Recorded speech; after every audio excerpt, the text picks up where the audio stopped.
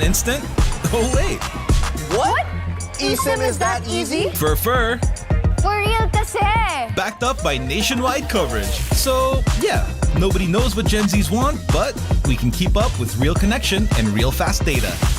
Live for real with Smart 5G plus nationwide LTE, Powerwall, Magic Data, and eSIM. You guys pretty much know what we need. Live more today.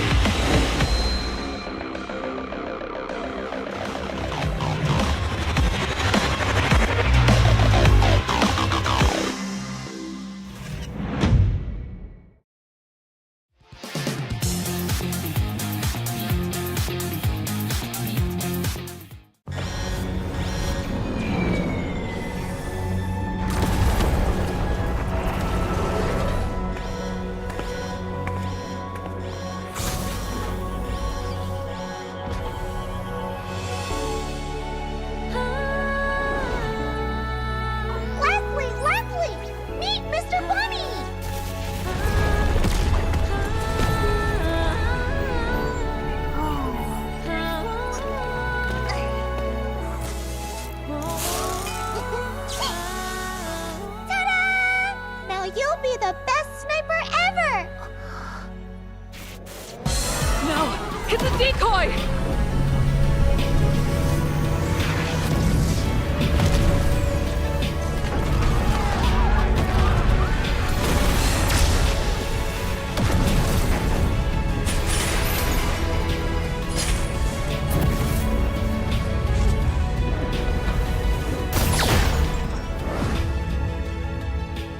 I'm sorry. Leave me alone.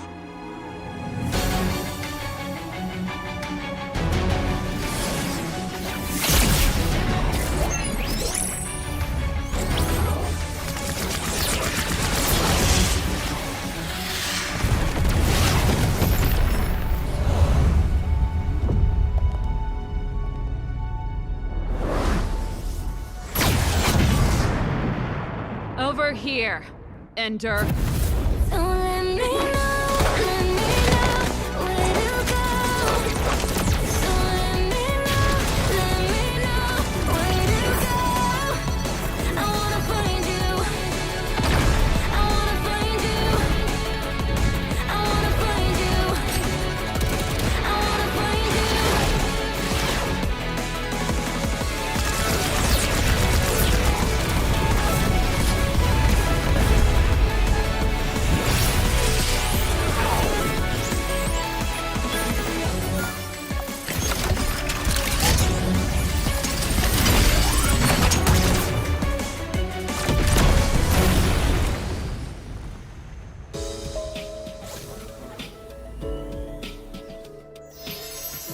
Great job, guys!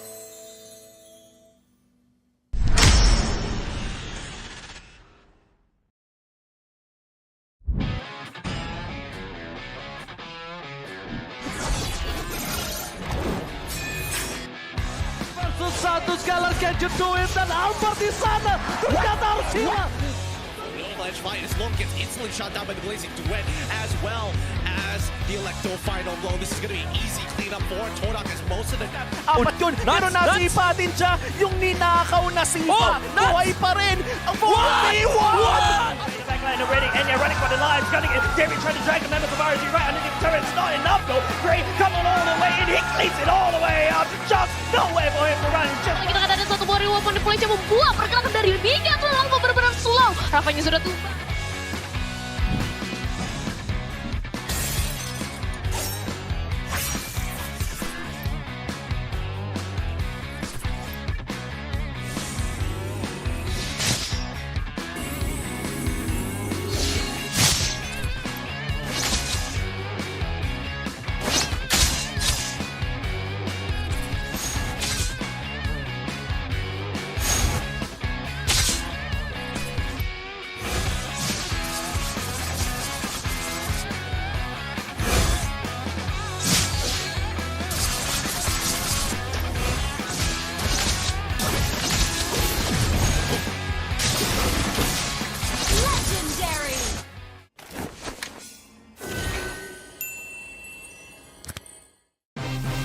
Generation Z.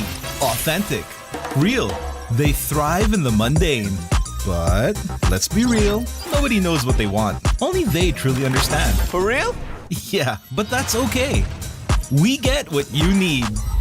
Guys, where are we going now? Anywhere! Mountain, beach, middle of nowhere! Why? Cause we can! Well, let me help out. Smart 5G. Best in 5G coverage experience and best in 5G availability. Oh wow, those are a lot of apps! That's fine. When you got Powerall, you could do it all. Multiple apps? No problem.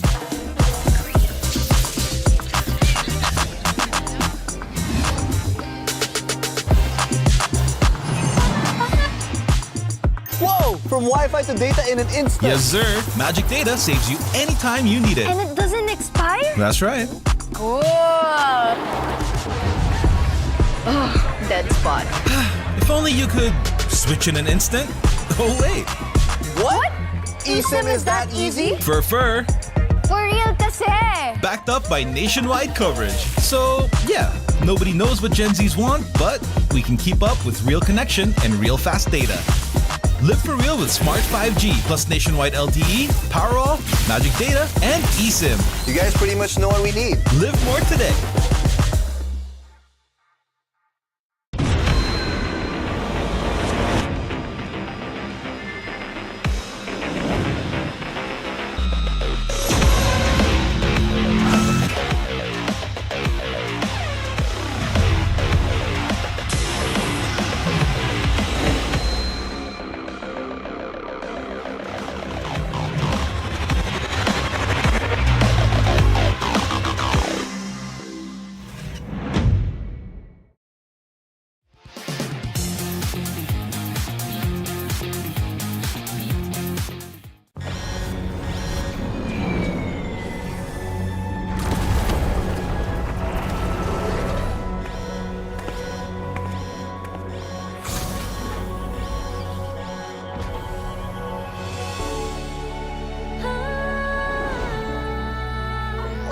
Leslie! Meet Mr. Bunny!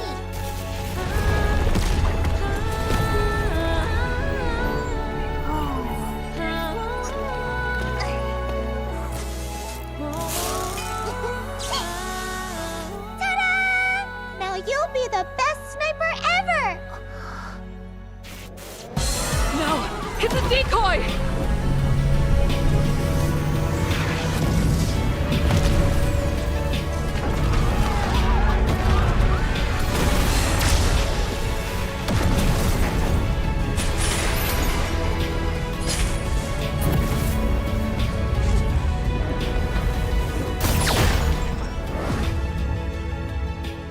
I'm sorry.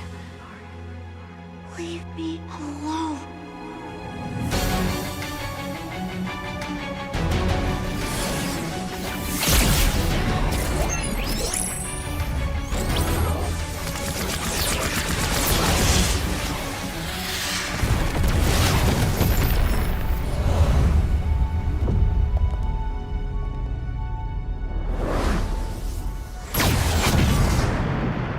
Over here, Ender.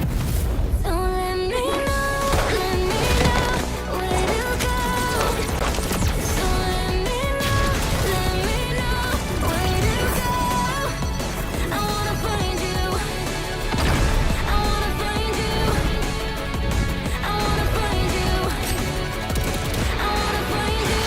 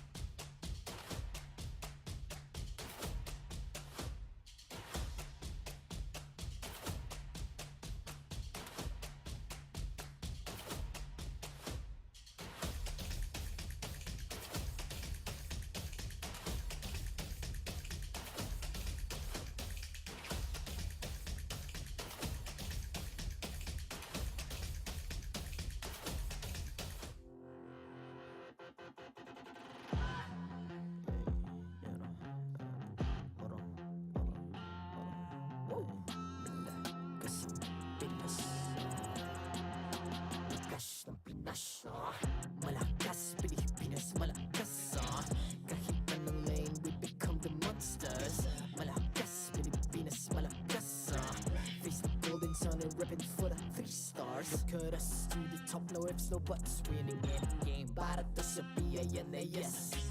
Di mo matitin ang aming boses on your level. Nasa kalye man o mobile, you know I become a legend. Open fire, we unite, we winners. Built with pressure, the diamonds are made of. Switch in a lane na parang gera. HP racing, may reset up. Built na katang buhat, we heal that full load SS parang Lyra.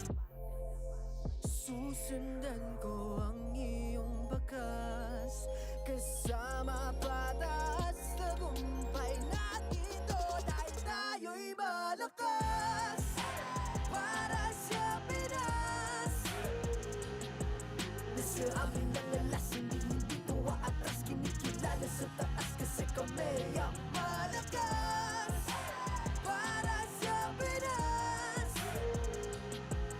Nasa amin ang alas, hindi tuwa atras. Kinikilala sa taas, ganito kami sa Pinas. Wow! Hold on.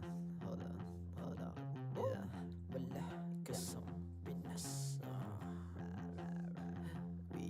Laging MVP, no surrender, no retreat. Pag nagsama-sama, just imagine what we can achieve. Laging MVP, no surrender, no retreat. Giving 100 all my all, cause we just cannot be defeated.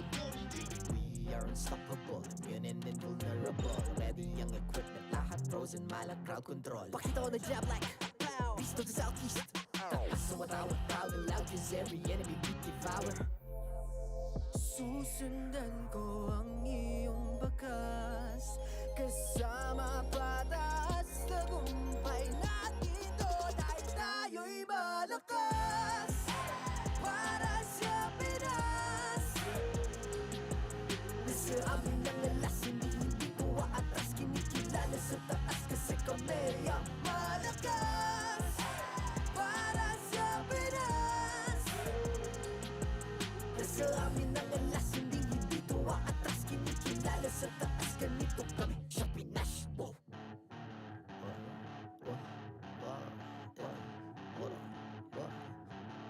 Malakas, Pilipinas, malakas.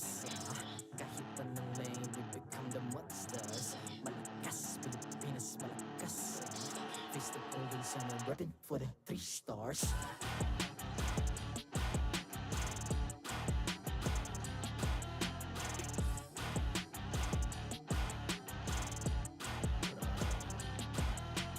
Ang lakas ng Pinas, we unite, be the stars. Ang lakas ng Pinas, we unite, be the stars. Ang lakas ng Pinas, we unite, be the stars. Ang lakas ng Pinas, we the stars. Ang lakas ng Pinas, we unite, we the stars. Ang lakas ng Pinas, we unite, we the stars. Ang lakas ng Pinas, we unite, we the stars. Ang lakas ng Pinas, we the stars. The 13th season of MPL Philippines is brought to you by the following sponsors. Smart, the official telco partner of MPL Philippines Season 13. Infinix GT Series, outplay the rest. Experience the MPL PH Season 13 action live at Shooting Gallery Studios. Tickets are now available on our official ticketing partner at /event.com. Don't miss any MPL PH action by following our official Facebook page and subscribing to our YouTube channel. Follow MPL PH on TikTok as well for more content. And don't forget to like, follow, and subscribe to the official accounts of MDL Philippines. To ensure the equality and fairness of our games, MPL Philippines is also monitored and supervised by the Games and Amusements Board.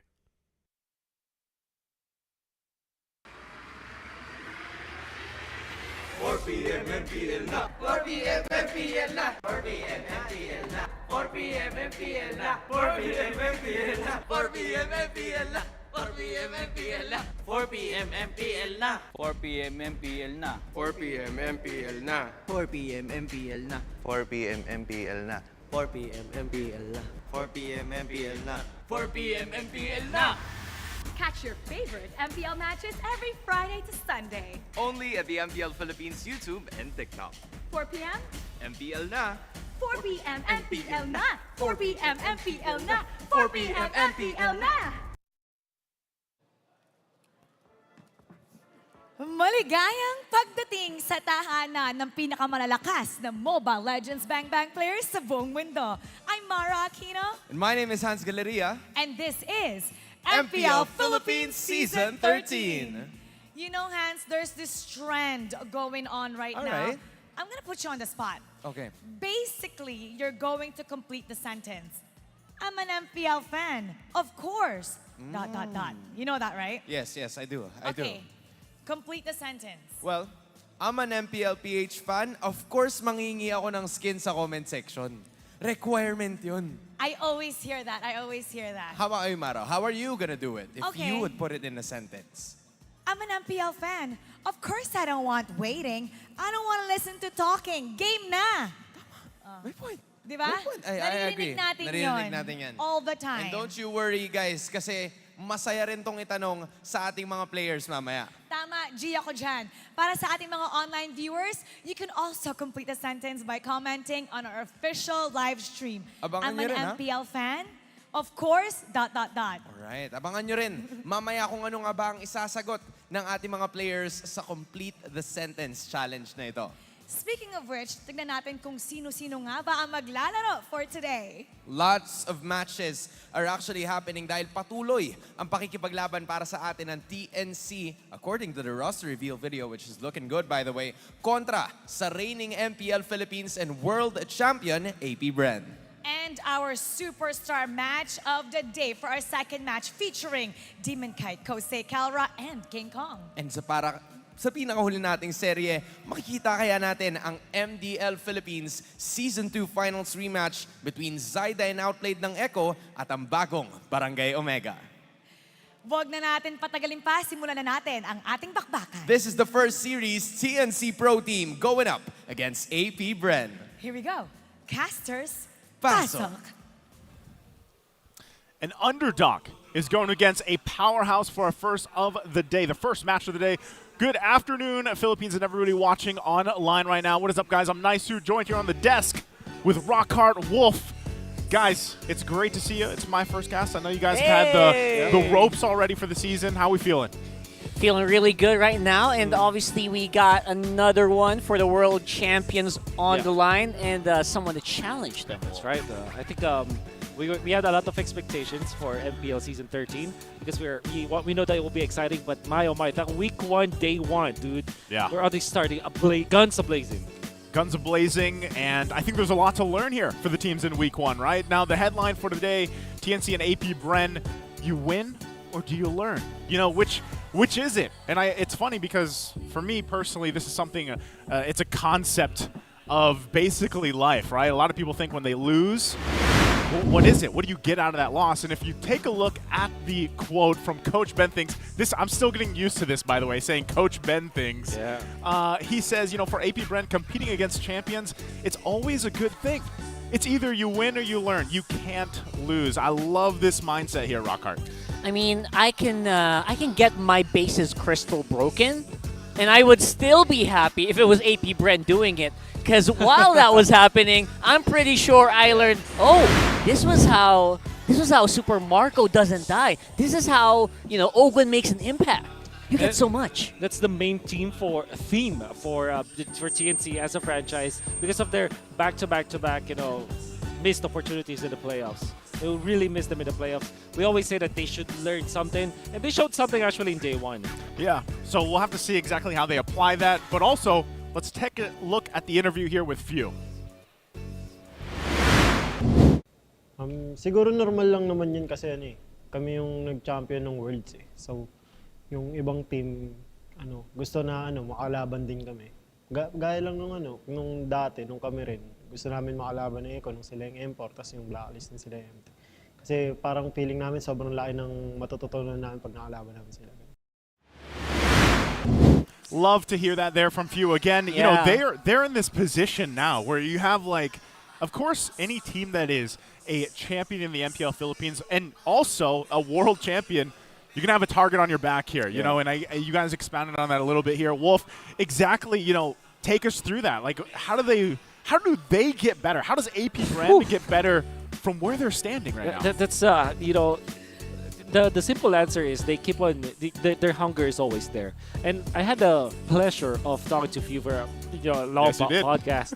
There you go. Watch out for that one. But kidding aside, it's him identifying what he needs to work on. It's like it's obviously the first step is accepting that you're lagging behind in terms of this kind of factor when it comes to playing. For example, for Few, he found out that that his mechanics weren't there anymore because he was far too much concerned about shot calling. So he needed to learn how to shot call as well as still focus on micro, and he had to learn that, and he did that by accepting his flaws and then eventually improving from then on. Yeah, I think really when you look at it, it's kind of like, what did they learn throughout the entire year of last year, 2023, for the most part? And, that organization had this reputation for the longest time, and I really think that they just redeemed themselves over the course of 2023 to find where they are now, and I think it's obviously worked really well for them. But yeah, that's the thing. You have your target on your back now. So we'll talk more about that exactly leading into this, but let's go ahead and welcome our marshals here on stage once again to ensure the integrity and fairness of the game. We've got Chico, Jeff, Patrick, Wilbert. Patrick, by the way, we know, little fun fact about him, loves to do his laundry on Sundays. Beautiful. So Okay. hope he's got his laundry done while he's here. Yeah. But let's go ahead and welcome the team.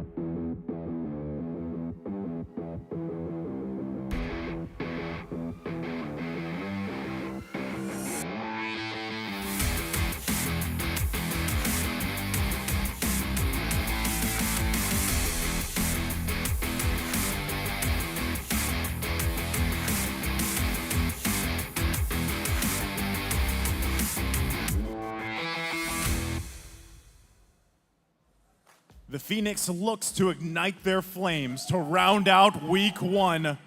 Looking to set ablaze the Hive. Do they have enough to take down the Bees? Give it up for TNC Pro Team.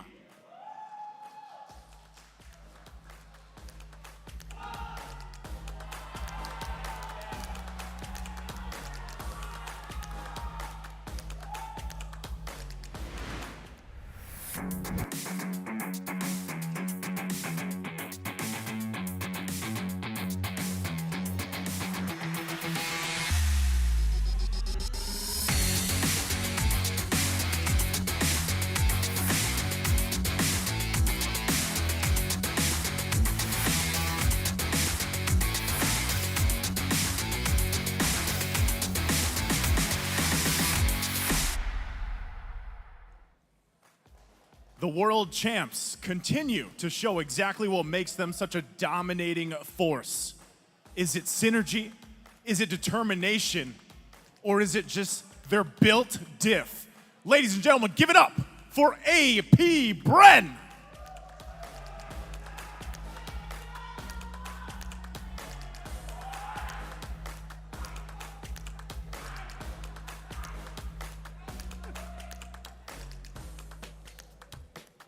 And their coaches, Coach Benthings and Coach Trevor.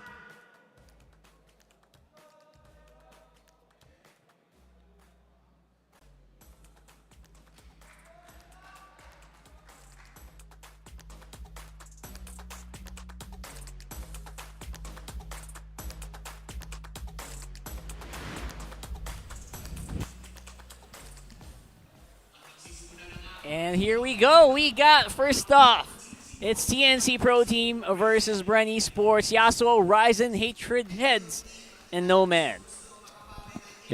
I half expected TNC to use Super Yoshi, especially because knowing Nomad and where he came from the amateur scene, he's actually a gold laner.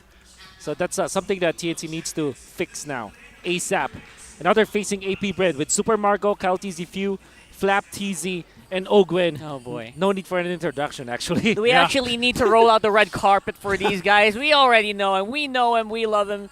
And TNC are really set out to learn from them. Yeah, again, I think a big part of this is really that mindset we talked about from Coach Benthings, the win or learn mindset. Now, either way you take this for TNC, this is a huge learning opportunity, right? But it would be great and a huge upset if they're somehow able to get through the series with a win here, right, against AP Brent, a team that for the longest time now, teams have just tried to crack the I don't want to say crack the code, but, you know, crack the hive. Let's say crack the hive, you know, at some way, because again, everything that they have done, you're trying to look for these weak points, you know, in their play style, the synergy that they have, and there's something about it. I don't know if it's the bonding even that they do outside of the game. Yeah. Like, this is one of the teams, AP Brent is one of the teams that just, they spend so much time together, and they build really that synergy outside of the game, and it shows inside the game. And even when it comes to the current meta, which I don't know if you guys agree with this, you know, if it's still developing. I feel like we have seen a lot of stuff from even previous tournaments leading into the MPL Season 13 here for the Philippines, but let's go ahead, take us through the Infinix keys to victory here, Wolf. Yeah, you have to learn as much as fast as you can. That's very true for TNC.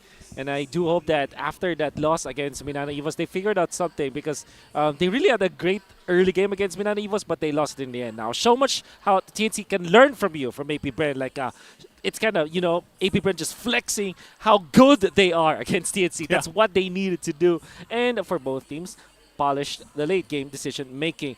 It's interestingly true for the side of AP Brent that they kind of struggle in long games. Like, if you're going to be looking at the losses of AP Brent from M5 and from Games of the Future, most of their losses come from long games, which is weird. But we know that they also perform well in those tight situations.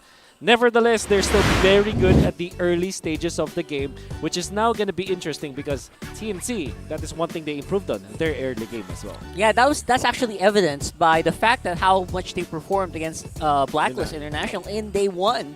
That was a 33-minute game, and they were able to really, you know, keep it in check. Yeah, it's funny because, you know, just as a viewer the past couple days here, there's been a lot of exciting games, and then some surprises where it's like, wow, this game is going on quite long in what we're used to seeing. I mean, again, even watching earlier this morning, I was taking a peek at another league going on, right? And over, of course, in North America, but same thing. Their games have relatively been very quick, right? And you can talk about play styles and whatnot, but hey, we know there are some Filipinos playing over there as well, right? So you know it. But one thing's for sure here is AP Brent, every time that they play a team, it doesn't matter if it's TNC here or the rest of their matches for the regular season, all these teams are going to be looking at what they're kind of doing here, how they're establishing things. Because one thing's for sure with AP Brent is they have been some form or another a trendsetter in the meta, right? Yeah. They have done that even last year for you. One of the first teams to pull out Fredrin in the mid lane, right? And I feel like now what I really love about the current meta that is still, in my opinion, setting up, right, for the season, you have a lot of flexibility. I mean, you guys saw this the other day, and I think you were casting it. One of you guys might have been casting this where, you know, you had that pickup where it was Ruby in the gold lane. That's right. That was yesterday. It was just yesterday. And yeah, we also knew from day one that, you know what, people like J. Lord Gonzalez can the J. Lord can get tuned with a Gushin pick. So maybe that's something you can learn from one of the OGs of the Gushin pick here. That's right. Which is few. Yeah, and so we've got this Game 1 draft upon us. You can already see the first bands coming out.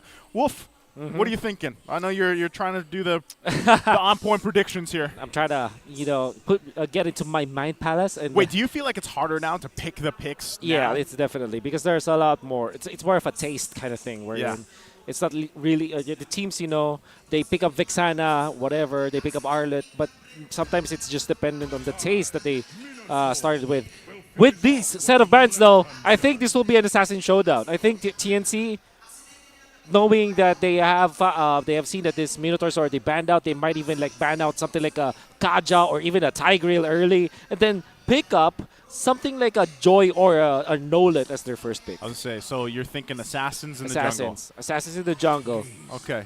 Oh, there's there it is. Never mind. Nolan. I think they're going to close it out. Most likely, obviously, when you think about Kyle TZ, you also think about the Fanny that might still be up on the table here. So, yeah, I actually agree. That's a big possibility. Although Ryzen has been more, well, I would say, tank-centric in the recent few games that they have and in the previous meta patches that we've had. So, I actually agree. I'm not really completely set with the meta right now, especially after that huge patch we've just seen. And some teams are already starting to form around That's right. it.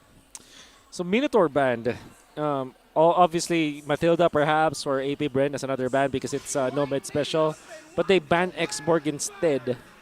They're very specific. Interesting too. Yeah, it's specific, but we've seen that in the hands of Flap, right? Like even recently.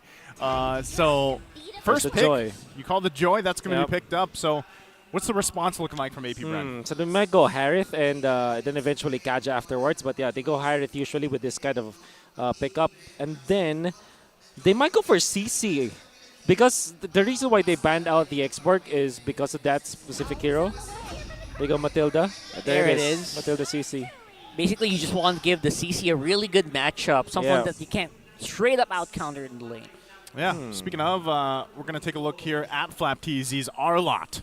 Right, Season 12 and M5 Finals MVP. He went 4-0 with it. And he's used 12 heroes. Like, what is considered a deep hero pool? Is that deep? Yeah, that is definitely deep. How deep does it go? Yeah, 12 heroes, I guess. That's a big percentage of current XP here at laners. Yeah. There's room for more.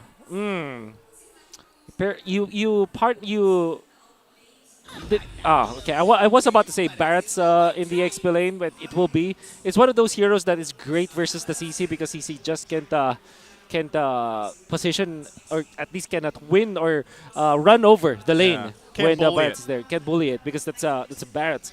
But then I'm thinking Harith or Claude here for the side of AP Bren, especially because they already have frontline, they already have sustain, and you need some sort of late game damage to go with it. And usually, they go Baksha instead. All right, so apparently we're going to be missing out on some assassin fights on the jungle because of this. Although, again, I'm still pretty much looking forward to seeing whether or not the Claude and the carry are going to be left open here, right? Yeah. This is very durable. You know, like already from AP Bren with the first picks that they have. Yep. Not only do they have a lot of mobility to work around with, but just a whole lot of front line tankiness and the way that, I mean, because you pick up the Baksha too and you already have a Matilda, you're going to be rotating like crazy, right? So if you're TNC, you really need to keep that under control. And yes, you have the Novari to help you with the vision there. Joy moves around pretty quickly as well, but you know, the rest of the lineup, the last two picks for TNC are going to be super crucial to deal with this kind of rotational speed from AP Bren. Okay, so we said that the Claude or the Harith will be picked up by AP Bren, and the TNC kind of identified that. They will definitely take that out. There's also a chance for a carry ban for AP Bren because the carry is a marksman that is not having a lot of problems against both CC and Baksha because of the true damage, and you're very tanky. I mean, not very tanky, but compared to other marksmen, you're very tanky. So maybe a carry ban here for AP Bren, unless they want to pick it fourth. Yeah, that's actually the big trinity of gold laners right now, right? Claude, the carry, the Brody is out. So it's going to be a tough challenge as well for TNC. Not to mention we've seen AP Bren really rock on that Clint in huge previous tournaments. And they might just do that fourth pick and then reserve their mid laner as their last. They ban Kaja. It's maybe a no mid special. I wonder what else no mid is playing from the roam role, because we know that traditionally he actually used to play as a marksman. So there is the carry ban here for TNC. Ooh. I think you snatch the Clint now for AP Bren, unless you do want to take the Harith. Otherwise, you go you go Lilia typically against Novaria. Yeah. Yeah, for sure. I think that could or work Valentina. out. Yep, Valentina. A hero that is, in my opinion, has fallen off a little bit. I'm okay with that, though. The Valentina. The Faramis is open. Ooh, which is a few special. Pretty huge, man. So they might just last pick it. If they took that, there's so much work that I feel like TNC has to do to win those like skirmishes and team fights early on, right? Especially around the objectives here. Which you might go for Clint or Bruno then. Yeah. If that's the case for AP Bren. There Bruno. it is. There's Good Bruno. call. Yeah. Pretty chunky front line. You know what? You throw as much of that back line damage as you can. Lilia does look good for AP Bren right now. That's true. Whew. What's a marksman open though for TNC? They only have Clint, maybe Ixia. But there's a lot of dive for AP Bren, so maybe you don't want to go that route. Yeah. Ooh. Think about, I mean, any of the marksman, traditional like marksman picks would be tough to deal with against a Baksha and the Matilda. They can go Harith plus somewhere Tigreal perhaps. So you have front line. The thing with Harith is it allows for a Joy to be online because that's your late game already, and you look for a gold laner that's not dependent on farm, because otherwise you are going to lose that battle. So Clint or Harith for TNC, and then maybe a Tigreal to finish it off. The only downside I can think of because of that is they might lack range because Joy is melee. And there you go. There's the range that we're talking about here, aside from the Novaria. Was Grok a good choice? I mean, if you were speaking about the Tigreal, but they go Grok instead. Yeah. Picking up the Clint as well. So how is this? I think I definitely like it just because you have a lot of wave clear in the middle. Imagine this Novaria plus the power nature. Yeah. Boom. That lane is just, it's going to be sped up, and then you rotate. You're talking about rotational speed of Bren? Yeah. That's the answer. And there's the Valentina as well. Okay, interesting. Valentina being picked up, I think, works good in this situation because you actually have a couple options in terms of ultimates that you could take from TNC and utilize, and that's kind of what we're expecting here. A great wild charge setup as well from AP Bren could really help turn some of the tides of these early skirmishes. So real quick, we get a last look at the lineup here. Rock Hardy, who are you feeling more? I'm feeling really good about this AP Bren lineup, and it Wow. seems the audience kind of feels the same way. 82%. Can't blame him. Can't blame him. I honestly, regardless, I think at this point, whatever AP Bren decided to pick up, this percentage would probably still be in favor of AP Bren. Oh, right? yeah, for sure. People have kind of gotten used to the fact that they will pick up whatever kind of they want to, and sometimes, more often than not, they'll actually make it work, right? Yeah. So, again, the lineup here for TNC, they have to be able to pull this off, working through what they already learned from earlier in this week 1 of season 13. We'll see if they can do it here as we get loaded into the land of Dawn. Again, day 3 here for week number 1. TNC still looking to get on the board, of course, and they could start with this if they can take down AP Bren. Yeah, you know what? I would love to know what the audience thinks right now. I'm going to go through the YouTubes and the Facebooks. I want to know who you think came out on top. Press 1 on the comments if you think TNZ has a good chance here with Nomad on the Grok, and press 2 if you think the world champs probably going to close this out. Okay. Looking at, good pressure here already, though, right? Nomad, though, he might get bullied down quite a bit. This is tough, right? Unfortunately for him, he's going to go down, and Kyle Tease is going to be on that hunt. Just going to take a little bit longer. Oh, boy. First blood there. Calteezy didn't even think twice about taking that fight, and giving an additional boost of XP and gold here is going to be huge for the AP Bren jungler. The thing is, they weren't able to get a punish for it. Like, they didn't necessarily force the retribution. They didn't steal the buff. What they did was what happened was just they just lost time, and so that's very valuable for Calteezy. Let's think about this. What did he learn from that? since that's the theme here, right? As we take a little break, a breather, let's think about what did we learn for TNC, Wolf? Well, first that's a Baksha. I mean, trying to invade the Baksha, not gonna happen. I mean, maybe the delay is the best thing that you can do. And next is, I think that he's been too stingy with his flicker usage. I think the idea was pop the Guardian's barrier and then flicker to the opposite side, so he's gonna be able to outplay the Baksha, right? But he kind of missed that Guardian's barrier, so yeah. All right. Well, you know what? You learn. You live. That's the important You live and you learn, right? You just learned it up. Yeah. That's the main thing here. Again, it does look like, of course, it's AP Bren that's going to be figuring things out over here. Now, with that, though, we have to kind of talk about the gravity of the fact that Kyle Teasy getting this early kill in this Baksha does allow him to scale up pretty well, at least in the early game. In terms of the first objective, that first turtle when it comes up here, that's the problem I see, because with TNC, for at least the little bit that we've seen from them this week, is they need to be able to contain themselves from overstepping, right? Yeah. Like, that's kind of the main thing against any opponent they go against, but a team like AP Bren, who for time and time again has been talked about how they've mastered a lot of these objective takes. And something that I've really noticed about AP Brent specifically, especially before that first Lord later on, is they like to go find a kill, a pickoff or two, and then just grab that first Lord. Sometimes they even end games off that first Lord. So for TNC, this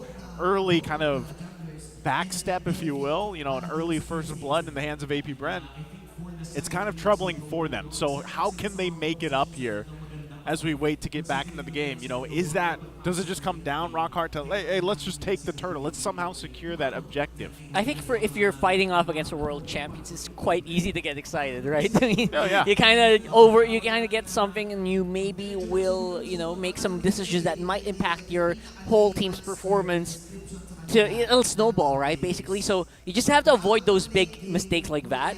And I think TNC's fine. We've seen them play; they are fine, right? They can actually leverage huge advantages in the early game, as we did witness in day number 1. So I'm not at all, you know, I'm not super worried yet here for TNC if you think about it. Yeah. I don't think anyone would be too, like, you don't want to be too worried, right? We're only like a minute and a half in. But given the nature that AP Brand likes to play in, I think that's one thing of concern for TNC, right? And you really have to think, I would say there's a lot of people out there that want to see maybe that version of TNC that we saw. What was that, Season 9? Season 9. Season 9 was probably the most recent, very strong season that they had, right? And they did that. Remember, they followed a textbook format, right? And they kind of worked around that. So let's jump back into the game here. Once again, they got things situated. It is first blood drawn by AP Bren. We got Turtle coming up here in less than 30 seconds. Some level 4s coming across the board so far as well. So we'll see how they rotate around that first big objective. Yeah, and because of that kill, obviously Ryzen is going to have to really work hard to make sure he is not underleveled against the opposite jungler, which is Kyle TZ. Obviously, one level, you know, level 4 between level 5. The retribution damage is quite noticeable. Yeah. So something to really think about here. But then again, if you are a Joy, you're not that concerned about the first few turtles of the game. You're actually concerned about scaling. So get that item, right? Gotta get that item. Gotta get that big tam, as Mr. Narsu would say. Oh, well, they're going to be fighting for this right now as they break out. Yeah, it seems to be. Turtle is going to be missed out on the retribution here. Nomad is the one who takes it up. And there's going to be a huge missile here. Huge movement here for AP Brent. They're locking in heads in a very bad position. Forces Nomad with the flicker as well. Ryzen trying to see if he can get some kills on the back of that, but it's a big no from the world champs. Okay, what's that? So they got the objective. TNC did that, but AP Brent got another kill here. How's that look, though, in terms of, like, worth it? Hatred trying to keep a few from going back, but how's that look, Wolf? Well, the fact that they didn't lose as much, like Ryzen didn't die, it was only heads that died in that game. I think that's kind of worth it for TNC because that's extra levels and farm for their jungler. And heads actually utilized the Daytona's welcome just to make sure that Kyle TZ will not be in the picture when it comes to those retreat battles. So maybe this is the play now for TNC. That was actually pretty big, I would say, right? Nomad maximizing the damage from the early game power of nature, basically as powerful almost as a retribution, and depending on the amount of HP the Lord has, or Turtle rather.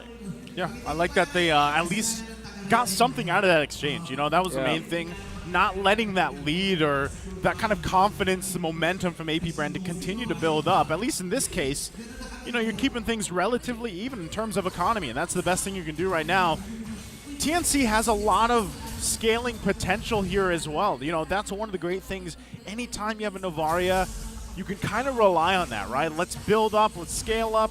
We have vision we can work with. You know, you can also just kind of fire off from the distance. Oh, I think Ryzen, yeah, he's going to be fine. Pretty aggressive drive-by here being done by Kyle TZ, and like you mentioned, Ryzen just trying to avoid the fights. He's going exactly what Wolf says. Avoiding these fights, just making sure he doesn't die and trying to get that gold. But right now, Kyle TZ, since he already did use the Poissons, is known by TNC. They know that maybe they can try to leverage something here. Okay, everybody just kind of focused up on this side of the map. Turtle going to be worked on by Kyle TZ, Yasuo, and Nomad, keeping their eyes here they're going to go for it. Yeah, going straight at it. Retribution being activated by Ryzen. He gets it. No fights yet available for this Joy, but that's exactly how TNC wants it. Great job coming out from TNC, identifying a good opening, and despite CC coming out from flat CC, just try to zone out Ryzen as well as to kind of force that Retribution around the purple. Ryzen kept his cool and actually managed to get the Retribution up, and this time they did not lose any of their heroes. Really great identification coming out from TNC. They look really good right now, man. Yeah, again, if they can continue to get the objectives for TNC, I feel like at this current part of the game, it's the best you can do, right? Just get these turtles, farm up as best you can, especially for Yasuo here on this Clint pick. He just needs some time to build up, right? Nomad, though, will get whittled down a little bit. Oh, he can't really ignore the damage coming in from a Matilda, but at the same time, you know what? Ryzen, very close by. They know they can kind of just overstep a little bit, just try to get as much resources and maybe eke an advantage for AP Bren. TNC has been doing that over and over again here, slowly but surely. Bottom lane, heads keeping it together for now, but look at this aggression from AP Bren on this side of the map. Not sure if they still want to continue. They're playing around the mobility that they have, and that's anytime you have a Matilda especially, that's what you're going to expect from these sorts of teams, right? Playing around that kind of the option that they have to get out of sticky situation. Wow. Huge missile expert there being used by Heads, forces the Purify out of Super Marco. This is so interesting, right? What we're seeing here with AP Brent trying to start these fights, but TNC just not obliging them. Yeah. And the thing about TNC is that is their win condition. When you're playing this Joy, you really have to look for the late game. And they picked up the Clint. The good thing for Yasuo so far is not being pressured. So he will still be able to output the damage, and we've seen in day one that Clint has great late game actually. True. Weak in the mid game, great in the early game, but late game actually can scale. Yeah, one combo is going to do some pretty nasty stuff. Forces Flicker out of Nomad again. This time it's going to be Kyle TZ coming out on top, but look at this. Here comes Flap TZ with the additional damage that AP Bren needed to clean up that fight.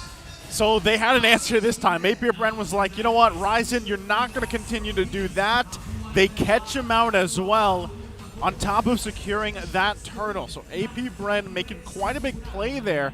How's this playing into the items right now, Wolf, as we get into that 7.5 minute mark? Well, there is already the War Axe coming out from Mr. Flap TZ, so you saw the damage output that he was able to take out Ryzen. Even obviously Ryzen was low anyways, but he can now threaten for kills. Pretty nasty stuff right now, but look at that. Nomad's actually taking a lot of that nasty damage coming in from Super Marco, we haven't actually seen much in these fights. So maybe this time around he'll be able to show what these balls are made of.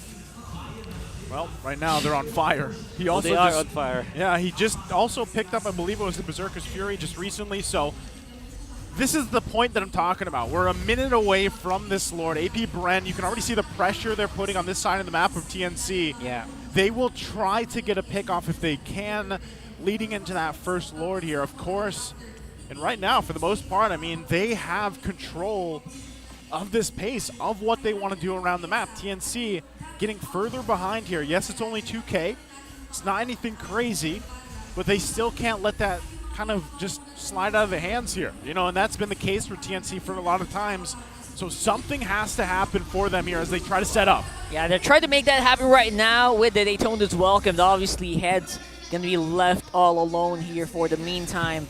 But look at this, AP Bren, no fear whatsoever, dives straight up onto the Heads. And Nomad of TNC, nice barrier there. Slow him down, but nope, you can't really stop him. So mobile this AP Bren lineup is right now. Ryzen on the back, seeing if he can pick up some stragglers here, and he chooses Flap. Damage is not quite there yet. I said it, guys. There's the Lord coming up. They got their pick off that they wanted, and they're going to go right for the objective here. So TNC knows this as well. I like the fact that they're going to try to at least get some vision here, but they have to be careful. Few holding on to the wild charge himself. And this looks like it could just be a Lord to them. Yeah, this is such an easy zone here right now for AP Bren, with even Nomad not even lasting that long to the yo-yos. Oh man, this is just way too much damage right now being built up by the bees. you see what they're trying to do here for AP Bread. The siege is great. It's like a, I don't know, maybe the visualization here is a phalanx, you know? Yeah. What was that called? Spell phalanx. Yeah. I'm joking. But yeah, you know, that traditional war tactic where you build up your shields, then when somebody gets in, you let him through inside your formation. And AP Bread's formation is like that. That's what they did up top during their siege, and that's what they did around the Lord area where they let Ryzen in. And AP Bread, the moment Ryzen showed himself, they just destroyed him with them all going all together. Yeah, basically like a fly trap, right? Luring in your target, luring in your prey, and making them wish they did actually go in. Yeah, that's what I love about this lineup right now as they continue to assault the base of TNC, getting some of these shields down. It looks like they're also going to get this top inhibitor turret down as they do. AP Brand still making some work here. Ryzen trying to keep that wave from pushing in. Is he going to be able to get the wall? That was a beautiful Guardian barrier here. And so far, so good here. Ryzen's going to go down at least for AP Brand. TNC, they're really struggling here to just survive to the DPS of AP Brand. Rocking up on 7.7K right now. Whew, I don't think Ryzen felt good about that Guardian's barrier, That was so good. That was so good. And he's going to be knocking Nomad later for sure after his, but you know. Yeah. Well, obviously, I'm kidding, but that did not fare well for him. It's tough. Again, all of this in the last couple minutes. An 8K gold lead now, AP Brand. Look at the damage on Nomad. Yeah. They can't tank this much damage, man, at all. Looking very difficult now because even Head's already committed the flicker play. They don't have the damage, and even Ryzen is not scaled up yet. Man, Ryzen evaporated there. You guys see that? Yeah, this is oh gonna my be a tough goodness. one. They're going to push it in. Here we go. Possible GG push here. It's a 4v5. And the beautiful engage being started off here by Ogwen and cleaned up very well by the balls of Super Marco. And now the damage is just unbearable here for AP Bren. Clearing it up, waiting for the hits to come into the base. And clean it up for game number 1. AP Brent coming out dominating in game 1 here. I think it was under the 12-minute mark. Rather quick game, yeah. 12-0. At 12, exactly 12 minutes. 12-0. No, damage, the kill score? 11:52. 11:52. With a 12-0 kill score. 12-0. Wow. My goodness. And I'm surprised as well because we talked about it even going before in the game. Like that first Lord, the way they played around that to lead into the first Lord and then push in to end the game there. It's devastating. But this is a trend. This is a pattern that AP Brand has developed. Yeah, it's just very, I guess, surgical is the term I'm looking for. Very surgical. 8 minutes, the push that they did up top, where they utilized their 2 heroes to the front, onto the front line. So it's actually Kalteezy, and you also have Ogwin. They're just poking and just zoning out the members of TNC, and then they were able to push just as easy as that. They didn't even net any kill, and then they're gonna do it again a few, maybe actually literally a minute afterwards during the first Lord fight we're in. They position themselves in a way that whenever somebody coming out from TNC kind of just shows their space or dip their toes, they already punish him heavily. And that is probably one of the, I guess that's a default play coming out from the side of AP Brand. Yeah, and you know, when we get to the breakdown here for the analyst segment here, Wolf, I'd love for you to actually explain that whole metaphor again, like the phalanx, like that what they had, because that lineup. Have I seen this movie before? Yeah, I probably have. From, what was that? Is that the eagle? If you've seen that, the eagle, where they have like a shield that they're walking through, and then just I don't know. I've never had it explained to me that way. But you know, hua. What is your profession? Right. So, all right, something like that. Something like that. Wolf, why don't you go ahead and break down exactly what happened here in this dominating game number 1? Well, we have to start with the MVP, which is Ogwin, this time providing all the division that's very important for the team. We're waiting for the Flask of the Oasis first, and then he played a very important role in Turtle 3, as well as the first Lord of the game, where his position allowed for AP Brand to have great information on when Nobid will come in or when Ryzen will actually come in. And then you also have to look for Flap TZ also played as well. What he did was to also make sure that Heads will not have a good time, and he keeps his eyes onto Ryzen. And for sure, we're going to see that through our highlights. This is the first turtle fight where Heads played the ultimate so that Ryzen will be able to take that retribution up, and then we're going to see it again in turtle. This is turtle number 3, and then the Flap TZ's damage output is already there. They took out Heads to go with it. Look at that, 5 of their members already into that spot, and this is one of the phalanx plays that we're talking about, like Heads as well as Nomad dipped their toes into the zone of AP Bren and they got defeated. Also will happen again. Nomad enters the phalanx as well as Ryzen. When they saw that, okay, that is the go signal for them to go in. It's like AP Bren is dissecting TNC by forcing them to get into their zone, to get into their circle, and then take them out after the fight. You know, one thing that I will say though is this lineup, even before, like first picks with it was the Matilda and the Baksha. Like this is kind of the game plan all the time when those heroes are picked up, right? It really, it's this threat.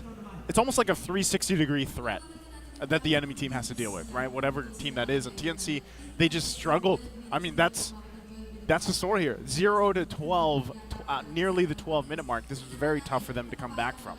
Yeah, it was so difficult. We're looking at some of the important items now. For EXP laners, and particularly for Heads, it is interesting that he went for Common Emblem, and he does this with the Arlet as well. And teams are now starting to realize that, okay, you need to kind of focus more on managing your HP as well as your mana when it comes to regeneration. That's very important now. And apart from that, like, what else is there to talk about? AP Brand, they can get any items that they needed. But the pickup on the War Axe earlier on from Flap TZ allowed him to actually traverse the map from top to mid very easily because of the bonus movement speed. And you're a CC anyways. Sometimes CC players go for Dominance Ice as their priority item, but this time Flap TZ went in for that War Axe that allowed him to make a lot of impact around the map. It's like he increased his influence around the map just because of that bonus movement speed. Yeah, you know, that's a big boom damage early on. Boom damage. Yeah. From someone that you expect to be very tanky, but instead, you know, you can't dish out. He dishes out so much damage, and you can't bear it. So it's a trap. I hate to ask the question again, and maybe people in the chat can answer this too, but again, the headline here is, you know, win or learn. Yeah. This is a very, I guess, tough lesson for TNC here in Game 1. That's right. And you really have to kind of wonder, like, with a game like this, what did they learn? What can we say that TNC learns here in this type of matchup, Game 1, and what can they take from that and hope for a better result in Game 2? Hopefully they were able to learn what Wolf explained, like that phalanx kind of movement where they have very tanky heroes, and all they have to do is just wait for someone from TNC to basically go near, which is they don't have a choice because they are rocking the Barretts, they're rocking the Grok. They have to go near, right? Yeah. In order to make anything happen. So I hope they learned that you don't draft like that against a lineup like this who can really poke hard. Against you, but if you're not careful. That's also the thing, right? When they went in for this composition with the Joy, they didn't have someone to go with the Joy. I mean, the Grok obviously can go for the Wild Charge or something, but they don't have a hero that goes with the Joy. Something like Angela, perhaps, or maybe even a Yu Zhong. Maybe a Chang'e. Oh, Chang'e, I don't know. Don't play with my heart, bro. I don't know if that could work. Don't but play with my heart. Speaking of, whether you pronounce it Chang'e, Chang'e, Leslie and Chang'e's aspirant skins are available now. The first 1x draw every day and the first 10x draw during the event are 50% off. Wow, and did you know that you get an unknown epic skin guaranteed on the first 10 draw? So if you don't own a specific epic skin there, it's a sure Is Dragon Boy an epic skin? It is. But I don't know, is it in the prize As long pool? as it's in the pool. You're very specific. I gotta check it. I love that. Ladies and gentlemen, I don't even know why Wolf is asking, pretending like he doesn't have every skin in the game. I told you guys.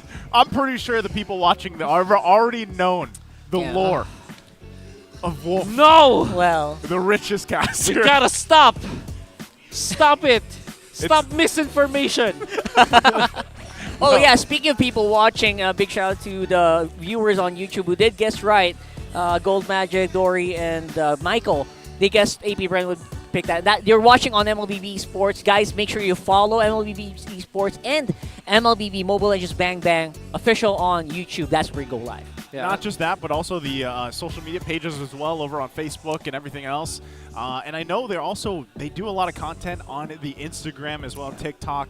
So do give us a follow as we wait here for game number 2. Again, speaking about what can these guys do leading into game 2. But before we dive more into that, we also want to mention one more thing. Infinix GT Series. Outplay the rest. Brought to you by Infinix, the official sponsor of MPL Season 13. Be unstoppable and outplay the rest with the Infinix GT Series. That's actually a very cool name for a series, by the way. That's right. GT. GT. It kind of sounds like a car. Yeah, it does. It doesn't. Wait, is that what they were going with? Because it's really fast. Because it's fast. It's fast and it looks kind of, Yeah. GT. GT. It looks Wait, like a is that the new trend of the season, by the way? I just saw Echo's post. Oh, yeah.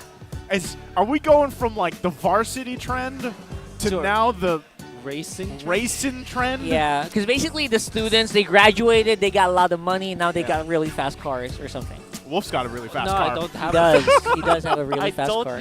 I don't have a fast car. Well, well, you know what? At this point, again, we're going to take a look.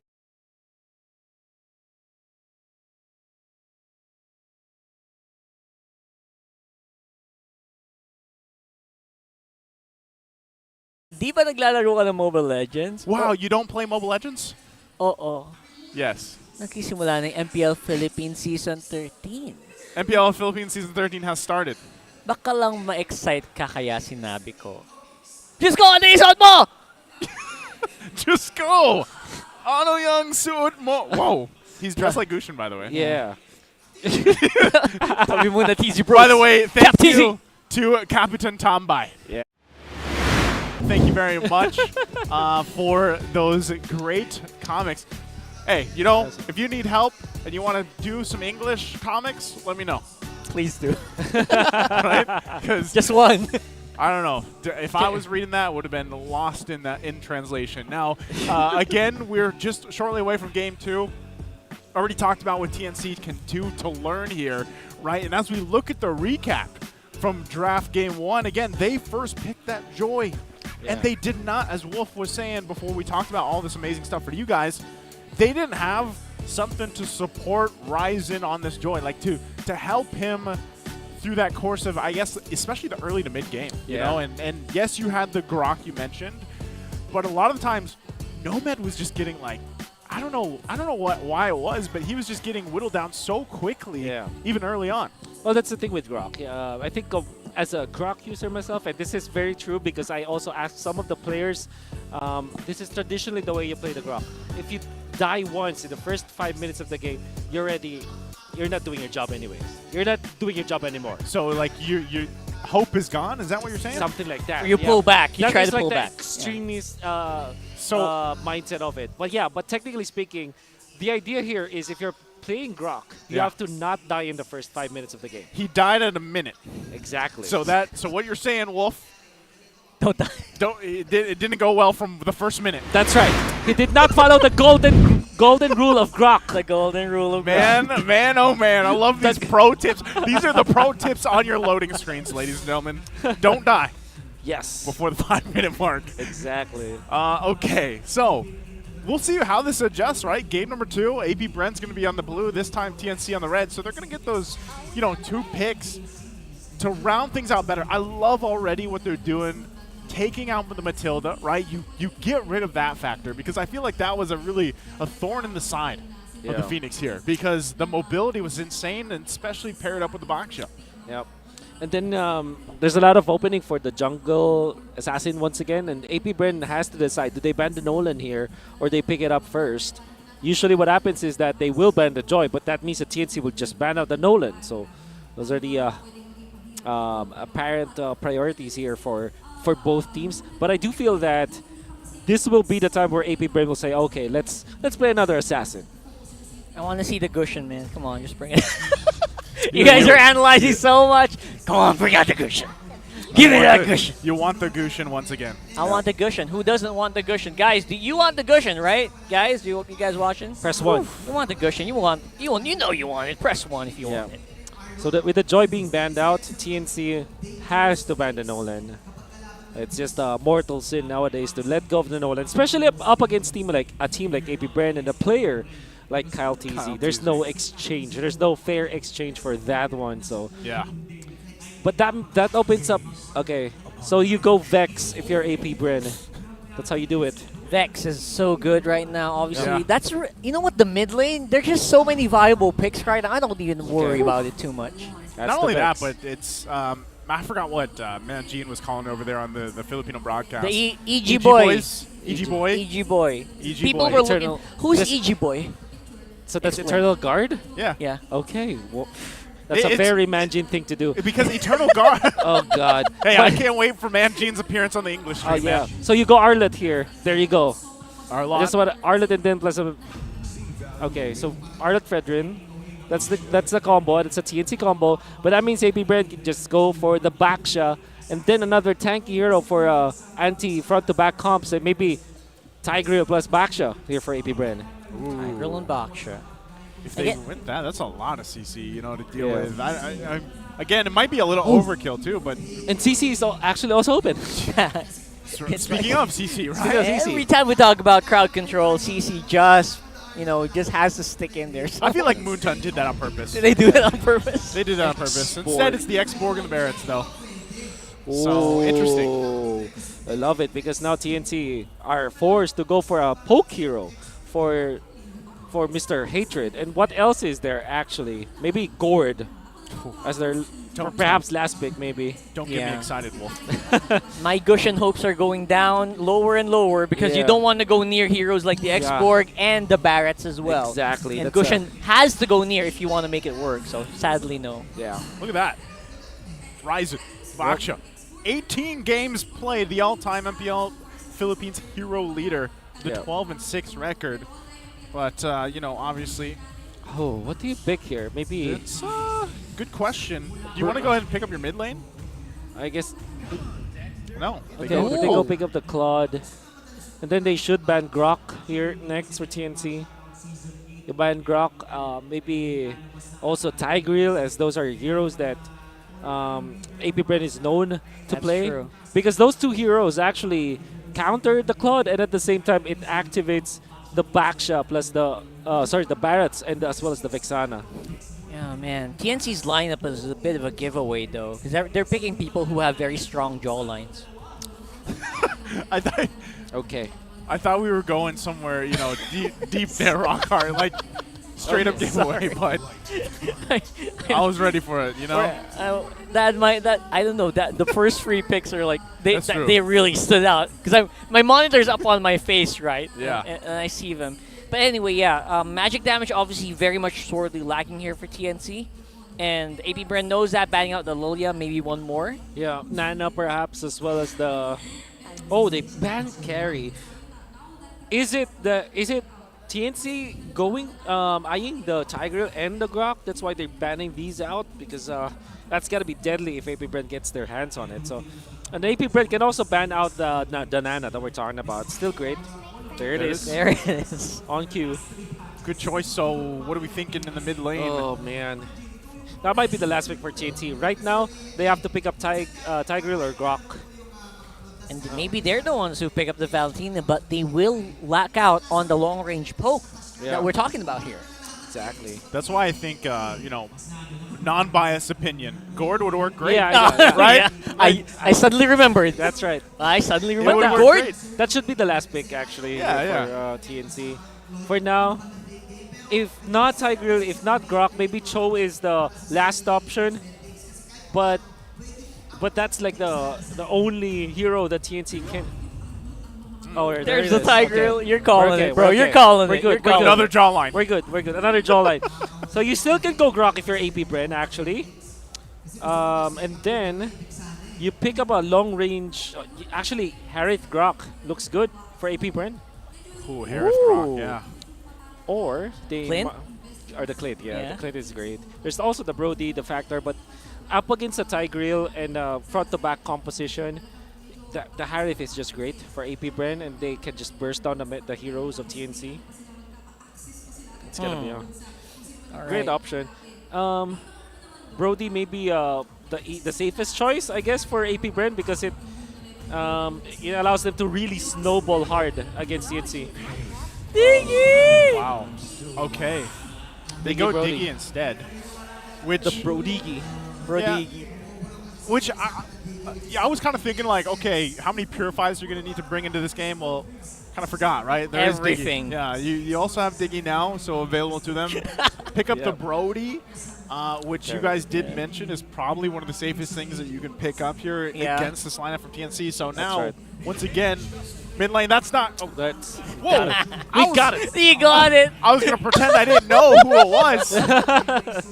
The jaw lineup, according to Renmar Santa Cruz. The jaw lineup. The jaw lineup. I don't know. Tigreal's got a pretty great chin as well. Yeah. But no one's got hair like Gord. It's made of crystals, by the way. Yep. Unique. Very unique. Jokes aside, though, it does actually work really well against what they want to do.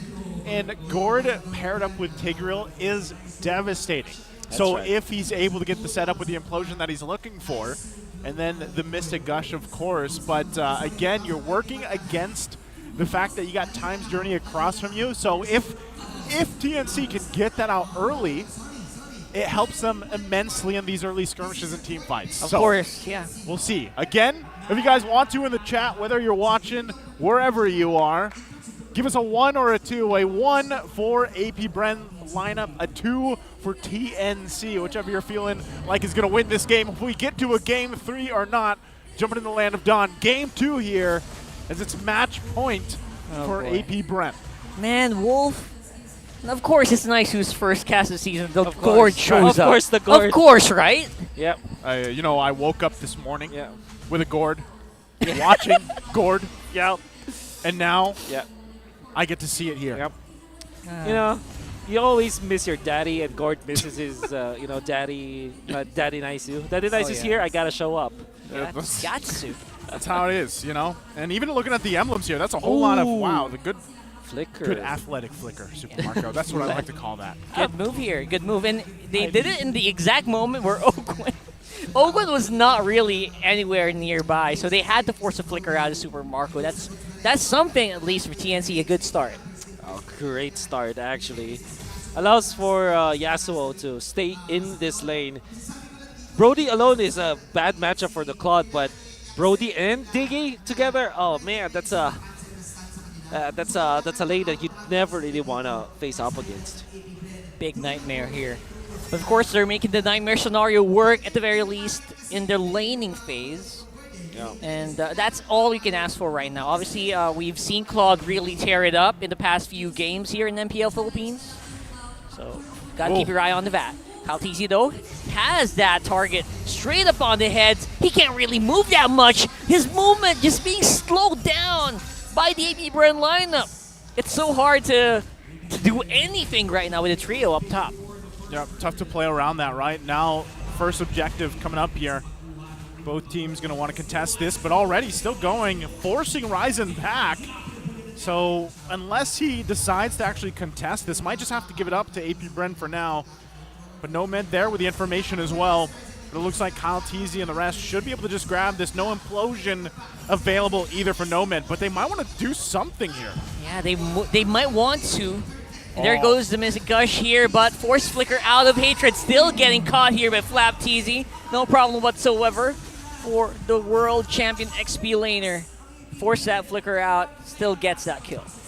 The reason why TNC lost control at the early stages was because of AP Bren going in for that fight up top.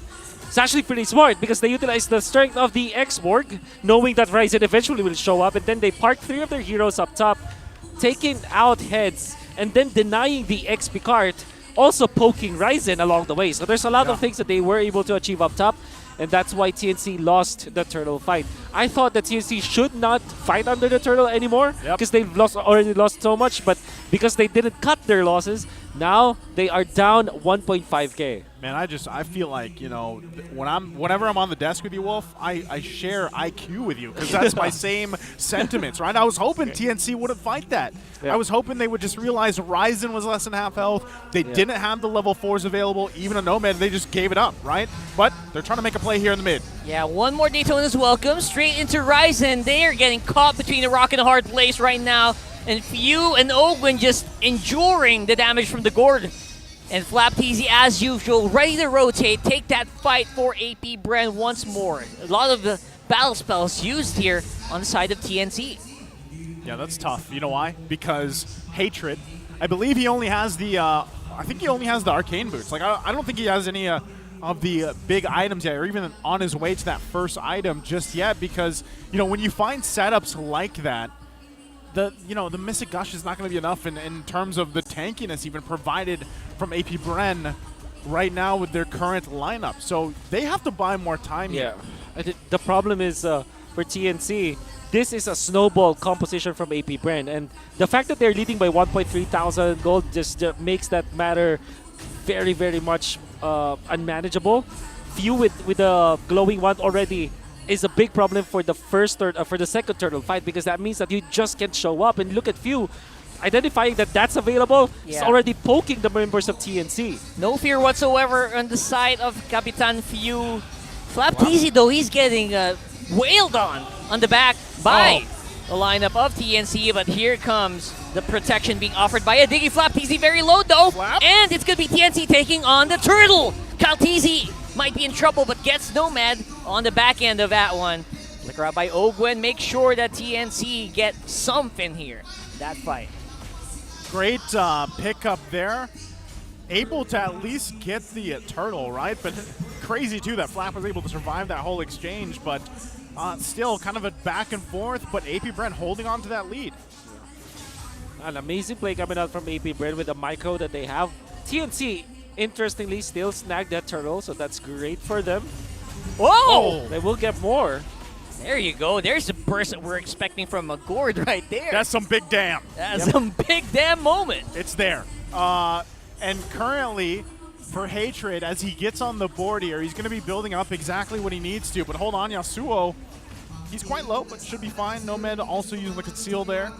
But for TNC, right, as we take a look at this, how's this playing a part in terms of the economy and the itemizations? Okay, so it's very important to take these Radiant Armors.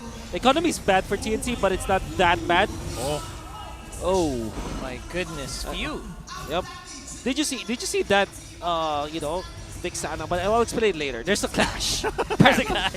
Right now, it is going to be saved up by Ogwin. That is a beautiful times journey, making sure that the, AP Brand members are still mobile and they can still kind of throw out their skills. Heads still in range for that final slash that we're talking about here, but the Tour Depart memory will clean him up. Yasuo, super late to the party, still gets that kill though. That could be big for the goal laner for TNC.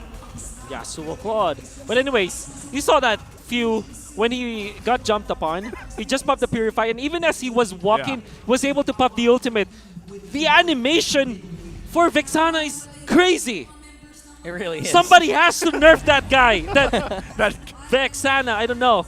I'm not one to assume pronouns now, but yeah. Somebody has to nerf that hero. Well, it'll eventually, it'll eventually happen, right? But right now, the fight for this next turtle's coming through. Eternal Guard's insane right now. I gotta agree. And right now, even as we are speaking, they are clashing under this huge pile of rock. Ryzen still on point with the Retribution. Good damage as well coming in from Flapteasy. Gets a double for his efforts, and heads falls to Few. Well, again, right now, AP Bren. Oh, hold on, Yasuo. Yeah, Yasuo, he's trying to see if he can clean up the scraps here, but no, none will be available for you, good sir. Not in this one. Hatred, the skin of his teeth there, making it alive. Good flicker out from Hatred. You see through the replay, the AoE damage from AP Brent's explosions around the turtle. And it all started because of Flapteasy's insane blast insanity. Damage is there. And then Kusey just catching isolating one of the members of TNC, and I think that's a great choice. Like even controlling hits or Ryzen should be enough. Not easy though, just absorbing so much damage right now. Still has that last insanity, but no, not anymore. Has to flicker out of there. Just throw everything at him. Flap's gonna be fine, right? He's got the armor, he flickers out. But TNC looking to at least get this turret. They're gonna trade though. Cross map here as tier 2 in the bottom lane is gonna fall. And APBR still looking to find anything they can on the map against TNC leading into this first Lord. Again, just like we talk about patterns from APBR, they start to put the pressure around this mark to either get a kill or two and work around that. So we have to see if TNC learned from game 1, if they can kind of keep things together, keep things safe for now, and hopefully win that first big objective dance in the Lord Pit. But right now, the main thing is itemizations coming online as well for APBR, working around this 2.5K gold lead. And that's a gold lead that they developed because of their macro. And you can see that Super Marco with his macro plays, going in for the push onto the bottom lane and then transitioning up to the top. He recalled back to base, went up top, and they have taken so much map control away from TNC. That's the APBR macro. Yeah, whenever they're standing gold on the map, you expect APBR to go straight for that the moment that they get the opportunity. That's exactly what they did there on the top side. Right now, as they go ahead, get this Lord started up, Ryzen has the information, and he's going to wait for the rest of the team here. But again, Yasuo is not a part of this fight just yet. They know they have plenty of time, though. Eternal Guard going to come down. TNC heads, jumps in. And Yasuo wasn't taking a lot of time here. They're all just way too late to the party as the Lord is already taken up by APBR. Ryzen caught in a very bad spot. Nomad, though, he really tried. But yeah, faced off in the foot with a huge times 30. Damage is real though. When Yasuo gets to the fight, you know he does the damage. He gets a double for his efforts. Wow, what a hero play coming up from Yasuo. Definitely, they need a lot of that. Yasuo, formerly known as Ninja Killer. The Ninja Killer. Ninja Killer. With ninja plays with this Claude. However, APBR, great identification of what TNC's formation will be. What they did was to burst down the Lord because they know that TNC is not paying attention to the Lord area, and they have a lot of burst damage against the Lord anyways, a lot of objective damage. That's why eventually took out the Lord that easily, taken away from TNC. However, it is clear now that TNC does not have the strength in this mid game. Yeah. They will now have to depend on the late game. They were being out-rotated hard here, man. They were. Have you noticed that? Ogwin too. You got to give it up to Ogwin here. A lot, even in that last exchange for that Lord fight, he held on to the times journey for that timing to kind of counterplay into that implosion, and now they deal with this Lord here on the bottom side. Let's see if they can put the pressure in. Oh, they put Kusey inside the base. That is huge. And the shielding from the times journey will not be enough to save him. But Nomad will also suffer here. Lord is wailing up on that base. Double kill here for Super Marco. They're still in range. Ultimate still available for Yasuo, but he will not use it for now, though. Gonna have to really pick his timing here. Here comes another Final Slash activated by Heads. This time, no times journey to save him, but APBR stands strong. There's always this dilemma. Will you fight when your enemy is ahead by 3,000 gold, fight under your turret with the Lord there, or just defend? TNC went for the fight, and because of that, they lost more. Yeah, they did lose a lot here. Heads going down. No more Final Slash to worry about here for APBR. Good damage from Hatred, clearing out these lanes. But as you can see, Fuse got some in the bag as well. This is what I'm talking about. The synergy with APBR, whatever lineup they have, it's very apparent how they layer a lot of these skill sets from the heroes they choose. And TNC right now, fully exposed base, trying to keep it together, waiting for the next two members to come up. Seems to be Ryzen again, just trying to do as much as he can, maybe block out these minion waves. But in the end, APBR's superior macro just outmaneuvering TNC in each and every corner, gets them to 2-0. APBR showing it how it's done once again. A big lesson learned here, hopefully from TNC, facing against the champions, the world champions at that. A master class once again from AP Bren. Even with a variation in the lineup here from game 1. Took them a little bit longer, but still the result is the same. They sweep TNC. This is TNC just really got outclassed by AP Bren. But then again, if you there were so many times in this game where that things could have been different, like the defense, right? We're talking about their composition. Understanding that you drafted a late game composition means that you have to focus on defense. You didn't need to fight, and even after they landed a good final slash to isolate Caltese, sure, that looks like a flashy play, but does that mean that you will take the W because of that? No. The thing is, because of what they did, surely they were able to get a kill, but their formation was compromised. They weren't able to defend their turret, and they lost more because of that gamble. Think about it. If they just focus on defense, prolong the game, wait for their timing, late game Gordon, late game Claude is a beast. Yeah. But they were impatient, and that meant that they lose the match. TNC is going to go ahead and take their bow here, and we'll talk about more exactly, kind of what went wrong for them, what went right for AP Bren. But even with that lineup, like you said, TNC had the tools they needed, just didn't work out for them this time. Let's go ahead and throw it over on stage with Hans and Mara, I believe, to hear from AP Bren. What a sweep by AP Bren. Let's give him a round of applause. Alam niyo, parang hindi talaga kayo nahihirapan. No? I agree. At this point. Meron kaming ginawa kanina bago magsimula yung laro. Feeling ko kailangan namin to gawin with you guys. Sino yung mga nag-trending ngayon? Ay, maganito. Of course, ganyan. Okay. Kunyari, taga AP Bren ako. Okay? Okay, you do it first. Okay. Kailangan marinig ko, nag-iisa sa inyo. I'm an AP Bren player. Of course, lagi akong mananalo kahit saan ako pumunta. Okay. Ikaw, meron ka ba? See it? I'm an AP Bren player. Of course, napakaganda ng outfit ko. And also with my gameplay. Ako pa. I'm an AP Bren player. Of course, mag-roster reveal kami sa Japan. Okay. Gets nyo na. Gets nyo na. We're gonna go down the line, alright? We're gonna go down the line. Okay, ikaw muna. Ikaw muna, few. I'm an AP Bren player, of course. I'm an AP Bren player. Of course, makulit ako. Okay, okay. Ogwin. I'm an AP Bren player. Of course, konti lang sagot ko. Konti lang sauce mo. Caltese. I'm an AP Bren player, of course. I'm an AP Bren. Of course, lagi kami nagsusuntukan ni Flap sa bootcamp. May ganon! Riot. Okay, I learned something new. I'm an AP Bren player. Of course, pogi ako. Wow! Basic okay, answer. Wait, pakita ang pogi. Mag-focus yung camera sa'yo. Yan. Tong, tong, tong, tong, tong, tong. Turn around. AP Bren player. Woo! Oh my God.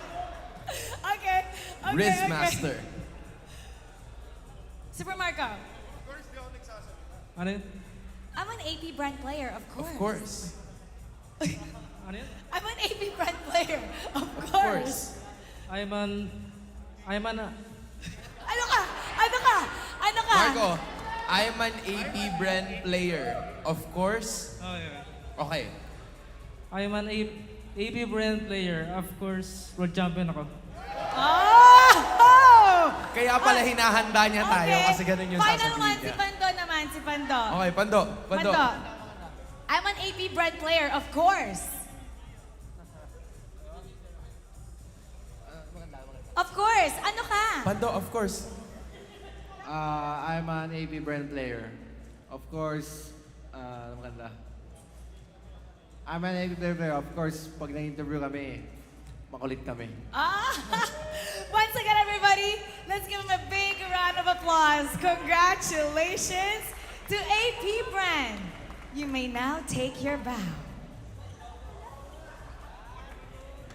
And take your walk of victory.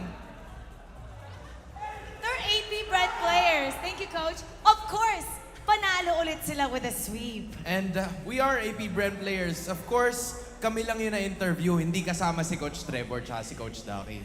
Sa lahat ng ating mga manonood, you guys can follow that and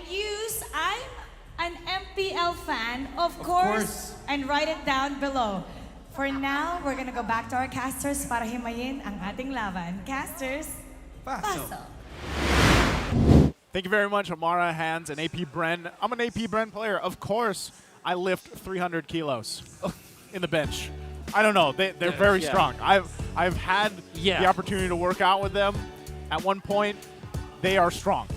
In-game, out-game. Now, Wolf, go ahead and take us through how strong they are in the breakdown of this game, too. Well, that looked like a 300-kilo weightlifting from Flapteasy as he was able to utilize this X-Borg once again. If you look back at their recent tournament, back in, this was maybe 2 weeks ago, he actually played an X-Borg game where I thought that he played it masterfully, that it should be one of those plays that you put in a textbook and you know how to use it, because that's how we saw in this game as well how many times he escaped certain death and still managed to turn it around, force the enemies to really just commit so much on him and then punish him afterwards. You can see it happen with that almost a 3K actually.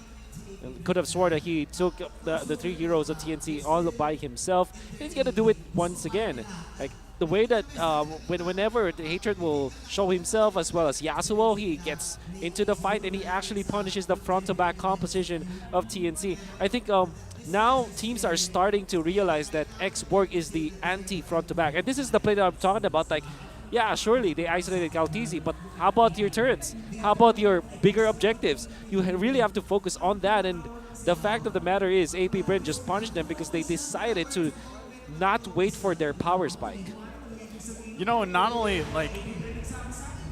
about the power spikes here, but I do feel like, yes, it was a little bit longer of a game for game 2, but I feel like TNC's lineup, and especially with the stuff that Yasuo was pulling off in some of those exchanges and fights and Hatred building up, if they would have bought, I don't know, let's say 8 minutes. Yeah. That's a long time. Yeah, but that's a long time. I feel like they would have been in a much better position to deal with AP Bren, and they could have possibly pulled something off, especially with the case of having Ryzen as that jungler, right? So, again, this is a huge lesson learned for TNC. Now, not only this match against AP Bren, but the week, right? Week 1, hopefully they take everything that they learned from this week 1, they recalibrate, and they come back stronger for week 2 ahead of them, because, you know, we know how things kind of fall into place, right?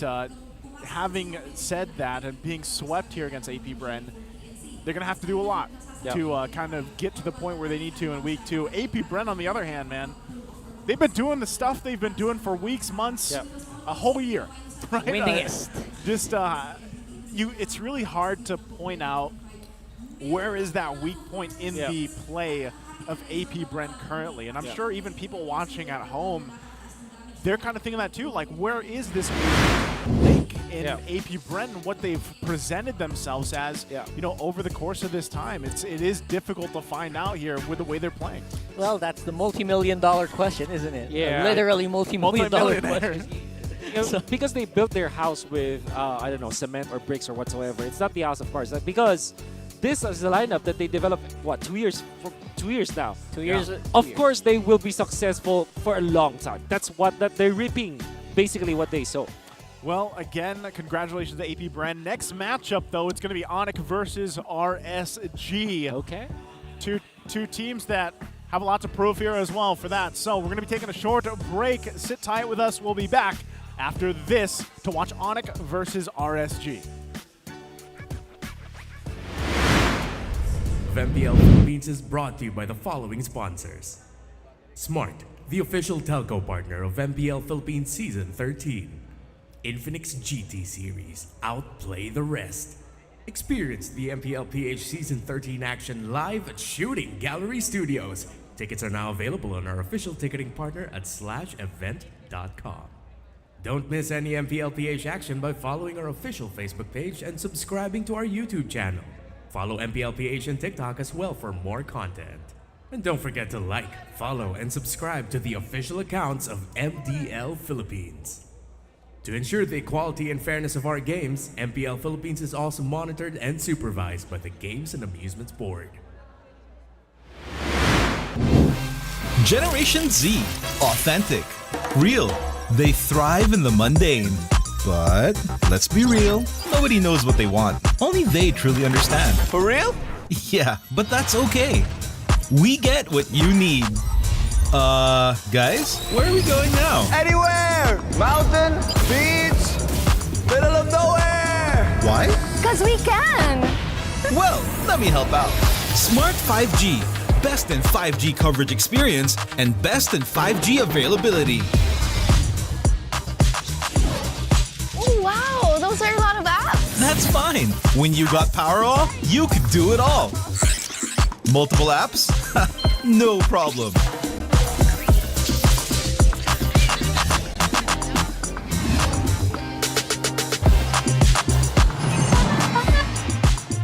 Whoa! From Wi-Fi to data in an instant. Yes, sir. Magic Data saves you anytime you need it. And it doesn't expire? That's right. Cool! Oh, dead spot. If only you could switch in an instant. Oh, wait. What? eSIM is that easy? For For real kasi! backed up by nationwide coverage. So, yeah, nobody knows what Gen Zs want, but we can keep up with real connection and real fast data. Live for real with Smart 5G plus nationwide LTE, Powerall, Magic Data, and eSIM. You guys pretty much know what we need. Live more today.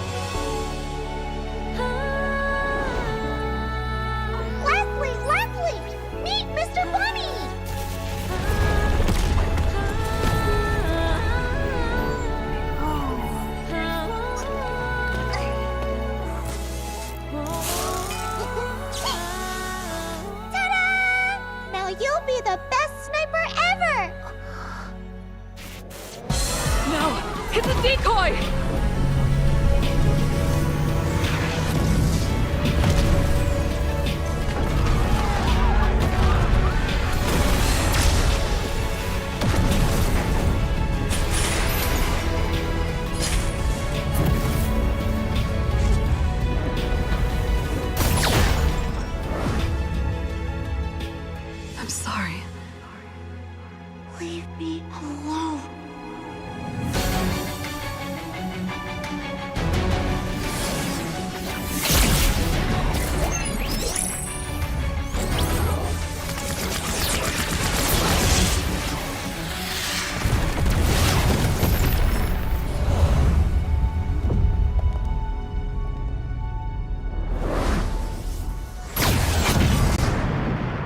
Over here, Ender.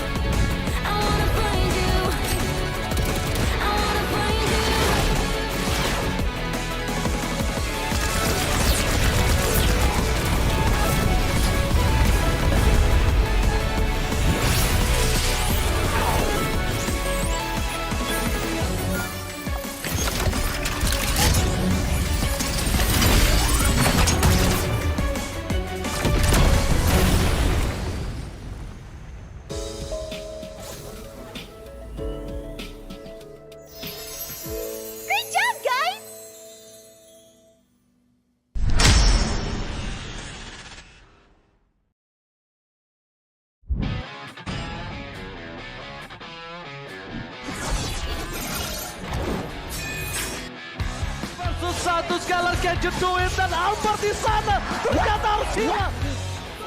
avalanche fight as Lone gets instantly shot down by the blazing duet, as well as the Electo final blow. This is going to be easy cleanup for Todak as most of the... Apat yun, pero nasipa din siya. Yung ninakaw na sipa, buhay pa rin. Ang 4v1! Backline already, and they're running for the lives, gunning it. David trying to drag the members of RG right underneath the turret. It's not enough though. Gray coming all the way, and he cleats it all the way out. Just no way for him to run. Just... Kita kata ada satu Warrior Weapon Deploy yang membuat pergerakan dari Liga terlalu benar-benar slow. Rafanya sudah tumbang.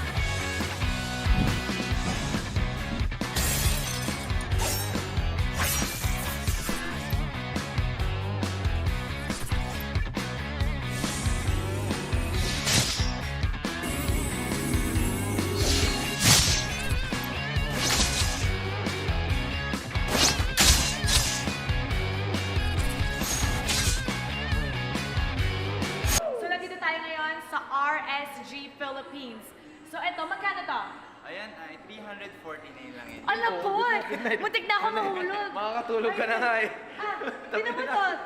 I-try ko to sa'yo. I think it's a match. I like it's a match. it. Oh, very Filipino yung baybayin natin. Yes. This is nice. Pwede ba natin ilagay sa loob? Ilagay natin sa Hindi, loob. parang hindi ata kasha. Pero suwabe siya, no? It fits. It Especially fits. wearing smart casual. You wanna go to the beach? You wanna go outside? We got some slippers for you. Oh, magkano to? 350 pesos. 350 pesos? Usually, isa Afford na lang ko to. yan. Isa na lang? Mag-isa na Anong lang. size? Size 44. Size 44? Size 44. Ano ba yun? Wala kayo sa akin. Medium, large, ano ba yun? Hindi ko alam. Hindi ko sure eh. Pero... Bucket hat. Sige. Bucket. Magkano ba to? It's Magkano giving to? Explorer. Ito, 500. 500 to. Ito. Ito bucket hat. Ayan, 580. Oh, 580 pesos. It's so sunny outside. We need some RSG bucket hats. So at least, you know, kumpleto mo na yung fit with this one. Oh, ito Konti na naman. lang. Yan yung sa'yo. Ito. Ay, belt bag yan, di ba? Belt bag. Okay. Ang dami ko malalagay dyan! Kaya dapat dito try mo Ilagay natin, may keychain pa dito. Yan, yung slides. Magkano to? Ayan, ay 950. 950 pesos. Kasi yung slide yan. Tingnan natin naman yung mga jerseys nila. Marami silang Okay. jerseys dito. O, bagay yan sa'yo. Bagay din to sa'yo. Bagay din. O, ang ganda nito. Oh, wait lang, wait lang. Ito. Bagay yan. Bagay yan. Pakita natin. How about we double Pakita check the other natin. side, okay? Ayan. Sige. Ay, gusto ko ng joggers. Sige. Okay.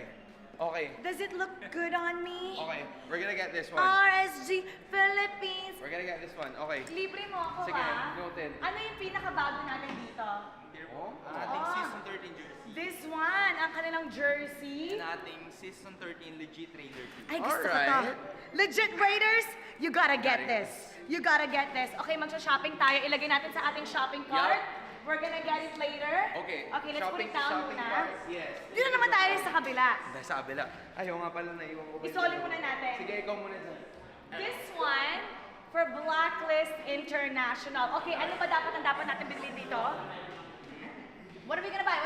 Meron tayong mga available na cup, meron tayong beanie, meron tayong mga keychains and backpacks. Yung keychain na may miss niyo ba si V? Andyan siya! V! Nandito si V! Pwede niyo sandalin kahit saan. Teka lang, ikaw naman maglagay kasi ako dun kanina eh. Uy, yung buhok ko. Ayaw nga. Yung buhok ko. Ayan. O, ano pa pwede? Meron din po tayo ng mga previous jerseys na. Stickers! Yan. Tapos meron din tayo ng mga collaboration na jerseys, kagaya Ano? ng Ano yung mga collab jerseys? Ang available natin is yung MHA. This one? This one? Yes. Oh, ayan. Yan yung mga previous jackets, kagaya ng Uy, wala. Uy, yung jacket! Yan. I-try Ikaw ang natin. maglagay. Ha! To-try natin yan. Magkano to? Former price niya po is 4,299. 4,299. Tapos ngayon is? 3,500 na lang. 3,500. Ito rin itry mo. This is their latest. Ay, ito ba yung latest? Previous pala, previous. Previous pa rin. Gusto natin ng bago. Yan. Saan to pwedeng bilhin? Pwede po dito, since last day na po natin, pwede po kayo sa mga shopping platforms. Then follow nyo na lang din po yung page namin na blackbox.gg. Pwede mo rin ba siya sa TikTok? Meron din po. Meron tayong Kaya kunin TikTok. nyo na kaagad. Meron tayong TikTok. You can, every time you come here, you can get the merchandise for Correct. our featured teams right at the entrance, and you can also buy them online. Huwag na yung magpatumpik-tumpik pa. Go get the merch now. Di dito, it's gonna be online. Alright? Go See get ya! them. Welcome ni ni Heads para makuha yung retry holder at ngayon tumatakbo na lang yung Barats pero sabi ng AB Bren hindi, sige pindutan na wild charge ginamit pero ang ganda ng mga knock-up wala, makakancel yung Detonas welcome kaya naman hindi na stun mo retry ko si Kyle TC dahil sila na makakuha Poisons coming in, Poison coming in tapos biglain natin na parang ganito dahil sumugod na naman si Kyle TC ito na naman yung Yo-Yo Blitz at tuloy-tuloy lang ang pagbigay dito kay Heads ni Kyle TC. Right now, whereas AP Brent sobrang taas na mobility nila, kaya nilang paikutan, kaya nilang paliguran, pero tingnan mo naman! 5-on-2 situation! Walang malakas sa marami! Oh no! Pero laban pa rin, what a harang, pero nakaka-out pa ba? Si Ryzen hindi na. Detonas welcome, flicker in, pwede pala yun. Pwede Ngayon, yun. si Flap TC ang ginoo, pero napakakunat ni Flip. And just like that, AB Bren, tapos na ba? Mukhang oo. Ito na tayo. Yun na nga, AB Bren. Pero napakaganda ng Times Journey counter go. Nomad. Pero yung Gush, damage na meron si Hatred. Finally makakuha si Ryzen at dito lumalaban ang Wow. side ng TNC Pro Team. No, may tatamaan. Eternal Nomad. Guard stand mo, Retrico. Okay, approach on. Pero merong napakagandang ultimate yung win doon. Pero si Ryzen na makakuha ng Retribution. Nasa loob si Nomad. Nomad volado pero napakasakit na ng dami. Si EG Boy. Grabe naman.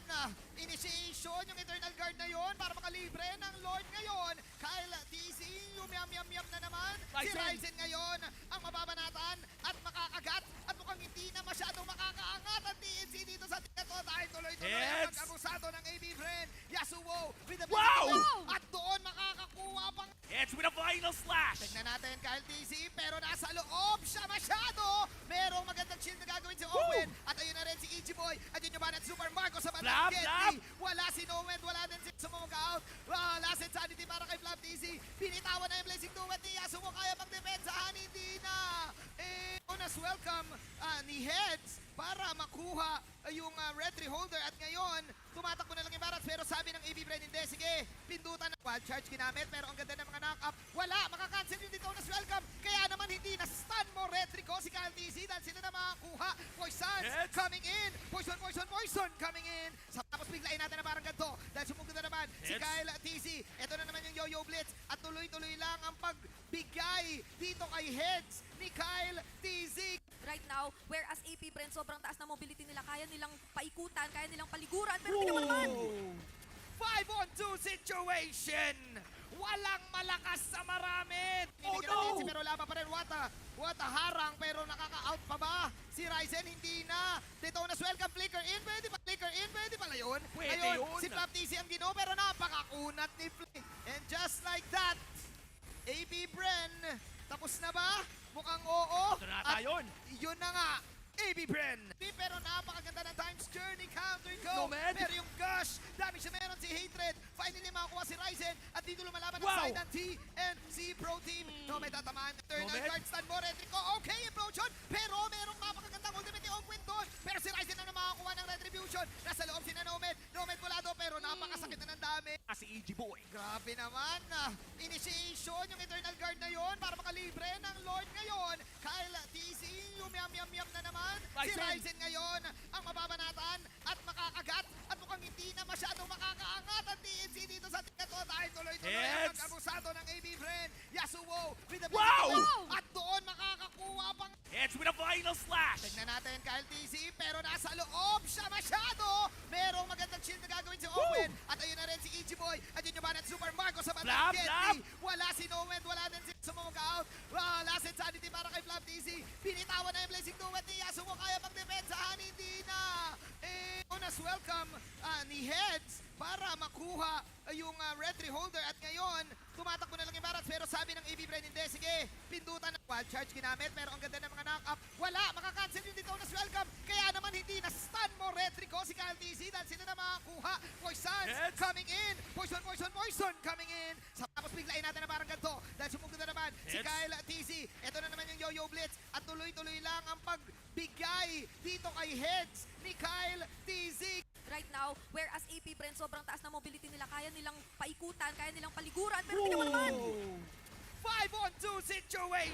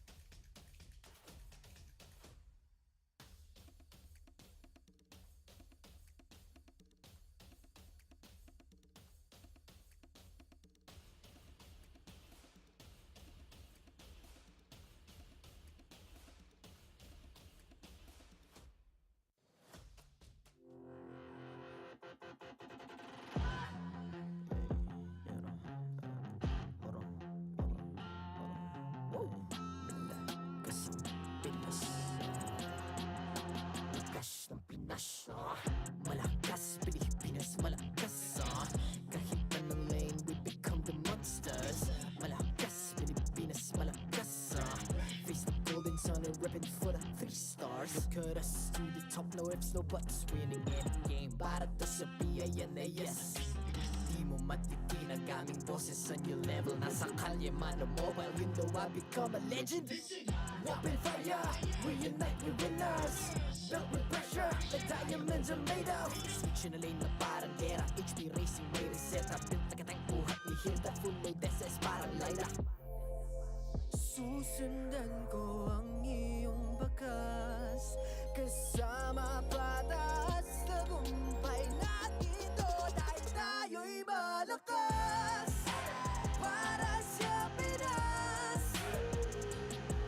Nasa amin ang alas, hindi tuwa atras. Kinikilala sa taas kasi kami ang malakas. Para sa Pinas. Nasa amin ang alas, hindi tuwa atras. Kinikilala sa taas, ganito kami sa Pinas. Wow! Hold on. Yeah, wala kasang Pinas. We are laging every beat, no surrender, no retreat. Pag nagsama-sama, just imagine what we can achieve. Laging every beat, no surrender, no retreat. Giving 100 all my all, cause we just cannot be defeated. We are unstoppable, immune and invulnerable. Ready ang equipment, lahat frozen, malang crowd control. Pakita ko na jab like pow, beast of the southeast. Taas sa watawag, proud and loud, cause every enemy we devour. Susundan ko ang iyong bakas. Kasama patas, tagumpay natin ito. Dahil tayo'y malakas. Para sa Pinas. Nasa amin ang alas, hindi tuwa atras. Kinikilala sa taas kasi kami ang malakas. Para sa Pinas. Nasa amin ang alas, hindi tuwa atras. Kinikilala sa taas, ganito kami sa Pinas. Wow!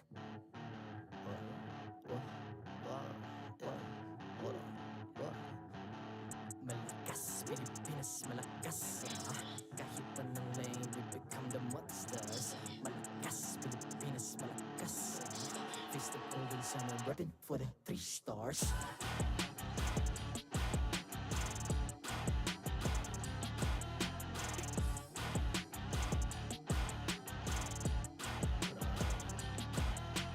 Ang lakas ng Pinas, reunite, be the stars. Ang lakas ng Pinas, reunite, be the stars. Ang lakas ng Pinas.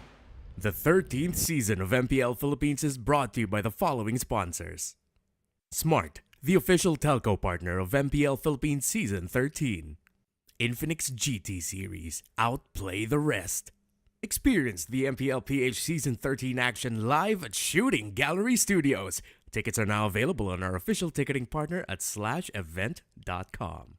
Don't miss any MPL PH action by following our official Facebook page and subscribing to our YouTube channel. Follow MPL PH on TikTok as well for more content. And don't forget to like, follow, and subscribe to the official accounts of MDL Philippines. To ensure the equality and fairness of our games, MPL Philippines is also monitored and supervised by the Games and Amusements Board.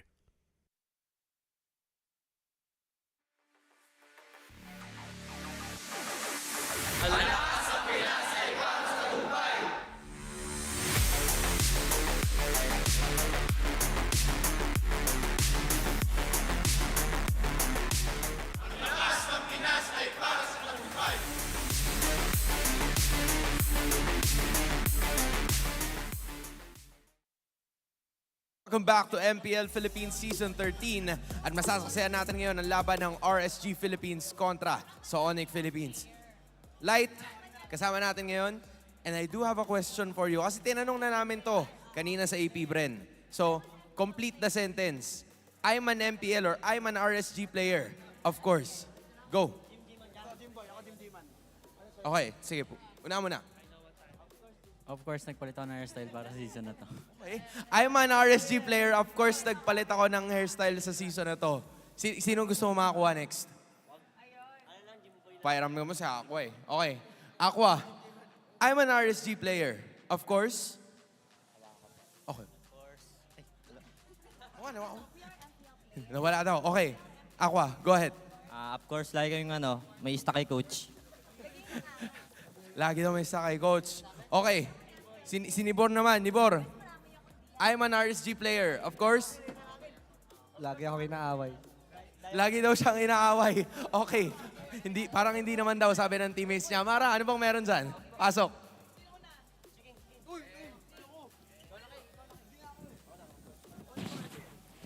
Nandito naman tayo sa panig ng ONIC. Okay, Kelra, you know the drill. Gusto ko malaman kung ano nga ba ang gusto mong ipagmayabang. We are MPL players, of course. Of course, marami akong diamonds. Oh, pengi naman dyan. Late kami natutulog. Okay, complete mo. We are MPL players, of course. We are MPL players, of course. Late kami natutulog. Okay. We're MPL players, of course. Late kami nagigising. Tama nga naman. Tama. Late matulog, late magising. Oh, next. Huwag mo tignan yung sarili mo sa TV. Dito ka tumingin sa camera. We are MPL players, of course. We're playing. We're playing. Sure. Oo nga naman. They're MPL players. Of course, they're playing. Okay. We are MPL players. Of course, we eat a lot. Of course, you eat a lot. Oh, isa pa. Last. Oh, coach yan eh. Pero sige, you are MPL coach. I'm an MPL coach for ONIC. Of course, I know what time it is. At now, it's time para umumpisahan na natin ang ating laban. Kaya babato na natin sa ating mga casters. Pasok. We are about to witness a 4K matchup for our superstar match of the day. Welcome back, everyone. What is up, guys? I'm Nisu, joined here on the desk with the boys, a rock hard Wolf. Guys, how are we feeling for this matchup against ONIC Philippines and RSG Philippines? And why is it 4K for those that are watching that don't know here? You want to do this? No, I don't want to do this. Do it. You No. have to. We have Wait, to. we have to ask another K here to know why it is a 4K. Why is it a 4K, Mr. Carl? I actually suggested this. I hate this. Kite, Demonkite, okay, Kusey, and Kelra, and King Kong. That's all the brain cells I had for that meeting, and they went with it. Don't blame me. Well, they ran with it, right? And we're going to go with that. So, again, these are two returning players, of course, for RSG. It's Demonkite and Kusey versus two new Sonics, right? Kelra and King Kong here. And I love this, right? You've got the crown on as well. Great graphic here. But Great graphic, actually. I will say that as a fan of Kite, taking out the demon here, Demonkite, yeah. Since I entered the MPL back in Season 8, I love that he's back. Yeah. One thing, as a fan of him and seeing what he's been able to accomplish, and even hearing in the interview earlier this week where, he felt like he lost some of that drive, some of that passion for the game, and then he found it again, right? And so really, my eyes, at least on Demonkite, are really, how does he perform? This week ahead of him. This is a different level. This is a different level right here. I'm stunned. I got stunned. My body wasn't prepared for this graphic.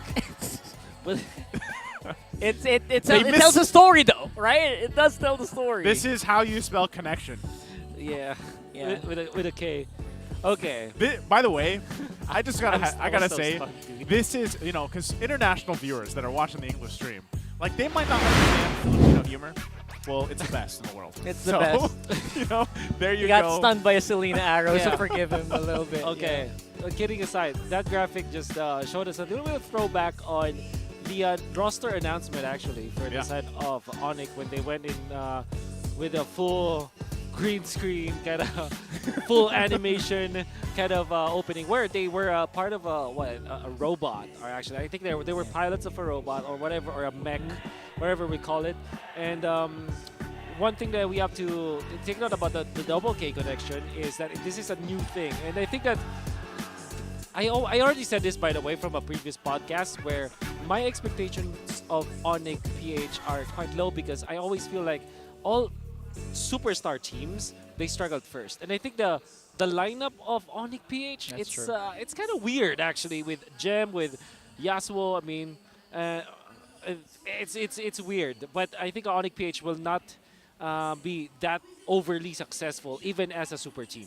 You know? Okay, that's Wolf. That's a hot take. That is a hot Very take. hot take. That is a hot take right there. And speaking of that, let's go ahead and welcome our marshals once again out on stage for the fairness and integrity of the game. Again, we appreciate these guys' hard work here. It is Chico, Jeff, Patrick, and Wilbur. Yeah, you know Chico can really play a mean fanny. Now we know, right? So let's go ahead and welcome the teams in for the matchup.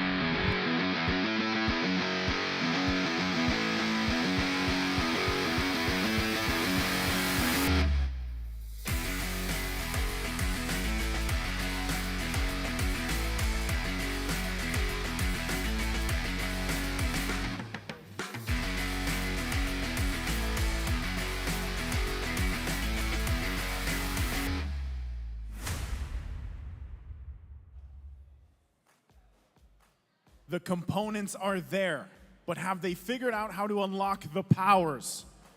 It's time for this super team to put it all on the line to round out the week. Give it up for ONIC Philippines.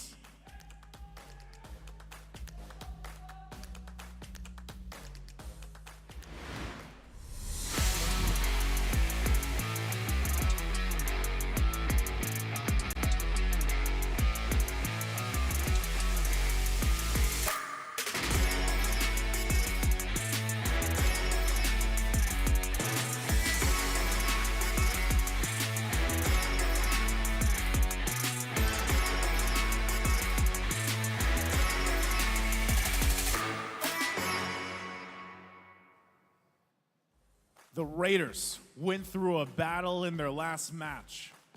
Can they continue the raid with another hard-fought victory, looking for another GG? Raiders, give it up for RSG Philippines!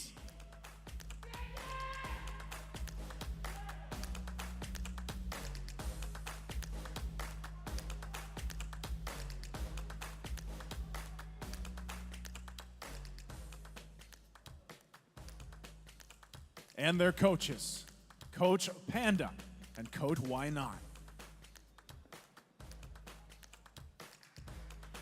It's the star match of the day to round out week 1. Which connection will be stronger? ONIC Philippines or RSG Philippines?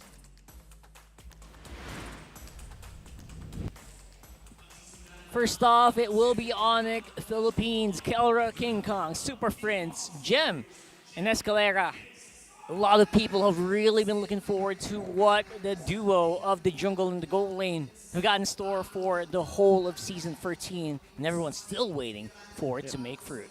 And good, to continue my hot take, I'm only saying this because if you're looking at the other members of ONIC PH, it will be difficult to kind of mesh them together. But now for RSG Philippines, a different recipe as well.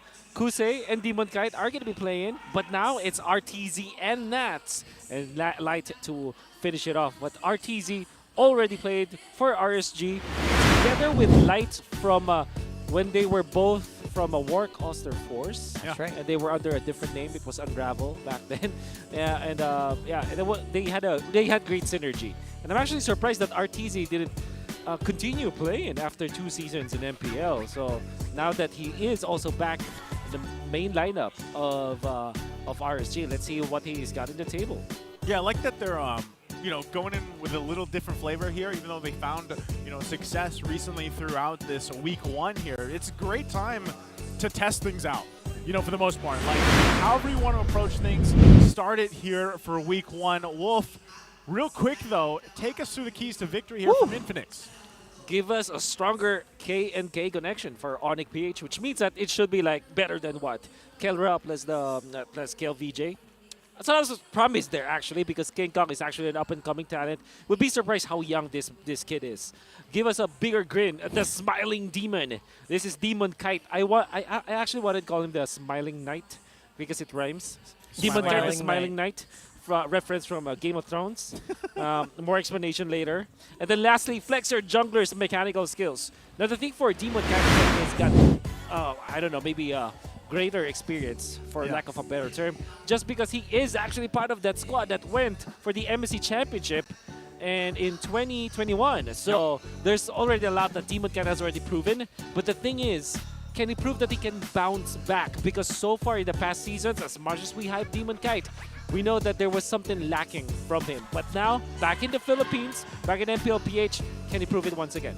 Maybe that thing lacking is what he was talking about in that interview with him. You know, like he kind of lost some of that fire in him, and he kind of had to refine it. And if that meant coming back to the Philippines, you know, of course, being in this environment, we'll have to see as the weeks go on, right? Yeah. But across from him, I would say, even with King Kong for the longest time, even back when we watched him in the previous season, he looked like that player with that passion, with that fire, right? A lot of the times when he was playing back, was it on TNC before, it's like, you know he has a mechanical skills. And a lot of the times people were saying like, man, I wanted to see more of King Kong early on in that season, but unfortunately we saw him later on. But he was actually holding his own with some of the best junglers in the league, if you guys can recall, right? That's right. And so with that, I think that passion and everything else, of course, for King Kong is still there.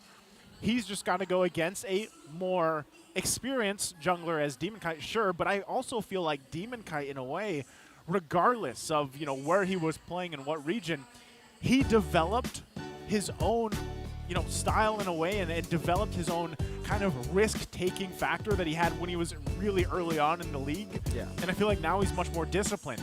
King Kong was the same way. When I looked at him before when he was playing, it was like, all right, this guy loves to take risks, but now my thing is like, has he settled in a little bit more where he's not taking these crazy risks? But honestly, that risk-taking factor for a lot of these junglers is part of the excitement, right? Yeah, that's true. That's true. It's actually one of the reasons why people really loved watching King Kong, even though TNC were on the, you know, they struggled. Put it bluntly, on the losing side for most of those fights. Everyone wanted to watch King Kong. What was he gonna do? What was he gonna pull out today?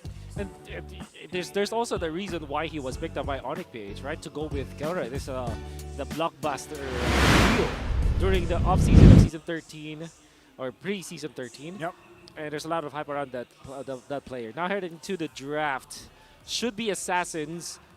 Well, I would have said it should be Assassins as the pickups, but now look at how many Assassins were banned. Complete RSG especially, right? Man. Like, Okay. So that's what I'm wondering. Like, depending on this next ban from RSG, it's like, do they want to force that more, I guess, safe route in the jungle? At least kind of play around that if they go utility for utility. You know, because looking at Season 12 from the MPL Philippines, the most banned hero was obviously Joy, right? 64% ban rate.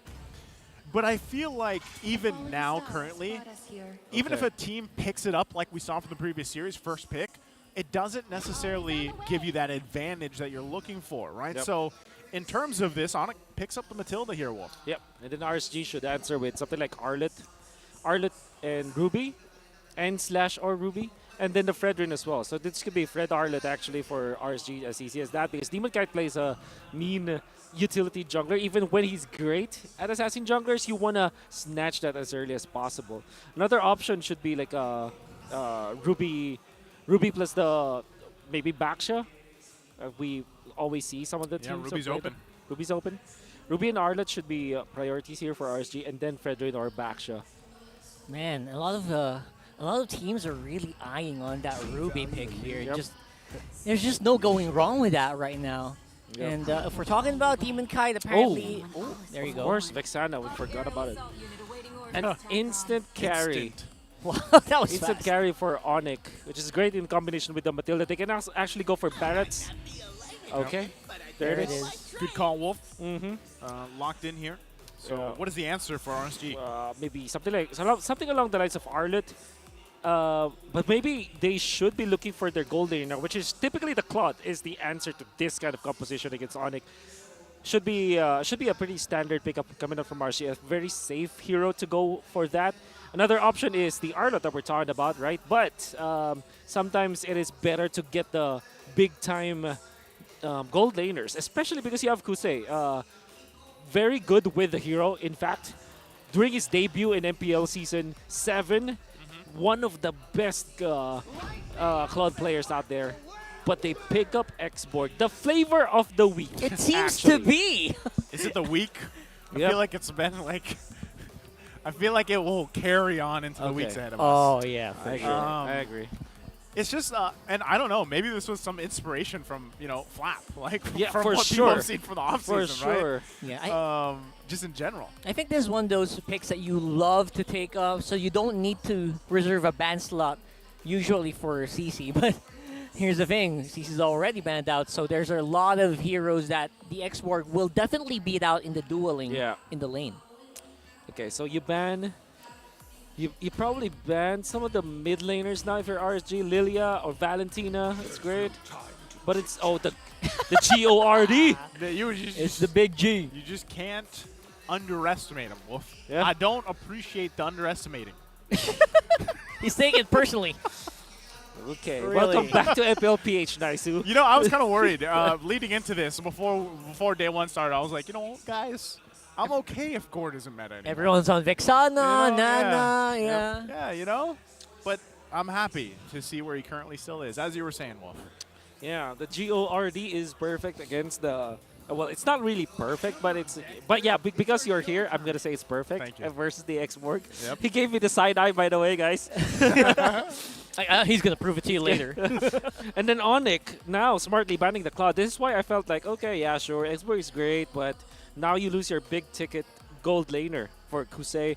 Understandable that they pick up the X-Borg, but now that's the trade-off, right? You get your Claude banned out, and then maybe your eventual Brody or Bruno as bans from ONIC, and then all of a sudden you don't have the best gold laner now. So RSG gonna be looking to ban the mid laners. Maybe a Valentina ban. And then the Nana actually is a hero that you pick up against Vex. That's pretty good. Okay, happens Lilia. to be the Lilia. Lilia. Yeah, they're basically forcing you to go Nana at this point. Or is there like a world where we can see a pause for Matilda and maybe go for something else as a roam? I don't think so. Matilda is just great with the favor plus the flask. Yeah. Yeah, we can't go back, can we? Can't. Flask is crazy. Not only that, but just the fact that they locked in this carry early on as well, they want to be able to play around that, right? Get that, the guiding winds off to help that out. And it works well even with the Barretts. So, again, and I guess, too, with the trend of, is it hybrid or is it just tank carry build? Like, what do you call it? I call it the fighter build, actually. Fighter build. That's right. Because it does use the fighter It's emblem. literally the fighter emblem. That's right. I just watched your video, Wolf, by the way. Oh, explaining, you did? Yep, explaining Oh, that man. that carry build because a lot of people are seeing it probably in the ranked games as well. So Thank you. the answer Thank is you. the There's a Bruno. You're Bruno. welcome. You're welcome. I liked it as well. Yep. All right. So the person Bruno, you look for dive now for ONIC. How's the Ruby looking? Ruby is great, but then you already have the Matilda, so you have a lot of beefiness. You need dive here for ONIC. Dive. Something along the lines of a Yuzhong, maybe a Lapo, a Paquito. And This then is kind of divey. Kinda divey. It's Yeah. definitely divey. Dive first with your fists, right? Up close and personal.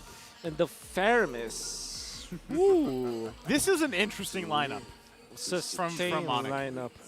This lineup looks like it's focusing on making sure the carry survives and that the Yeah. Paquito can do Paquito things. Yep. You need vision now for RSG. Actually, Grok doesn't. Grok sounds good for RSG. So light special, anyways. Yeah. Yeah. I can play that well. Great protect, and yeah, you get a lot of vision with that hero. Ooh, that's a tough spot to put your roam on. Yeah. Not only that, but learning what we did from the previous series, if he is going to lock in the Grok, he should try not to die in the first 5 minutes. Yes, sir. I'm quoting Wolf, 2024, Season 13. Not just for TNC, for all of us. Oh, well, we did. Okay, what? Did we just get... Did we just get juked out here? We got juked out. We got a little bit. outplayed. Just a little bit. We got outplayed. Wow. Right there. Okay, maybe Minotaur? Ladies and gentlemen, just so you know, watching at home, it is a Minotaur. Is it a Minotaur? Yeah, I mean, I'm turning Oh, around. wow, okay. So. All right, all right. Well, we got outplayed, we got juked. Well, Minotaur. Okay, what's great about a Minotaur is that you have staying power, you have vision, like the Grok, right? But then you have sustain. And I think that is something that's underrated about the Minotaur that maybe people don't realize as much, is that it's a great hero to pick up the flask with too, because of the heal. Agree. Fight the flask for flask here. Yes, sir. So as we are waiting here to jump into the game, it's the superstar match of the week. So all you guys watching online, anywhere around the world, wherever you're watching, we're happy to have you here to witness this great battle. And of course, as our way of saying thanks, watch out for the code that you can redeem in your mobile MLEB app for hero skins and tournament chests right there on the bottom of your screens. Watch out for that. And with that, we're jumping in the land of Dawn here. Match number 2, day 3 of week 1. ONIC Philippines versus RSG Philippines. Getting a good look here. Both junglers getting set up once again. Rotations here are going to be crucial for them, how they want to set the pace of this beginning of the game. Escalera very deep with information here for ONIC Philippines. Maybe the right thing to do, actually, because you need to know where their opponents will be playing at. And you're going to be playing like, this is essentially a double support setup, right, for ONIC. Especially with Super Fritz on the Faramis, you can also build up damage, but at the same time, you play it like a support. So you can clear out the waves easily with this set of heroes from ONIC. Yeah, they're playing around so much with the damage right now, and King Kong keeping pace. Yep. Super Prince can never forget there was a season that he played almost just Faramis, so you know mastery is there. For sure. Never forget how good he is. And look at the aggression coming out from ONIC. Already King Kong is taking over the Crammer that should be belonging for RSG. And I always say, like, whenever those trades happen, it's always great for the invader, because you not only do you get EXP, you take away EXP from your opponent. So you can see that King Kong is actually leading against Demonkite. He's bowling Great plays from ONIC. Oh yeah, look at that right now. Some good utility being forced off by ONIC. And ONIC were also able to force a flicker out of RTZ earlier, so it's pretty big. And not only that, but they got the retribution out from Demonkite here. But if they kind of stall this out, they might still be able to contest this turtle. Yeah, 20 Demonkite's seconds. there, though. They got 15 seconds here, so all that crucial timing on the retribution. King Kong already used Daytona's welcome, though, charging up very, very hard. But of course, with a blazing, humongous explosion here, RSG are going to be on the back foot of this one. There goes Super Friends with a nice pullback. Escalera following it up with some good damage. The Soul Bloom. No casualties yet, but Escalera uses the flicker, gets the first blood on the net. Oh, the aggression coming out from ONIC. And by the way, that fight looked really dicey for ONIC. They did get the turtle because they don't have the retribution on Demonkite, but Super Fritz's timing on the ultimate with the Purify as well, that was massive. That allowed them to kind of survive the last insanity coming out from that. Oh, Kelra, of course. What a just move. doing Kelra things. This guy, this is the exact reason ONIC picked him up, man. Superstar power winning out on the 1v1s. So again, the components are here for this Season 13 Super Team. And we're seeing some decisions right now that are proving that point, but they still have a lot of work to do here against RSG. But look at the pressure, top side, Light under that turret, should be fine, heals up as well, has the roar. So right now RSG's gonna hold on, but look at this lead that ONIC Philippines has already garnered themselves, nearly 2K at the 3.5 minute mark. And they are just moving around so well as a unit together. And not only that, you can see that Carry is leading by 800 gold over his matchup, the Bruno. That is not going to be a good thing for RSG. Knowing that Kusey needs to be activated as soon as possible, the fact that Kelra is already up by a full boots as well as the first item, which is the Corrosion Scythe, it's difficult now for RSG to actually team fight in the second turtle, which happens to be near the gold lane area. Yeah, for sure, for sure. But right now, obviously, ONIC are playing around the fact that there are basically no threats on RSG if the X-Borg is not around. So Nats, as long as they have vision of Nats, ONIC can basically do whatever they want on the map right now. Yep, and with that, next turtle, the game's going to be out here. ONIC Philippines getting a position, but RSG with the response wants to go ahead and contest this. It's going to be a full-on forced fight here. Very forced up on with Escalera as well. Nice catch from Super Prince on the Nether Realm, but of course, They'll just have the turtle buff here to maybe help them out with this fight here. Light pretty low, and Nats has to use the last insanity in the very off angle, absorbing some damage as well from Escalera. RSG overall just not ready to fight at all. Damage output coming out from ONIC overwhelming, and this is because of their early aggression. RSG really did not, weren't prepared about this initiations coming out from ONIC, going for the invades. And the thing for RSG is that despite them drafting a great composition around this Bruno Minotaur, they're not using it. We haven't seen any good plays from Light. Minotaur is too passive for someone like Light.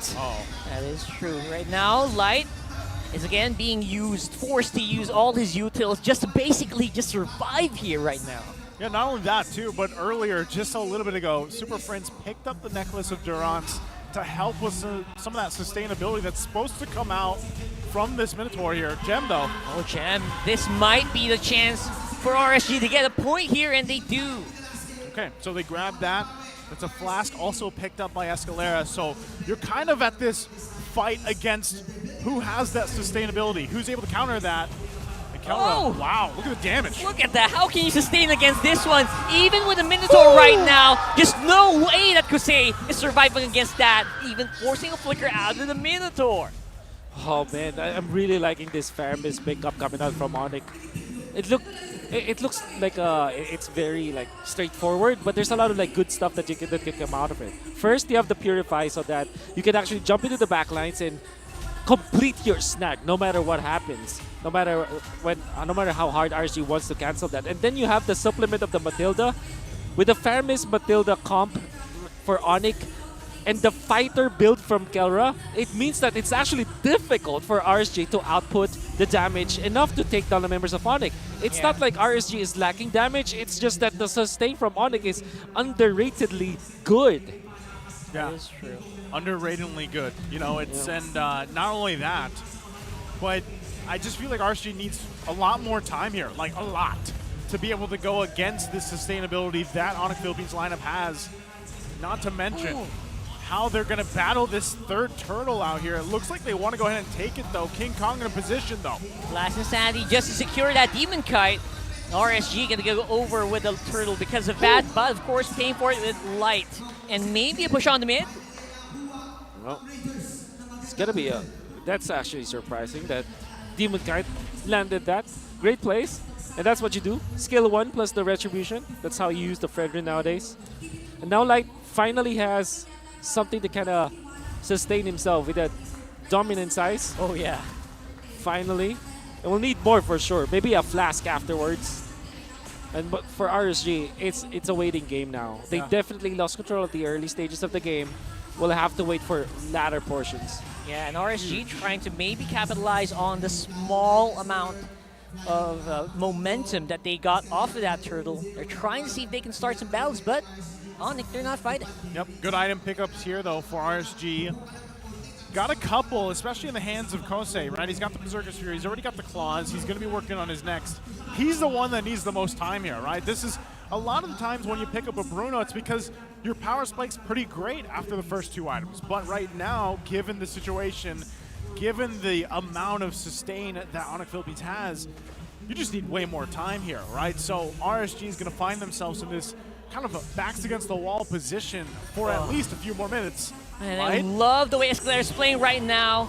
Basically baiting him out here. King Kong, Daytona's welcome straight into the fight. Kelra doing a massive amount of damage. Even against the turtle guard here. Nats might be forced to use Last Insanity to clear the minion waves later on. But Escalera finally getting some punish on his side. Look at that. Demonkite, got misplaced, or displaced rather, by this missile expert. And they might just be able to defend this, just barely. Oh, just barely. But that is that's good news for RSG. I think that the longer that they maintain this mid lane turret, the longer that they have the power spike. And by the way, another Lord fight. This is the first Lord fight. However, Light as well as Kusey are in the opposite end of the continent. They're not even a part of this. No, at all. Maybe that's the right decision, though. Given how much they're struggling. I mean, looking at all the skirmishes and team fights we've seen so far, RSG has not had a good chance in a lot of them, right? So you might as well if they say, you know what, give up this Lord, let them take it, try to find something if we can. I don't even know if they're going to, they don't even get the tier 1 top side. Yeah. So you're really wondering, was this worth it for RSG to go ahead and give that up? Because now they've got to deal with this first Lord push. Fortunately for RSG, that's a big objective that they lost. Oh, the gold difference here. Gold difference from gold laners as well. It's a full item that Kelra is ahead of. Yeah, literally a full item. So we're talking about how fast scaling right now is Kusey. Man, the moment you got your two items, Kelra already had 3. So yeah, in terms of scaling, definitely ONIC, they know they're ahead by a long margin. Yep, with that, we'll see if RSG can hold it together here. They're trying to keep the Lord at least at bay for the longest they can. They are going to make quick work of it, but they're going to get sandwiched in here unless ONIC Philippines decides not to commit. Oh, look at them. It looks like they don't. So right now, at least they buy a little more time. They did take some damage as well on the tier 3 towards the base here on the bottom side. Gem was trying to put some pressure there. So they work around it, but another big item pickup from Kelra with a Malefic Roar here, now making him even more of a threat as ONIC Philippines has garnered 7,000 gold on top of the Raiders here for RSG. It's so funny because you know the way that RSG are playing so safe because number 1, Super Friends is so aggressive. Yeah. Number 2, Escalera is just trying to catch someone. Yeah. Non-stop, all game long. Oh. Now this means that RSG, they're on a cleanup duty now, and this is what you do when you're down by 7,000 gold and your enemy just got the first Lord against you. Just clear the way. Just relax. There's nothing that you can possibly do to trump that 7,000 gold lead at 11 minutes. Even when you say that you can outplay a team, just one spell, you're already going to be taken out. It's smarter for RSG to just defend. And this is the part where it's just a patience game now. Yeah, the hard part about it is like your literal tank in Light or even Demonkite.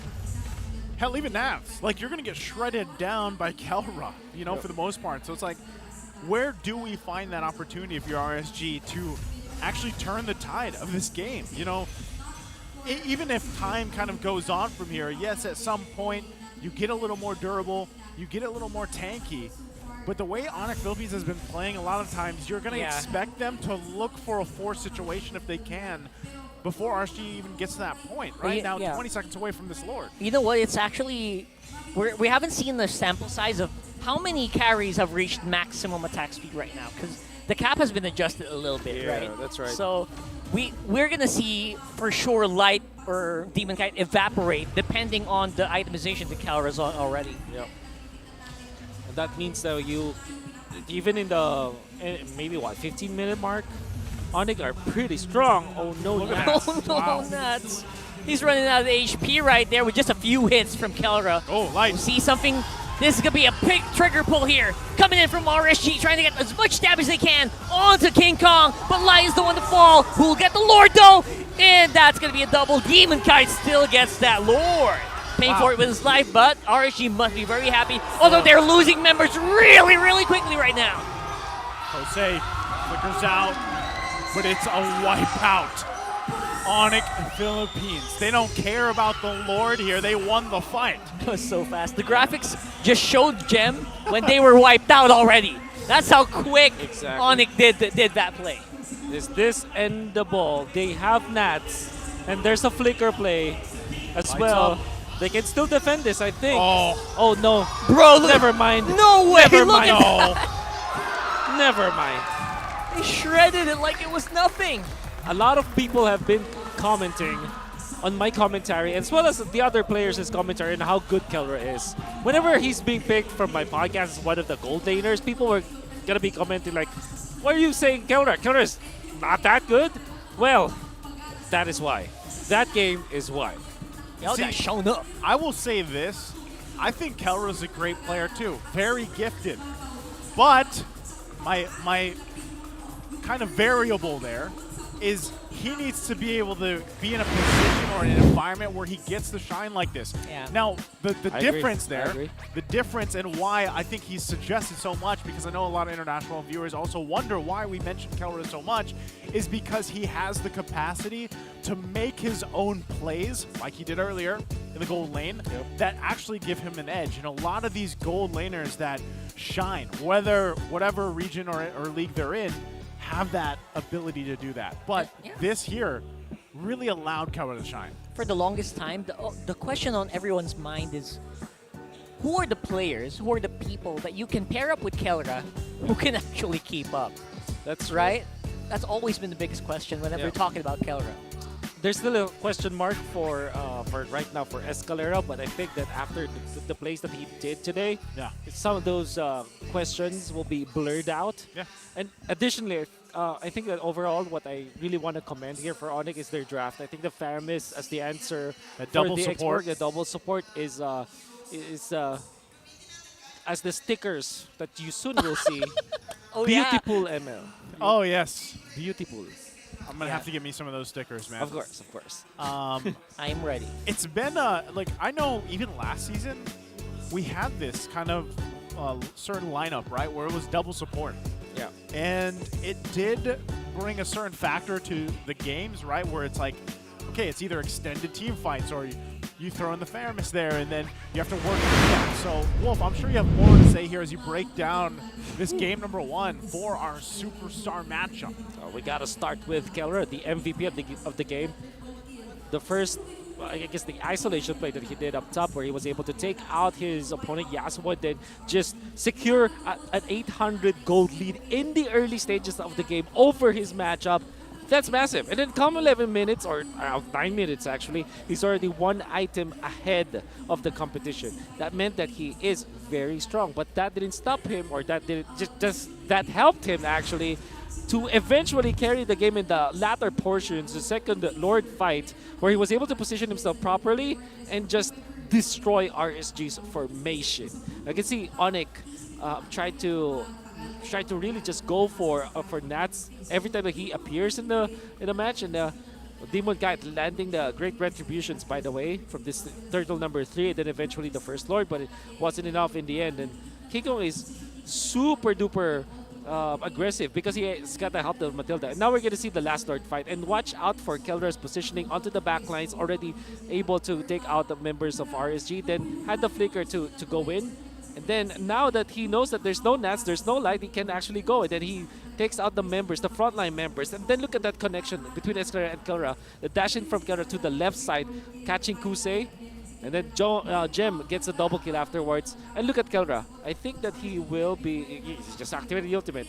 Nothing special, but yeah, he knows that he is the condition for them to take out the base so easily with the ult. Yeah, just again, he was set up for success here, and he made his own plays as well, and that's what made him so strong, especially this game as it unfolded. And this is why teams love to take the carry or ban it out, because that threat potential from that hero alone, if you get this kind of snowball effect, is quite deadly here.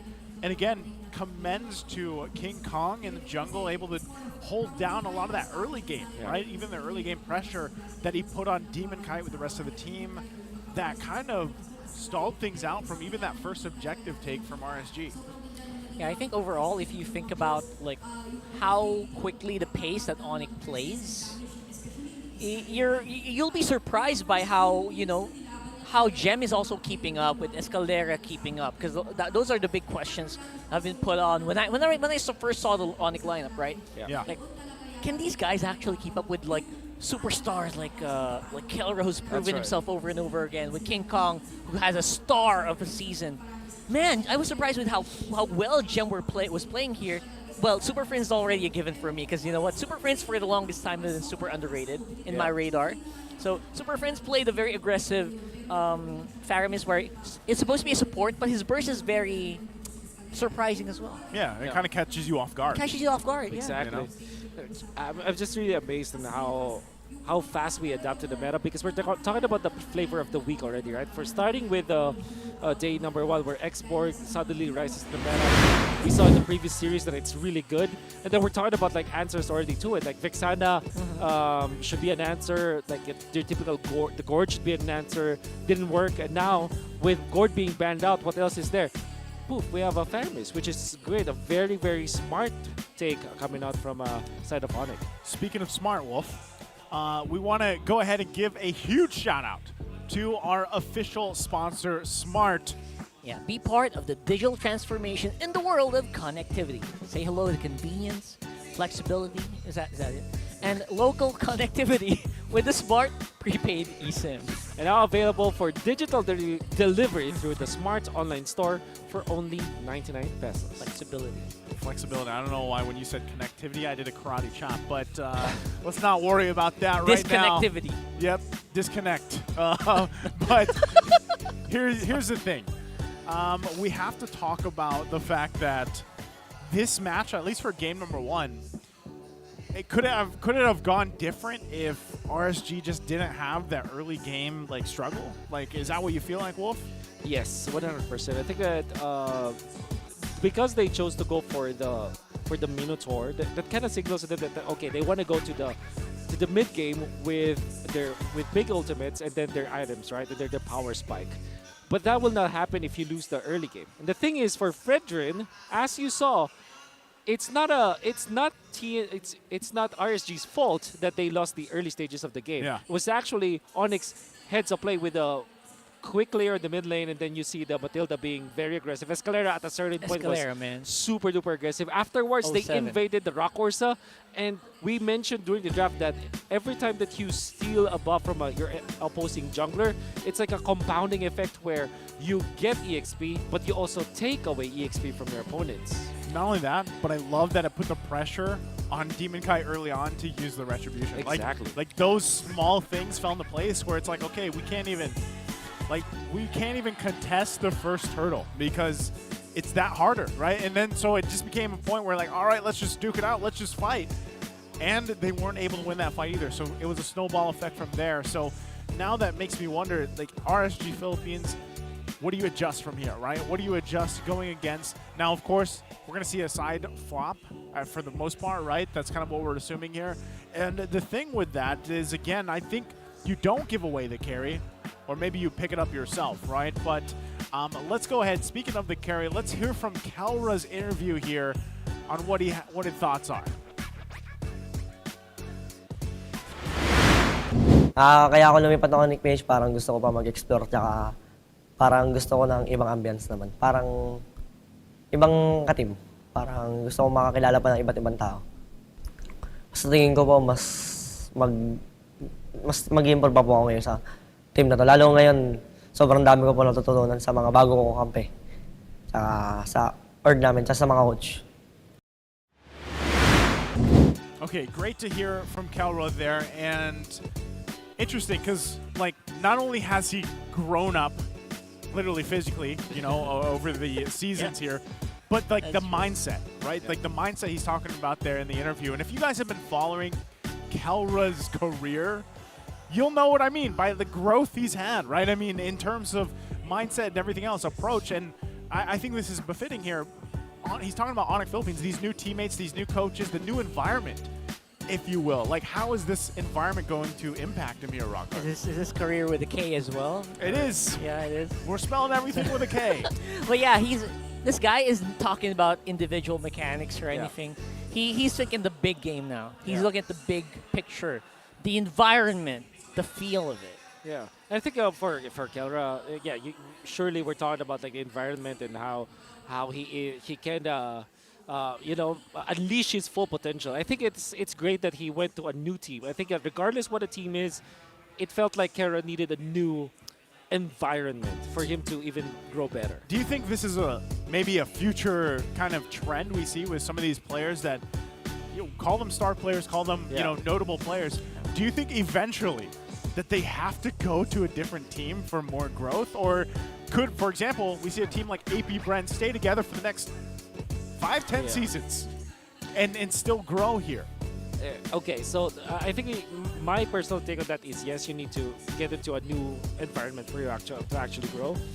I think Bren is an isolated case because technically this is trust the process kind of growth for the side of Bren Esports. The reason why they grew is because they developed that. For superstar players like Kelra, for example, or Kyrie, for example, they started individually as a quote-unquote carry for It's a the good team. case study, Kyrie. Yeah, Kyrie needed to go to a different team, went from Blacklist to ONIC. Went to a whole different environment. Exactly, a whole different environment. and he grew there. He grew there, right? So I think it's a case-to-case basis where if you started solo, you gotta reinvent yourself solo as well. But if you started as a team and developed, I think you gotta stay as a team. Granted, though, I think that there will come a time where Bren Esports will eventually decide, or the players from Bren Esports will eventually decide to, lead their own team. Yeah, that's a good take. That's just growth. Yeah, that is growth, and I'm sure even in cases like Kyrie, he can probably say like his new environment has helped him grow into even a better player, right? Of course, to where he is now, and that effect obviously has a rippling effects on the entire environment that he's in now, like the whole league out there, right? So interesting to see how things fall into place as we jump into draft here for game number 2. We are going to have RSG on that blue side, ONIC Philippines on the red. Similar bands so far. I'm still wondering if we get to see one of these junglers get to pick up a non-utility hero, or if that's just the game plan for them here. If you're Demonkite, if you're King Kong, aren't you just itching to show everybody watching what you're made of? The stuff that you play on your ranked games, the ones that you really are keeping as an ace up your sleeve. I'm sure they're itching for, Coach, let me in, come on. Let me unleash the king of the jungle. There you go. Right? I'm sure. Yeah. 100%. They really wanted to pick those assassins up, and I think that for RSG, with the bans that we've seen from them, it seems like they really want to take the utility route, and I think that's fair. And for RSG, usually, there's a big chance that they pick up the Vexana first. Maybe ban Faramis actually right now. You ban Faramis and then you pick up Vexana as your first pick. Yeah, Faramis is too good, right? I mean, maybe people forgot how good Faramis is because, not really much of contention right now with so many mid-lane heroes available. Yeah. But maybe you guys need a refresher course on how good that hero actually is. I think it's funny, too, because really when you think about, Faramis in general, like Super Fritz specifically, he's one of those players that, loves to play in the mid lane, makes it work really well, but still takes, when we talk about a lot of these heroes with their impact, sometimes it comes down to the player, right? What is their play style? How do they approach it?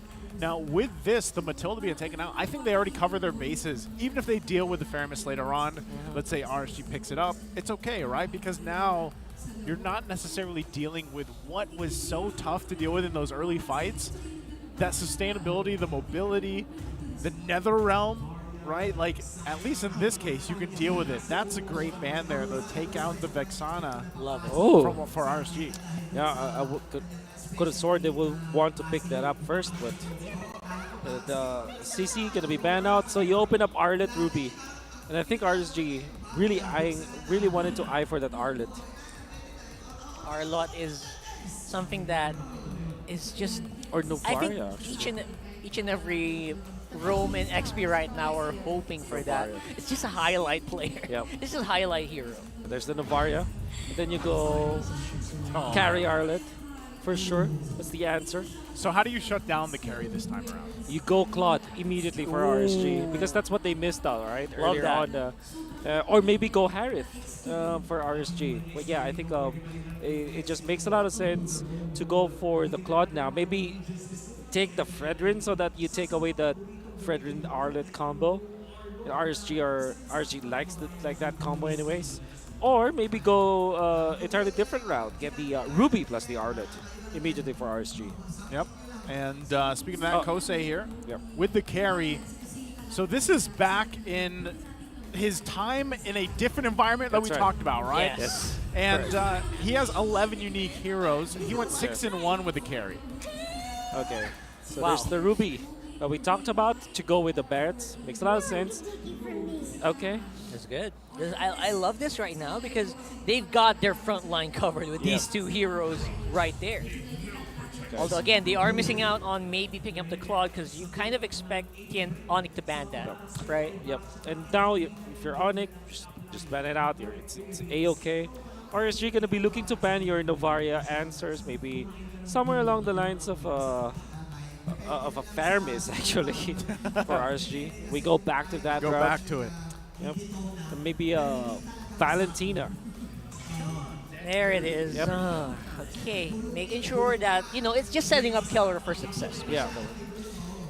RSG are going to be scratching their heads over that one because I don't think that's I think that's the only solution now.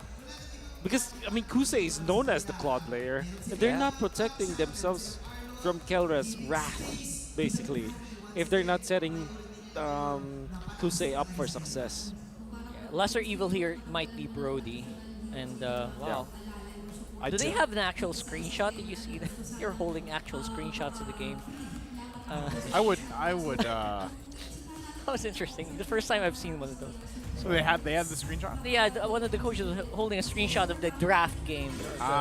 Hero selection. Wow, they're still banning off the board. Okay. You seem surprised. I'm just surprised because, like, I don't even think you really need to against the Novaria. Like, I mean, yeah, it's range for range, you know. Yeah.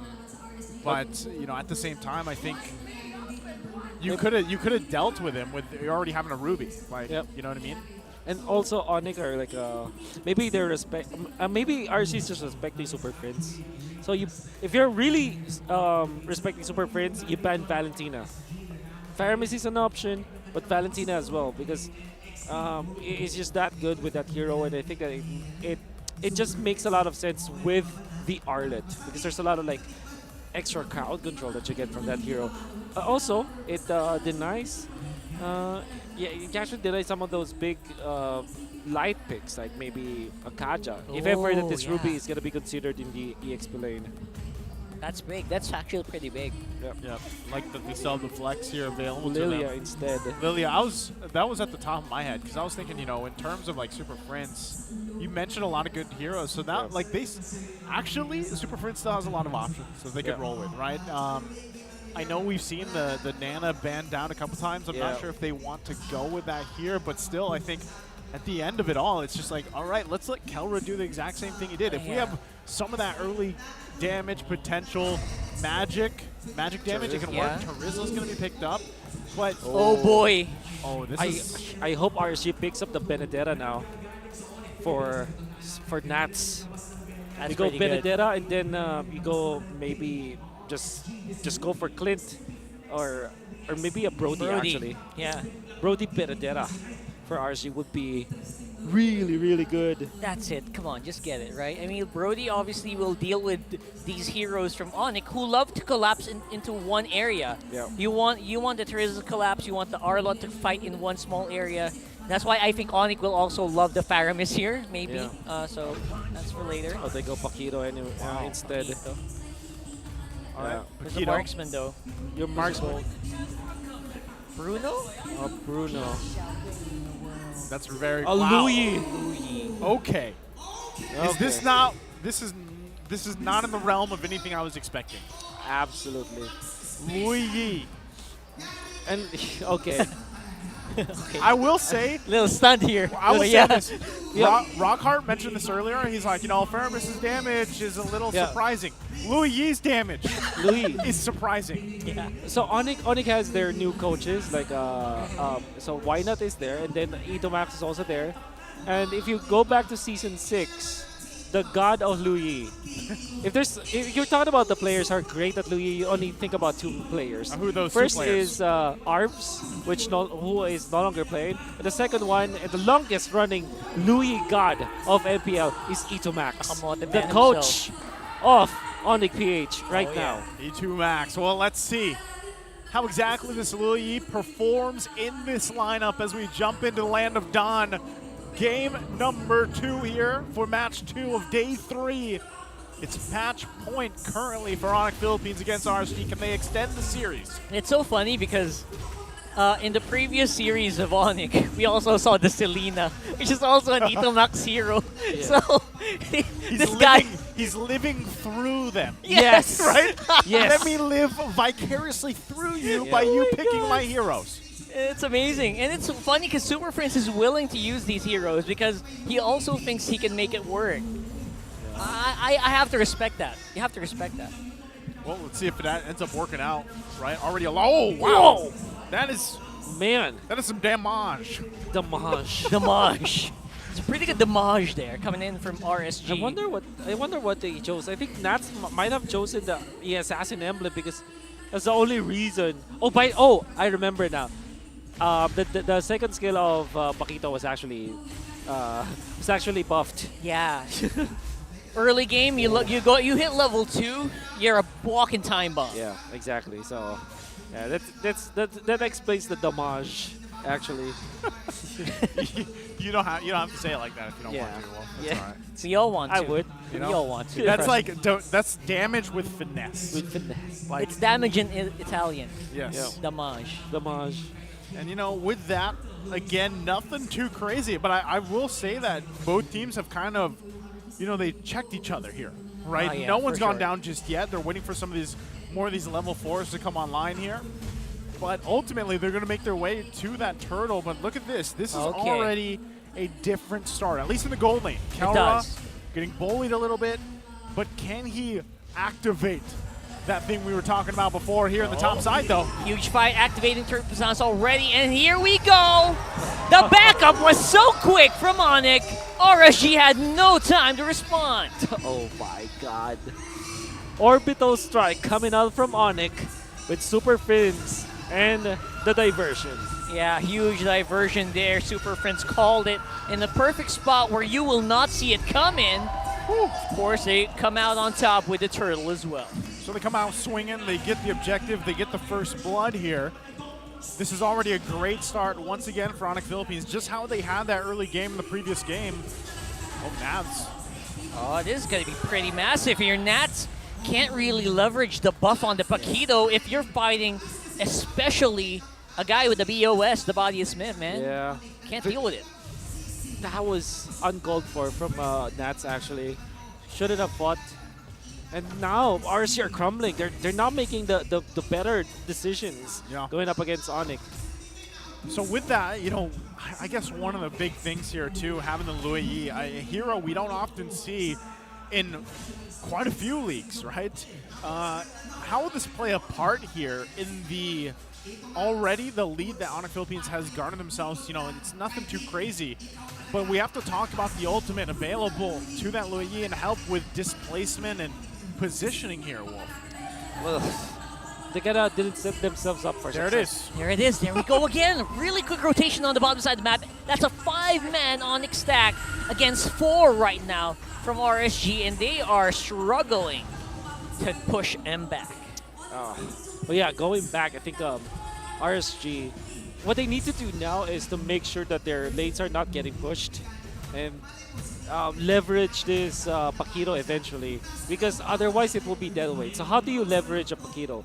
First is you go for instant kills on your enemy's gold laners. That's what. However, Nats doesn't have the flicker. No. So another option here that you can use for the Paquito is the split push. But also ONIC have figured that out. They have diversion onto Super Fits. That's the Luli's ultimate, by the way. I'm not talking about actual diversion with small D. Yeah. Speaking of diversion, man, we were diverted here. Light did not see it coming as well. And you got to be careful with the Escalera. He's very deadly with that final slash so far. No kills getting, but you can see the fret. It's there. Yeah, with this, the battle for the turtle, Demonkite going to be zoned out quite a bit here. Yeah, full vision right now. Demonkite in no position to get this retribution at all. Look at that 2-man zone here, and they even take him down. Nats trying to fight back, but he is being pushed as well. Look at this beautiful movement here coming in from Nats, getting something done here for RSG finally. Hey, I'm surprised Nats even got the kill there. I thought he was gone. At least he got something, right? Yeah. At least RSG is now on the board. But even with that, they still try to hold it together here. Guys watching online, ladies and gentlemen, grab that code while you can. We're not sure how long that's going to last. but grab it. before it's Superstar gone. match giveaway. Oh man, RSG lost Demonkite, and because of that death, there will be a massive difference in terms of EXP. King Kong is now level 8. 2-0-1 for the Baksha means that ONIC will have secured their retributions easily. And additionally, they got the turtle, so this is super duper good for ONIC. I mean, eventually Super Fritz died, but he already did his job. The diversion play was there, the burst down was there.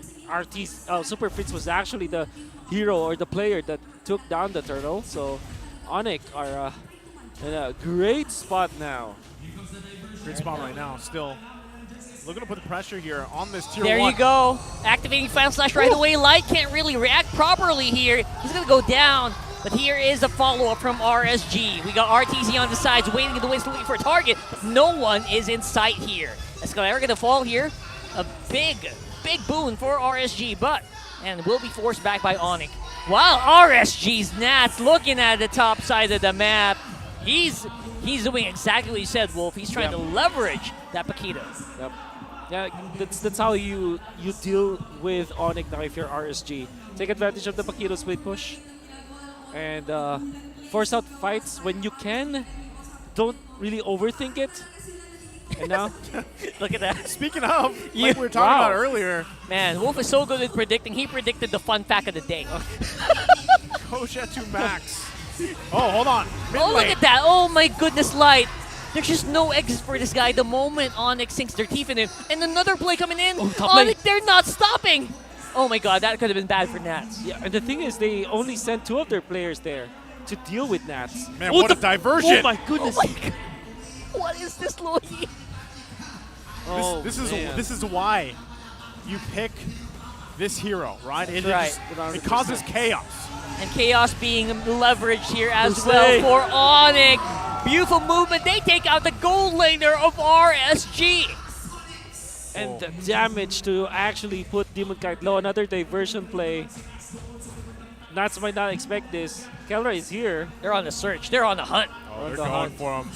Go for it, Nats. Oh, can he pull it off? Pull off the 2v1. Missing out on the final slash. But Nats is still ready. Light finally coming in for the backup. That was a weird final flash. Yeah, hit air. Yeah, but you know. Yeah, but then again, ONIC still got the turtle, and then will be marching up top. Kelra, okay, he's got to be careful here, but so they trade things across the map for now. Another diversion, one. Though. Another one, man. Let us breathe. Man, ONIC this is actually super smart, right? For ONIC, they're not letting RSG have a foothold. Yes. They're not letting him breathe at all, literally. Correct. That's the correct play coming out from ONIC. Do not let go of the grip. You have map control anyways, and RSG is in a state of confusion, right? Yeah. They're shell shocked. They're diverted, man. Yeah. They literally are diverted. You know? Yep. This isn't map control, man. This is map monopoly. Oh, what? Okay. What? Okay. What? See, you might wonder why, and so are we. So are we. But they made it work. Just want to make sure no one's, Yeah. Here's the thing, though. What I like that they're doing with the diversion for ONIC Philippines is they're also kind of, it's a guessing game almost. Because, again, you have to counter the fact that Nats is split pushing like a madman. He's doing literally all that Nats can right now. He's not going to join any of these fights as they try to deal with this. But ONIC Philippines playing with that kit that Loyi brings to the table is to kind of counter in some of this macro level play that's happening from Navs, despite them being down 3,000 gold. Yeah, Nats looking like the shining beacon here for RSG. Maybe their way back to claw it back, get some leverage or some control back of the map. And RTZ as well, popping the Echo. Very important because that's how you identify where ONIC members are at. Kind of lessens the diversion plays, but ONIC. One thing that you also have to take note about the Louis is that it deals massive damage, actually. Yeah. There they go. They're going to the, we call it the ambush. There it is. Ambush from the back! They hit him from the back and RTZ can't even react. What a play. What a play. What a play. That, like, that's all you can say. No, like, Louis Yi brings this certain IQ to any team that decides to draft her. And if you make it work, it looks amazing.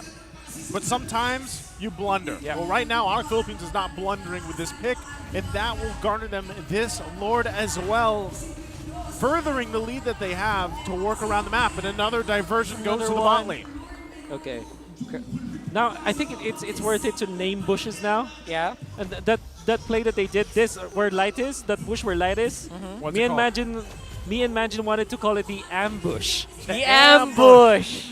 Yes. Yeah, that's... I'm so proud of you. And it's perfect because It was perfect. it was perfect because of this game. It's called the ambush. Let's make that official Welcome now. to the Tito desk, by the way. If you that's right. haven't heard this trio before in the seasons past, there's a lot of Tito jokes and dad jokes thrown around. Yes, sir. Shows our age. And Manjins as well. Oh, no. Oh! Get that? Nah, Oh, no. can't really serve. No, that's 4 members and a very, basically, fully fed Kelra. Oh, man. He hasn't shown his face in the fight. That's because he's so busy farming it up so much. He's scary. Oh, man. And alongside, obviously, the burst coming in from Aloyi, who has had so many assists. How many assists does Aloyi have? He's got 6. He's on the board. Right? Again, with 70%. this.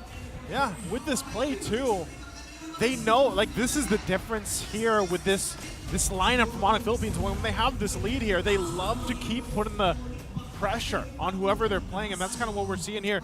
This game hasn't been like the Kelra show, right? It's not that. It's definitely it's not. the entire team doing it again, figuring out what works for them, even with this lineup, as they now get ready for the base. Oh, beautiful activation there of the final slash. Playing it around that turret, playing it under, and juggling that damage quite well. Even Escalera going to be surviving because of the immortality. I would say pretty well-performed defense as well for RSG. I mean, they didn't lose any turrets at the very least. That is actually a great defense from RSG. Yeah. Despite a lot of explosions from ONIC, they still managed to keep their turret. It's actually, like, you know, look at that. And another fake teleport. Whew. Another one, but Escalera this time, even with low HP, activates it, goes for the kill. And Demonkite might actually fall alongside the inhibitor turret there. Bottom side getting wailed on by Kelra as well. Ooh, attack speed. We're seeing it. We're seeing that attack speed change being done for these marksmen. It's just 12 minutes into this game. That was a good choice, by the way, from Escalera to decide, you know what? I know I'm quite low, but I'm going to do this so that we get these turrets. And they got 2 out of that, so great decision there from ONIC Philippines. At 13 minutes, and actually a few seconds before that, you're already locked item if you're Kelra. And then you just sell your boots, get another one, and you're A-OK. ONIC are in a very, very good spot now. They can even go for another teleport play soon. Yeah, they don't seem to be there doesn't seem to be any hesitation at all for them, right? Super Friends making these shots matter, making these diversion plays matter. And Escalera always ready to pull the trigger on the final slash. Playing it on the Nats here. Followed up very well by RSG this time around. Escalera might be in trouble here and will be saved by the diversion play. Not really. No, not active at all here. And RSG bite back. Huge play there from RSG. It looked like ONIC Philippines wanted to go for it, and RSG said no. Yeah, great plays coming out from RSG. A great identification as well. Now they have a sort of a green light to actually take the Lord Dance. Finally, right? After how many minutes? RSG looking like they're ready to fight. Kelra, though, on the backside. Lord, half health, less than. Where's the retribution? King Kong, he's winding it up. Fighting right now is going to be Light under that Lord pit. And Kusey on the side, who got the retry? It's going to be King Kong. King Kong gets the Lord, and they force him back. Conceal used as well. Escalera looking to put the pressure in. He's got the flicker available. Look at the base. Oh, man, I think they got caught out there in a bit of a surprise, maybe. And basically, a big thank you comes out from King Kong. You know what? You put down the Lord. Thank you very much. It's mined up. By the way, Kelra picked up the Athena shield, sells his boots. This is a great pickup coming up from ONIC. Right now, Lord down the mid lane. Diversion going to be used as well. They go for it. Here comes Kelra on the back here. Oh, beautiful. Oh my God, this is just non-stop massacre here. The King Kong up front. Kelra. Damage is coming in from Kelra. Wants to finish it and goes for the jugular. ONIC Philippines looking like a super team. tonight as they sweep the series against RSG Philippines. And not only that, they have flexed their drafting prowess. Thermis game 1, Louis game 2. Super Prince is having a field day today. What a masterclass, as Wolf would usually say. This is a masterclass of how you play that hero. This should be in every single guide. That was beautiful. You know, it looked like there was that glimpse of hope for RSG. You know, when they made that like kind of counterplay, even the counter punch that they had. But unfortunately, you know, when that all happened, you're talking about about 7,000 gold behind. You know, and with King Kong, like we said, this guy built a reputation on out-retching some of the best junglers in the league even last year. And so right now, you know, it's good to see Smile still on RSG here, of course. It's only week 1. They got a lot to learn and adjust from as they move forward next week. But ONIC Philippines, what a performance here as a team. Everything being pulled off together. Kelra shined when he did, but the rest of the team as a whole, and also the great drafting here. Let's go ahead and throw it over on stage with Mara and Hans to hear from ONIC Philippines. Congratulations to ONIC! Job well done! What a sweep!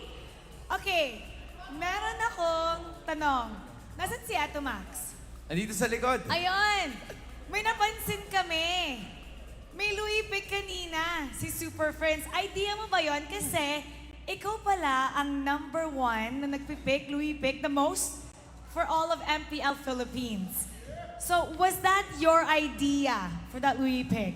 Hindi. Favorite hero kasi yun ni Madam, yung boss namin. Kaya nilabas namin. Para sa kanya yung Louis pick. At bakit gana siya ngayon dun sa draft nyo or ngayon sa meta? Bakit siya yung napili? Kasi yung mga players sobrang talented talaga nila sa pagbabasa ng mapa eh. Kaya parang naka-map hack sila. Lalo yung yung mga cores. Kaya sakto-sakto sa kanila yung Louis pick. So far, kita naman natin with the level of style na ginawa nila on that one. I want to talk to another coach. Coach, why not?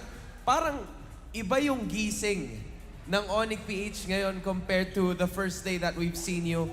What's the difference with ONIC PH ngayon kontra sa RSG? Siguro isa doon yung yung pride talaga eh. Kumbaga medyo sugarcoat pangit performance kahapon, so kagabi pa lang gigil na silang bumawi. That is exactly what they did. Bawi and redemption. Ano naman yung tanong ko sa'yo? Siyempre, may bago tayo dito. Si Coach Wynot, King Kong, Kelra. We have new addition with Eto Max. Yep. Paano nagbago ngayon yung ONIC this season with the new addition? Sabi nga kasi nila, kayo na daw ang bagong super team. Di po kami super team, masisipag lang kami lahat. Masisipag. So anong pinagbago ngayon with the new addition? Super family. Super fam! All right, let's give a round of applause to the new Super Fam ONIC Philippines.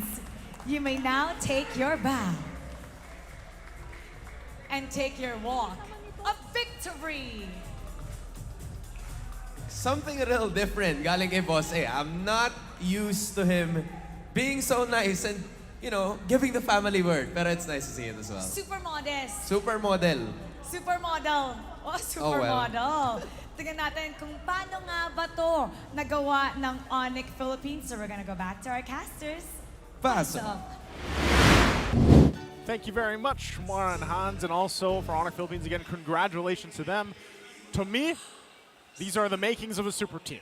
So, love to see it. Kind of things unfold here, of course, for the lineup that they have. I think it's very exciting. Anytime that you get to watch a team like this that has a lot of, veterancy and new faces. But Wolf, go ahead and take us through it for this game too. It's Kelra, our MVP. Great conversion, obviously. His connection with Super Prince is just evolving throughout the days that they're playing, and we can see that in the previous season, and now I think it's in full fruition. And there's something interesting that the coaches opened up earlier during the interview, and it's their map control. Or, to translate for all of the international viewers out there, Coach Etumac said that Louis, as a hero, fits ONIC PH because ONIC PH's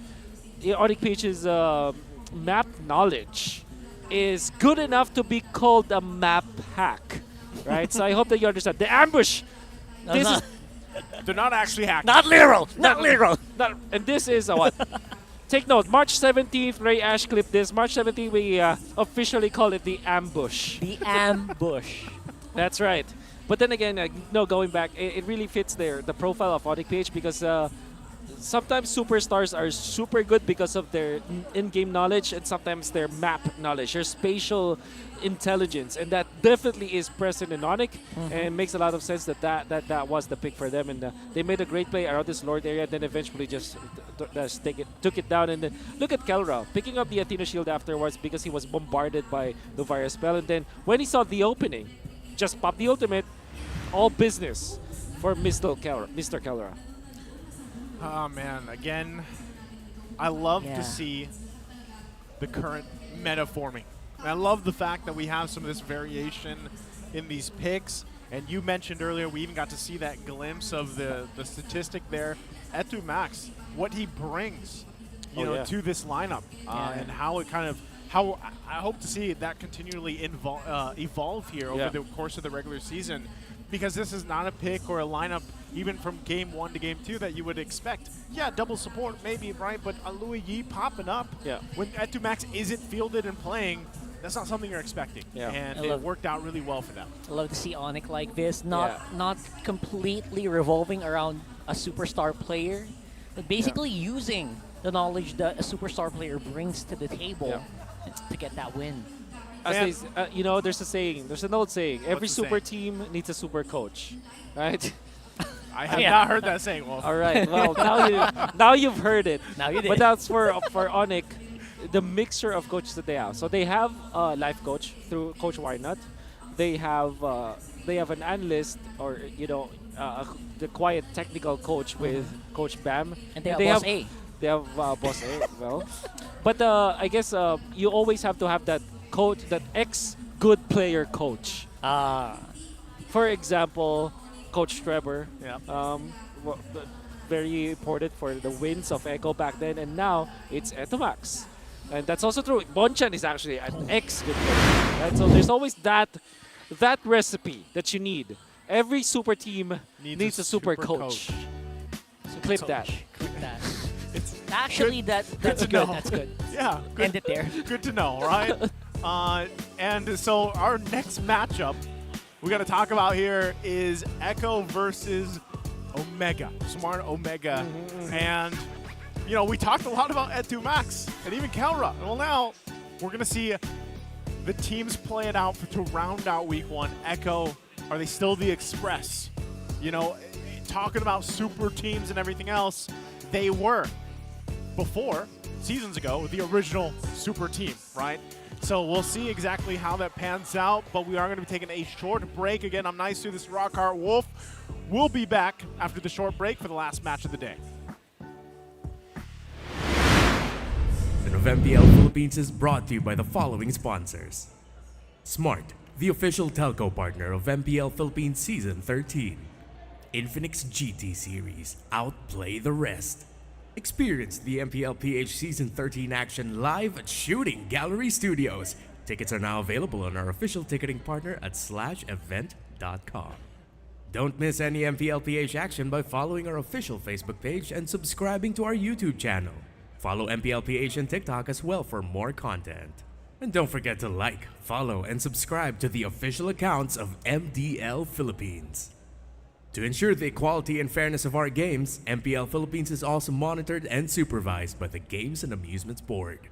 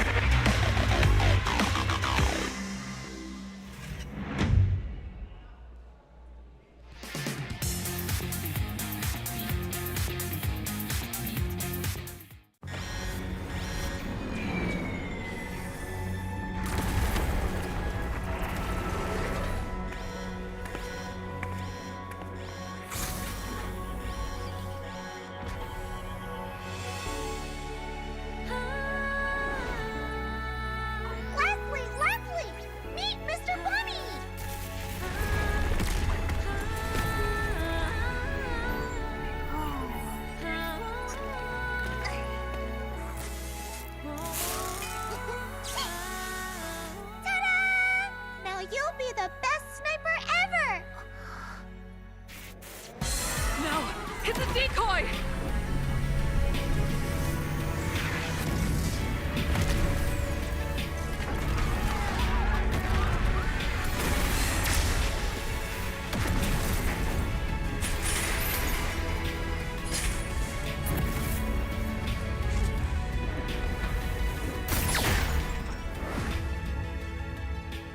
I'm sorry. Leave me alone.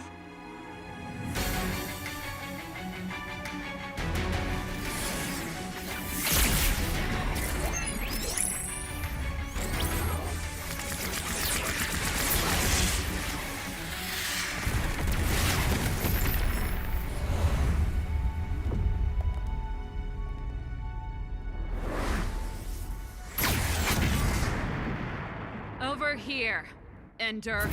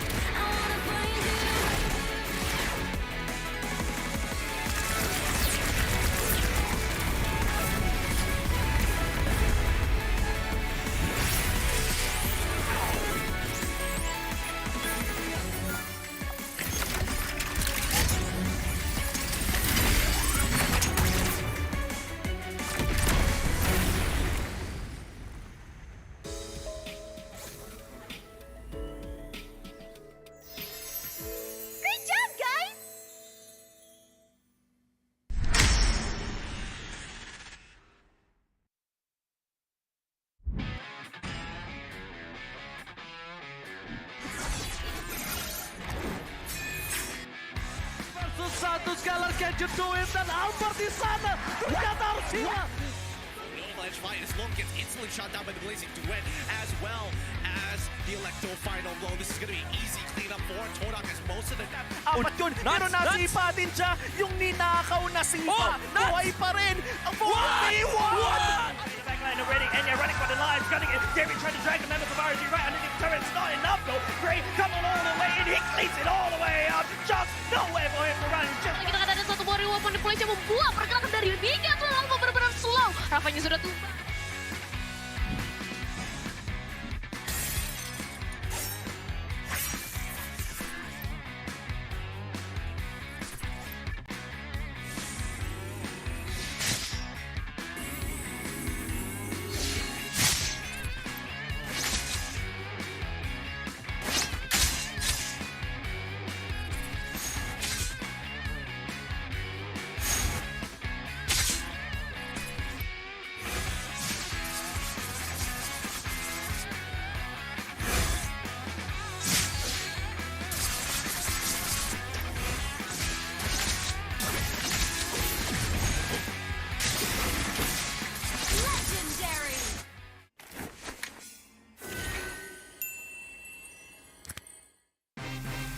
Generation Z. Authentic. Real. They thrive in the mundane. But, let's be real, nobody knows what they want. Only they truly understand. For real? Yeah, but that's okay. We get what you need. Guys, where are we going now? Anywhere! Mountain, beach, middle of nowhere! Why? 'Cause we can! Well, let me help out. Smart 5G. Best in 5G coverage experience and best in 5G availability. Oh, wow! Those are a lot of apps! That's fine. When you got power off, you could do it all. Multiple apps? No problem.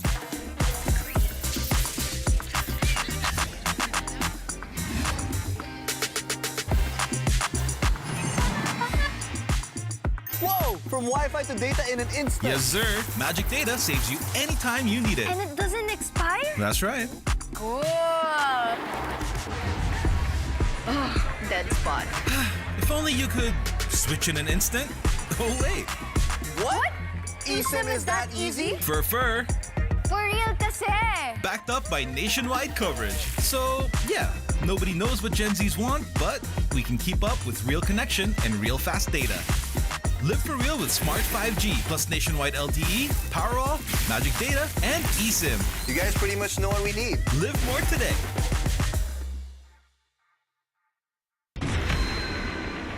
Tumatakbo na lang ang ONIC. ONIC clearly winning the team fight at may kasunod pa. Super Prince para mailigtas si Kiko. Habang si Kiko makakuha ng turtle. Nagkahilaan with the missiles. Ayun na yung last insanity ni Nats. Trabaho na si Nats. Onting zone. Nagtatrabaho na rin si Escalera. Lilikod ba si Kusey Demonkite? Yung one-on-one retry sa harapan. This time walang taga-stun. At yun, nagsakto na nadidepensahan pa yung mga tore, yung mga objectives. Ano sila, pero... Uy, in, out.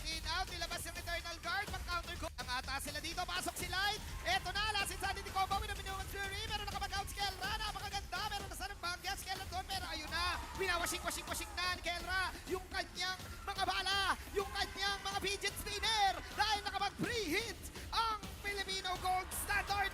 Triple kill for Kelra. At doon pa, may paggamit pa ng win shot. So sila ba ang marirate ng ONIC sa game number 1? I am Kelra, of course. Tatapusin ko na yung laban na to. Tower focus on Kelra. Makakapagsabay sa mga teamfight. Pero speaking of... Okay, may laban na agad si King Kong ngayon maharap dito. Nandito na din yung diversion.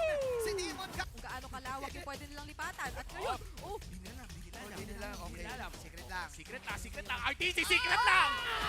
Secret lang tayo natin lang. Coach. Oo, sakto.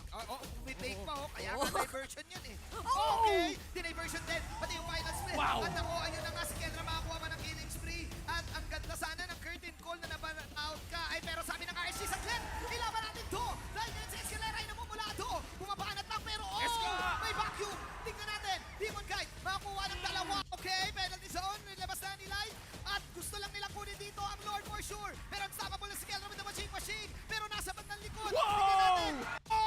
Behind! Nasa likod pala si Escalera. May ganung massive lang combo. At yung damage output dito ay enough na talaga. Kelra! ONIC! GA nandun pa rin. Tumatakbo na lang ang ONIC. ONIC clearly winning the team fight at may kasunod pa. Super Prince para mailigtas si Kiko. Habang si Kiko makakuha ng turtle. Nagkahilaan with the missiles. Ayun na yung last insanity ni Nats. Trabaho na si Nats. Onting zone. Nagtatrabaho na rin si Escalera. Lilikod ba si Kusey Demonkite? Yung one-on-one retry sa harapan. This time walang taga-stun. At yun, nagsakto na nadidepensahan pa yung mga tore, yung mga objectives. Ano sila, pero... Uy, in, out. Nilabas yung Eternal Guard. Pang-counter ko. Ang ata sila dito. Pasok si Light. Eto na, last insanity combo. Winaminungan Fury. Meron nakapag-out si Kelra. Napakaganda. Meron na sa ng Bangyas. Kelra doon. Pero ayun na. Winawashing na ni Kelra. Yung kanyang mga bala. Yung kanyang mga fidget spinner. Dahil nakapag-pre-hit ang Filipino Gold Standard. Triple kill for Kelra. At doon pa, may paggamit pa ng win shot. So sila ba ang marirate ng ONIC sa game number 1? I am Kelra, of course. Tatapusin ko na yung laban na to. Tower focus on Kelra. Makakapagsabay sa mga teamfight. Pero speaking of... Okay, may laban na agad si King Kong ngayon maharap dito. Nandito na din yung diversion. Si Demonkite. Kung gaano kalawak yung pwede nilang lipatan. At ngayon, Hindi nila. Okay, secret lang. RTC, secret lang! Secret lang tayo natin lang. Coach. Oo, sakto. May fake pa kaya diversion yun eh. Okay, diniversion din. Pati yung final split. At ako, ayun na nga si Kelra makakuha man ng killing spree. At ang ganda sana ng curtain call na naban-out ka. Ay, pero sabi ng RSG saglit, ilaban natin to. Dahil ngayon si Escalera ay namumulado. Bumabanat lang pero may vacuum. Tingnan natin, Demonkite makakuha ng dalawa. Okay, penalty zone. Nilabas na ni Light. At gusto lang nilang kunin dito ang Lord for sure. Pero unstoppable na si Kelra with the machine. Pero nasa bandang likod. Tingnan natin. Behind! Nasa likod pala si Escalera. May ganung massive lang combo. At yung damage output dito ay enough na talaga. Kelra! ONIC! GA nandun pa rin. Tumatakbo na lang ang ONIC. ONIC clearly winning the team fight at may kasunod pa. Super Prince para mailigtas si Kiko. Habang si Kiko makakuha ng turtle. Nagkahilaan with the missiles. Ayun na yung last insanity ni Nats. Trabaho na si Nats. Onting zone. Nagtatrabaho na rin si Escalera. Lilikod ba si Kusey Demonkite? Yung one-on-one retry sa harapan. This time walang taga-stun. At yun, nagsakto na nadidepensahan pa yung mga tore, yung mga objectives. Ano sila, pero... Uy, in, out. Nilabas yung Eternal Guard. Pang-counter ko. Ang ata sila dito. Pasok si Light. Eto na, last insanity combo. Winaminungan Fury. Meron nakapag-out si Kelra. Napakaganda. Meron na sa ng Bangyas. Kelra doon. Pero ayun na. Winawashing na ni Kelra. Yung kanyang mga bala. Yung kanyang mga fidget spinner. Dahil nakapag-pre-hit ang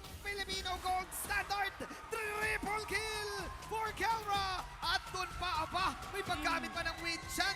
So sila ba ang marirate ng ONIC sa game number 1? I am Kelra, of course. Tatapusin ko na yung laban na to. Tower focus on Kelra. Makakapagsabay sa mga teamfight. Pero Luyi. speaking of, Okay, may laban na agad. Si King Kong ngayon maharap dito. Nandito na din yung diversion. Si Demonkite. kung gaano kalawak yung pwede nilang lipatan. At ngayon, Hindi nila. Okay, secret lang. Secret lang. RTC, secret lang! Ay! Secret lang dahil natin lang. Coach! Oo, sakto. May fake pa, kaya nga diversion yan eh. Okay, diversion din. Pati yung final split. Wow. At ako, ayun na nga si Kelra makakuha man ng killing spree. At ang ganda sana ng curtain call na naban-out ka. Ay, pero sabi ng RSG sa Glenn, ilaban natin to. Dahil ngayon si Escalera ay namumulado. Bumabanat lang pero may vacuum. Tingnan natin. Demonkite, makakuha ng dalawa. Okay, penalty zone. May labas na ni Light. At gusto lang nilang kunin dito ang Lord for sure. Pero unstoppable na si Kelra with the machine. Pero nasa bandang likod. Tingnan natin. Behind! Nasa likod pala si Escalera. May ganung klase palang combo. At yung damage output dito ay enough na talaga. Kelra! ONIC! GA nandun pa rin. Tumatakbo na lang ang ONIC. ONIC clearly winning that team fight at may kasunod pa. Super Prince para mailigtas si King Kong. Habang si King Kong makakuha ng turtle. Nagkahilaan with the missiles. Ayun na yung last insanity ni Nats. Trabaho na si Nats. Onting zone. Nagtatrabaho na rin si Escalera. Lilikod ba si Kusey? Demonkite. Yung one-on-one retry sa harapan. This time walang taga-stand. At yun, nagsakto nila nadedepensahan pa yung mga toro, yung mga objectives na sila, pero in, out. Nilabas yung Eternal Guard. Pang-counter ko. Ang ata sila dito. Pasok si Light. Eto na. Last insanity combo with a minimum fury. Pero nakapag-out si Kelra. Napakaganda. Pero nasa ng banggas. Kelra doon. Pero ayun na. Winawashing na ni Kelra. Yung kanyang mga bala. Yung kanyang mga fidget spinner. Dahil nakapag-pre-hit ang Filipino Gold Standard. Triple kill for Kelra. At doon pa, may paggamit pa ng win chant. So sila ba ang marirate ng ONIC sa game number 1? I am Kelra, of course. Tatapusin ko na yung laban na to. Welcome back, MPL fans. We're here with the Smart Omega Empress and Saya Aura. Ibang klase. Itong Smart Omega Empress because they are the silver medalists ng ating 2023 Southeast Asian Games. Talk to us about it. How was the experience like para sa inyo knowing na nagdala kayo ng karangalan para sa bansa? Fondest memory. Well, it is very, it's emotional experience po kasi nare-represent namin yung Philippines po. Oh, that's a wonderful thing. Kasi I just like to point out, umabot pa sa point na dahil wala internet yung hotel nila, you even went to a coffee shop to train, right? That's amazing. Being a woman, I'm so proud of you. Especially ngayon na International Women's Month. So ano yung mga advice nyo at gusto nyong iparating sa lahat ng mga kababaihan that wants to achieve exactly what you guys achieve to represent the country and to go for their dreams? Ma-advise ko po sa mga kababaihan dyan na bigyan nyo lang po ng halaga yung ginagawa nyo. Tsaka nung una, mahirap po talaga kasi babae nga, ayun, naglalaro ng ML, pero tingnan nyo ngayon, dahil lang po sa, dedication po namin, kaya parang malayo po yung narating namin sa paglalaro ng ML. Silver medalist. How about for you? Keep dreaming po and dream big po talaga. Na makamit mo yung, yung passion tsaka yung pangarap mo sa paglalaro po. Dream big. Yung ma-advise ko po is keep grinding lang at yung goal ko po kasi is humabol ng mechanics sa sa mga male scene. Pero malayo pa. Pero malayo na. Malayo pa, pero malayo na. So proud of you. At ngayon kasama din natin, Saya Aura, correspondent. Magpakilala ka. Hi guys, my name is Saya Pachi or whatever you want to call me, but right now I'm standing here in front of you as the team correspondent for Bagong Barangay Omega. And what can we expect from you? Ano ba yung mga ganap ngayon? Sobrang dami kasi right now for this season, I would like to share to everyone the new face of Bagong Barangay Omega. We are not just yung katulad ng mga nakaraan na nakita natin. Pero ngayon, this time around, this is all for one Omega. All for one Omega. And let them know your Facebook page so we know how to support you. Yup. Facebook page po namin, Smart Omega Empress.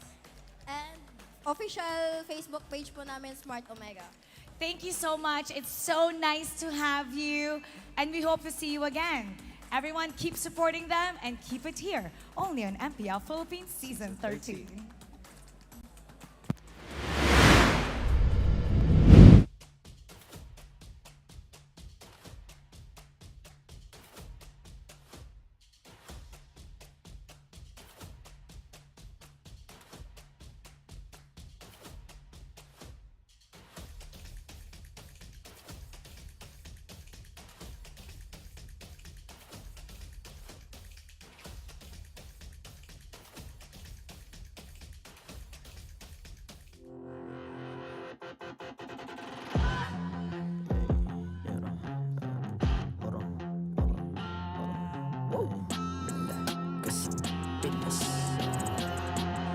Lakas ng Pinas, malakas Pilipinas, malakas kahit anong lane we become the monsters. Malakas Pilipinas, malakas face the golden sun and ribbon for the 3 stars. Look at us to the top, no ifs, no buts, winning any game para to sa PINAS. Di mo matitin ang aming boses sa new level. Nasa kalye man o mobile, you know I become a legend. Open fire, we unite, we winners. Built with pressure, the diamonds are made of. Switch na lane na parang gera, HB Racing may reset up. Built agad ang buhat ni Hilda, full load SS parang Laila. Susundan ko ang iyong bakas, kasama patas, tagumpay natin to dahil tayo'y malakas. Para sa Pinas, nasa amin ang alas, hindi tuwa atras, kinikilala sa taas kasi kami ang malakas. Para sa Pinas, nasa amin ang alas, hindi tuwa atras, kinikilala sa taas, ganito kami sa Pinas. Wow! Hold on. Yeah, malakas ang Pinas. We are laging every beat, no surrender, no retreat. Pag nagsama-sama, just imagine what we can achieve. Laging every beat, no surrender, no retreat. Giving 100 all my all, cause we just cannot be defeated. We are unstoppable, immune and invulnerable. Ready ang equipment, lahat frozen, malang crowd control. Pakita ko na jab like pow, beast of the southeast. Taas sa matawag, proud and loud, cause every enemy we devour. Susundan ko ang iyong bakas, kasama patas, tagumpay natin to dahil tayo'y malakas. Para sa Pinas, nasa amin ang alas, hindi tuwa atras, kinikilala sa taas kasi kami ang malakas. Para sa Pinas, nasa amin ang alas, hindi tuwa atras, kinikilala sa taas, ganito kami sa Pinas. Wow!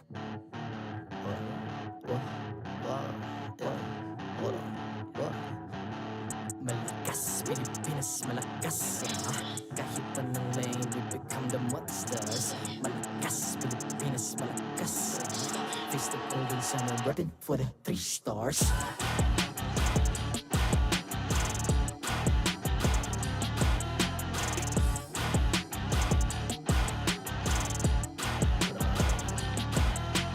Ang lakas ng Pinas, we unite, we the stars. Ang lakas ng Pinas, we unite, we the stars. Ang lakas ng Pinas, we unite, we the stars. Ang lakas ng Pinas, we the stars. Ang lakas ng Pinas, we unite, we the stars. Ang lakas ng Pinas, we unite, we the stars. Ang lakas ng Pinas, we unite, we the stars. Ang lakas ng Pinas, we the stars.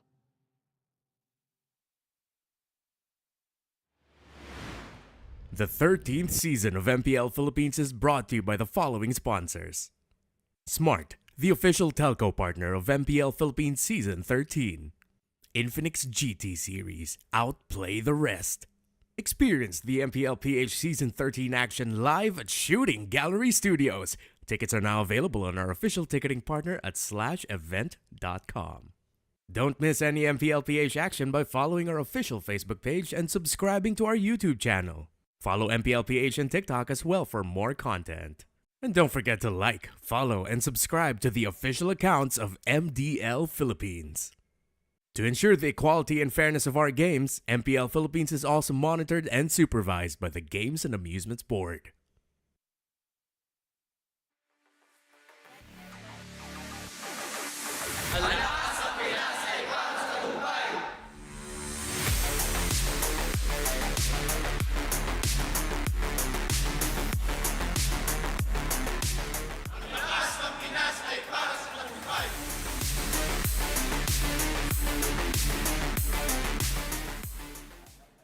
Welcome back to MPL Philippines Season 13. It's the third match of the day at gusto nating kilalanin ang ating mga players. Kasama na dito ang Echo. Alright, Sanji, kayong mauuna, fill in the blanks.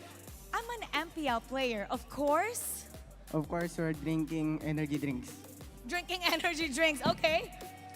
I'm an MPL player, of course. Nahiya ako sa interview. Tama. I'm Tama an MPL player, of course. Lagi akong puyat. Laging puyat. Always sleepy.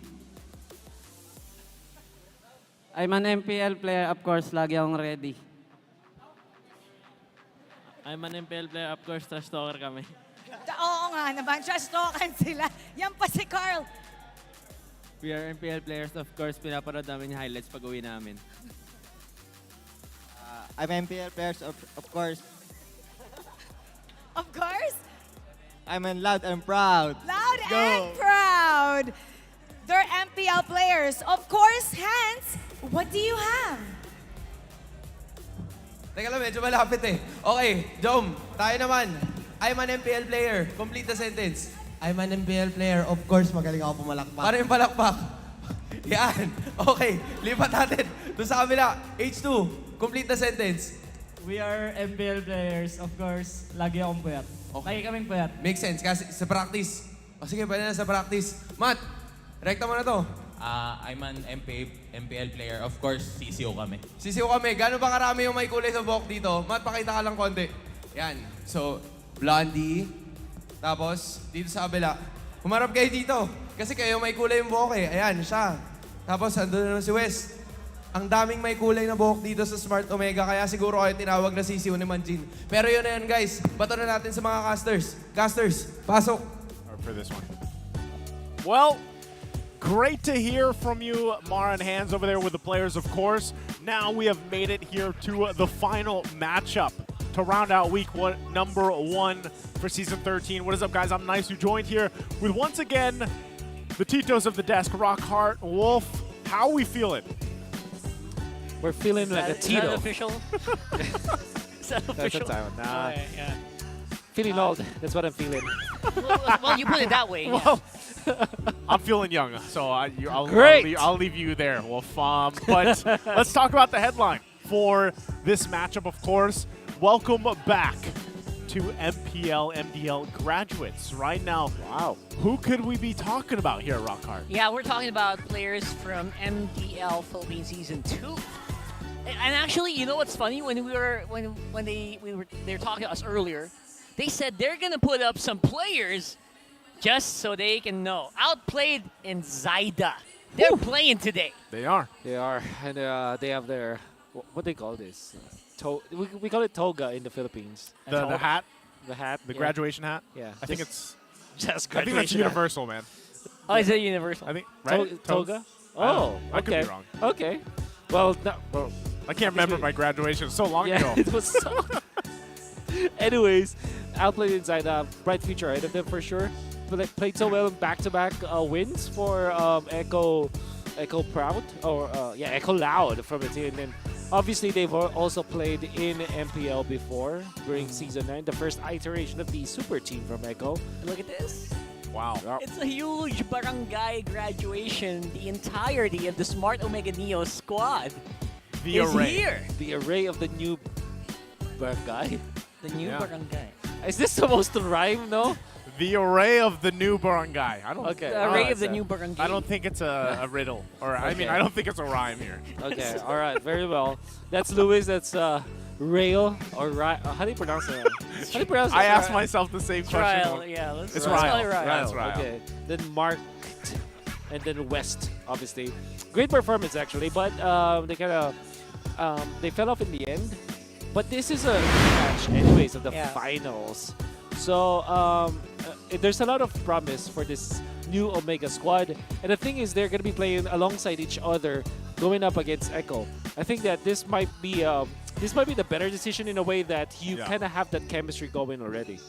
And I think that's important to point out, right? Because again, when we go through these changes, and you've been following the league for a while, you kind of wonder, like, where do some of these players end up? Where do they come from, right? These might be some newer names for some of you guys as well, but specifically to come up from the developmental league, the MPL, and then come into the MPL, we have seen great things out of individual players. Now, what more, right, when you have multiple members who are already used to playing together, right, in the MDL, and even against each other, right, in the finals. Exactly. And now they're in the professional league, the MPL here. And it adds a dynamic, too. I mean, if any of you guys have competed at these different, level of leagues, or whether that's esports or traditional sports, there's always this step up in terms of, I don't know, intensity, I guess you could say. That's the best way I would put it. Yeah, and that's really something that these teams are also trying to leverage into what they are right now. Because some people would ask, why would you remove star players like Carl Peasy in favor of like players like Outplayed or Zyda, right? Man, the knowledge that these guys have against each other, you can't underestimate that. That's something that's really golden. Yeah. And I love that teams are putting that to use. And by the way, there's a lot of preparation in between MPL Season 12 and Season 13. So obviously, whatever we're seeing from teams right now, especially with teams that have multiple players in multiple roles, it means that they have rehearsed that kind of composition of the configuration. And with that, we're going to go ahead and once again welcome our marshals out here for the last match of week number 1. These guys have been doing amazing work for the fairness and integrity of the game. It's Chico, Jeff, Patrick, and Wilbur once again.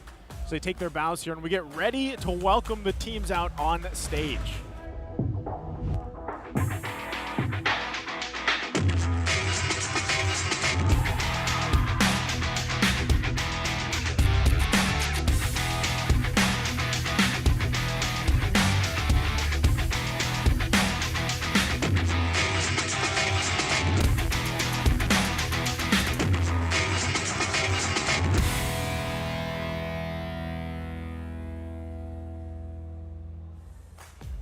The Echo Express came out full steam ahead and looks to make a stop in the barangay.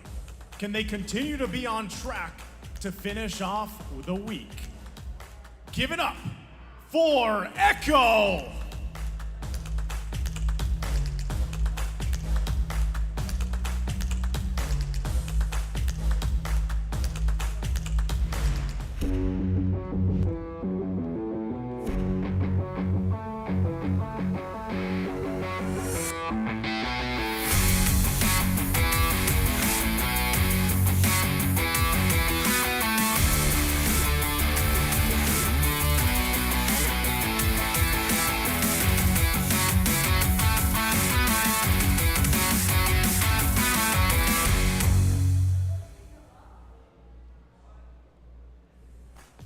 This newer version of the barangay has more to prove as they look to close out the week with a win. Can they stop the Express from passing through? Ladies and gentlemen, give it up for Smart Omega!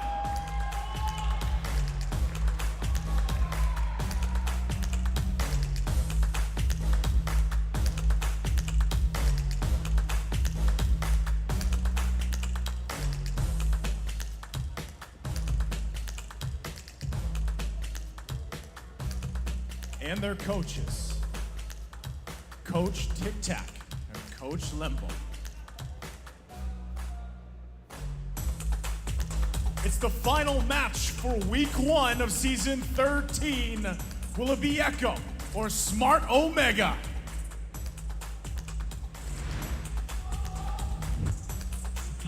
And we are seeing the lineup here for Echo. We got Outplayed, Zyda, Sanji Sanford, and JP. What a young lineup led by one of the most veteran players here in the MPL Philippines. Yeah.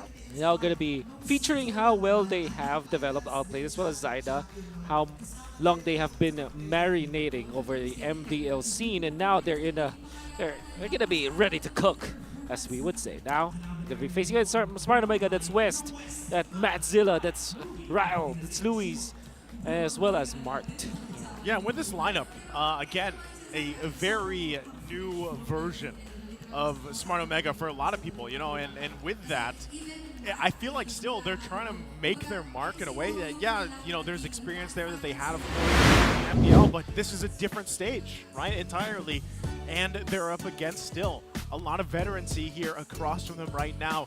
Even as familiar as they might be against some of the members here for Echo, there's a lot of work that Smart Omega has to do, and the same can even be said for Echo once again, still chasing after a lot of those goals that they have with the rise that we saw from even the previous year, right, for Echo. So I feel like this is a story of both teams having a lot to prove for the rest of, you know, their fan bases, the world here, even with the experience that they have in their own, you know, in their own way. So this is a very exciting matchup here to round out week 1, which I can say there's been a lot of sweeps for week 1. Maybe a little more than I had hoped, because I love those 3-game series, don't get me wrong. So I'm hoping at least here, maybe this is the one where once again to round out today, we get a 3-game series against these two teams that, like we said earlier, they have a lot of familiarity here, right? But still, I feel like with the advantage that Echo might have in terms of the San duo or having even JP there, is working around that experience that they have going against this young, not in a way, it's like a young blood Smart Omega. Oh, bro, don't even get me started on young. Watching these players, man, I just realized what generation of players is this already. Way different from where we saw in the first seasons. And yeah, this is also a showcase of how much our MDL players have grown. What's the result of growing, of the experience they've taken from the developmental league, which right now is running global bans. So this is something that maybe you'd be interested in as well. Do you guys think that would work in the MPL? Okay. I'm just throwing that out there. Today is a day of hot takes from Wolf, and I don't like it in MPL. You don't like it? I don't like it in MPL. Period. We'll leave it at that. Yeah, that's it. You don't need to explain. Save it for a podcast.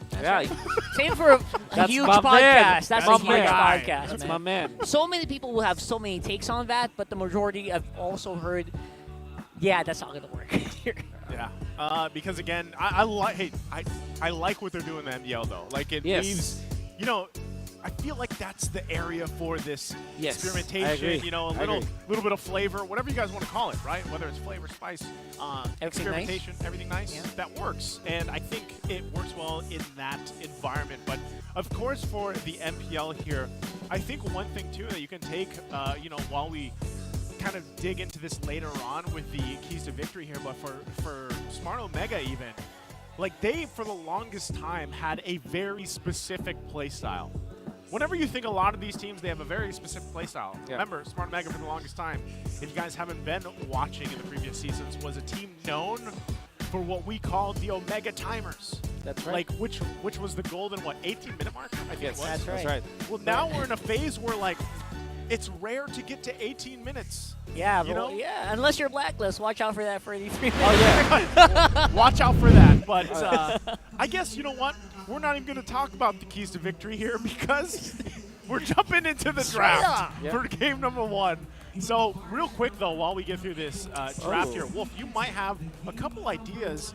What could be the keys to victory for these teams? Oh, I guess allow for Echo to allow Sanji as well as Sanford to have an active combo.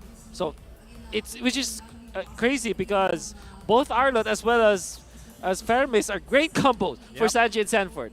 Yeah, so that's out of the table. But yeah, I think Sanji and Sanford needs to be aggressive, and then for Omega, really have to utilize Mattzilla. You know, he's a great player, great leader, up and coming leader as for the team, and I think that this might be the time where they should be leveraging Matt even more. Like, give him a good matchup, give him a good assassin hero or something, and allow him to go ham. Man, I even remember like last season when some of the first times that we saw Matt like perform in the MPL. Yeah, Sir Matt. He had a lot of great moments, but then he also had a lot of struggling moments, right? So I would say, you know, based off, it is only week 1. I would love to see that challenge against him, right? Like, set the tone here in the jungle if he can and really build off that. So I feel like if you're Smart Omega, go ahead and build that draft around allowing that, that start for him.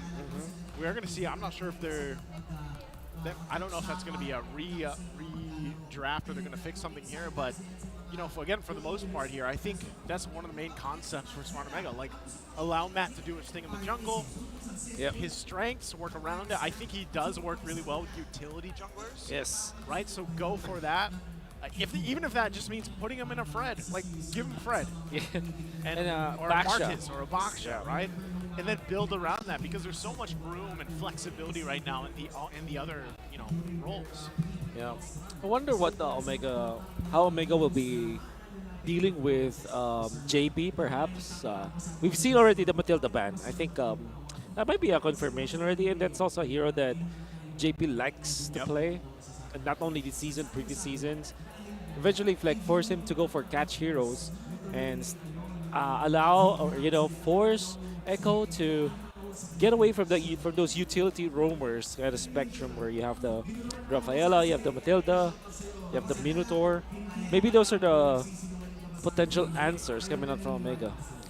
Yeah, to be fair, you're facing off against maybe one of the most decorated players in the league. I would say take him by surprise. Yeah. Employ those guerrilla tactics. And maybe you can get a point under your belt, point or free under your belt. And I would say with a young team that has mostly young players, and I would say an overabundance of mechanical prowess, this is the time to do that. I'm wondering at the same time when we talk about in the jungle, just what would be your biggest standout lane here for these two teams, Wolf? Like if you were really going to point out a lane. Let's start with Echo. Like, with the current lineup they have and everything else, like, where is the standout lane for them? Ooh, I think the easiest answer for me should be EXP lane, just because of Sanford. Yeah. Sanford's just a beast. However, like, we also have to talk about, like, Zaida as well as Outplayed, right? But I think that the easy answer to your question should be Sanford, which I think is going to be very, very important, because we've seen Lewis play before, and was... He was getting there, but not as much as Sanford would. Yeah. Now for Omega's side, it should be jungle. Like I mean, like I'm giving you easy answers, but I think that's really the standout answers here for the two teams. Sanford could always just depend on this great player.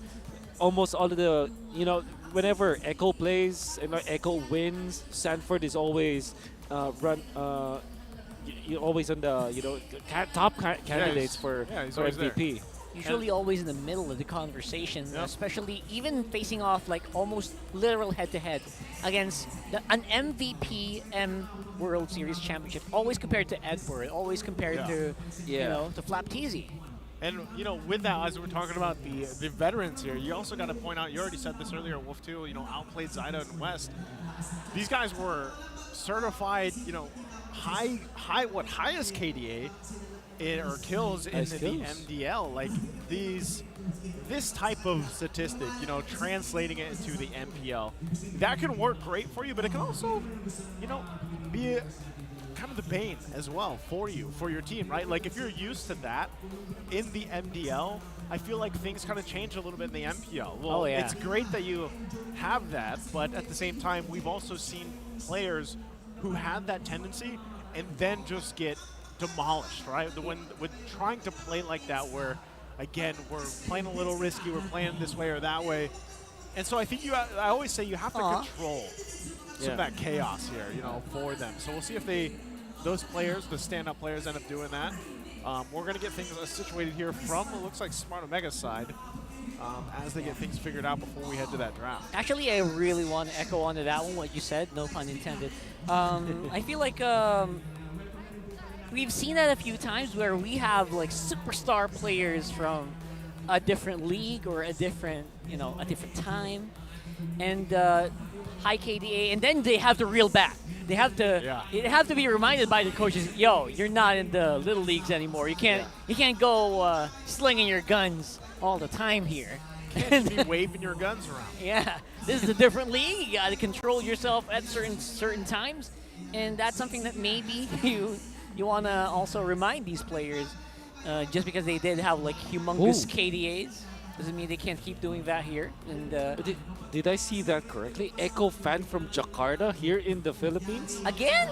Oh, or he's the same guy. Probably he's the same guy. He has just permanently stayed here. Yeah, Oh. it seems so. Wow. Look at okay. this coach right Oh, here. Coach Dap. Coach Dap coming in to see the boys in action. Wait, is Love this that. Dap or is this That's Joshi Dap. Cakes? That's Dap. Whoa. I'm sorry. That's a good. I mean, forgiven. A lot of people have been. A lot of people have mistaken him. Yep. I actually, at first glance earlier, I thought it was Josh. You did? Oh my God, this guy was serious. Yeah. All right, So yeah. I'm laughing with you and at myself. Legitimately, all right. Yeah, I shout love out to that. Joshi Cakes Hey, and the MPL gang, by the hope way. you're watching. Hope you guys are watching, man. Well, Love he's- these guys. I would be surprised if he's watching the English stream. But, you know, hey, Josh Cakes, we appreciate you. We appreciate you, whether or not. You know who's watching the English stream? What? Trex. Oh, Trex Cast. Shout out Trex. I don't Love know that actually guy. if Trex is watching now, and I just thought I'd give him a shout out. Shout out to you, Trex. Big shout out to our dear friend Trex. And Yes. I know it's quite early over there, you know, so Oh, make it sure really you, is, isn't make it? sure you eat your cereal, man. You know, real quick, too, again, we're seconds away from getting things situated here. Zyda holds the all-time MDL PH Turtle and Lord kills with 143 and 99. AKA the retro god of MDL. AKA the objective man. The objective man. The objective Okay. man. The objective man. It's weird if you put it in different contexts, isn't it? Like, you know, No, objectives. What do you mean?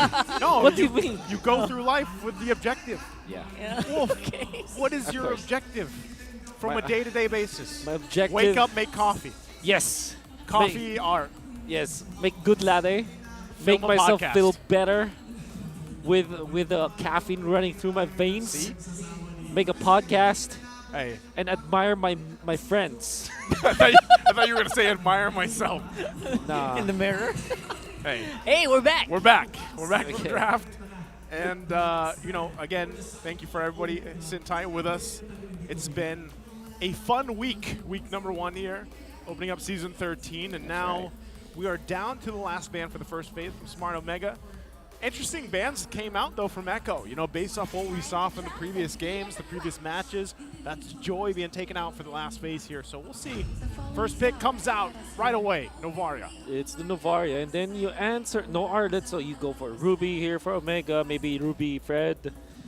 X-Borg has been the choice. Ruby X-Borg. Do we go for good or maybe Carry? Oh, Baxia, of course, the Matzilla special. We're talking about. They're not straying not straying too far from the apple field here. Whoa, Blitz draft coming out from Echo, and that's going to be the carry. Maybe get their jungler now. Fredrin is open. It's great with the Novaria, typically, or the Barretts actually. Much better choice, I would say. Oh yeah, for sure. It's a great answer to you know, to basically these two melee heroes from Omega. You gotta go up close and personal to make your stuff happen. You know what? Go ahead and try. I love that Barrett. Yeah, Barretts or X-Borg. All right, Perfect. You got it. Got him. Got so him. you go. Got So you go X-Borg now. You for Omega or you go Claude. Because you need a win condition. I mean, ONIC. Oh, sorry, it was RSG. That, In the previous game, The previous game. They missed out on that. They missed out on that. Omega needs to learn from that. Just keep it going, Wolf. I'm going to admire you. Okay. And That's your the theme, predictions. theme for the day is learning, right? Yeah. Learning from the previous. we are I thought you were learning. saying admiration. Admiration and learning. All right. They Two can go hand in lessons. hand. Come on, Claude. Okay. Make it up. Make yourself known, Claude. All right, Claude or X-Borg. That's Stop what I'm hiding. looking at. All That's right. what Wolf is calling, ladies and gentlemen. Wolf is calling Claude or X-Board. You know you want Okay.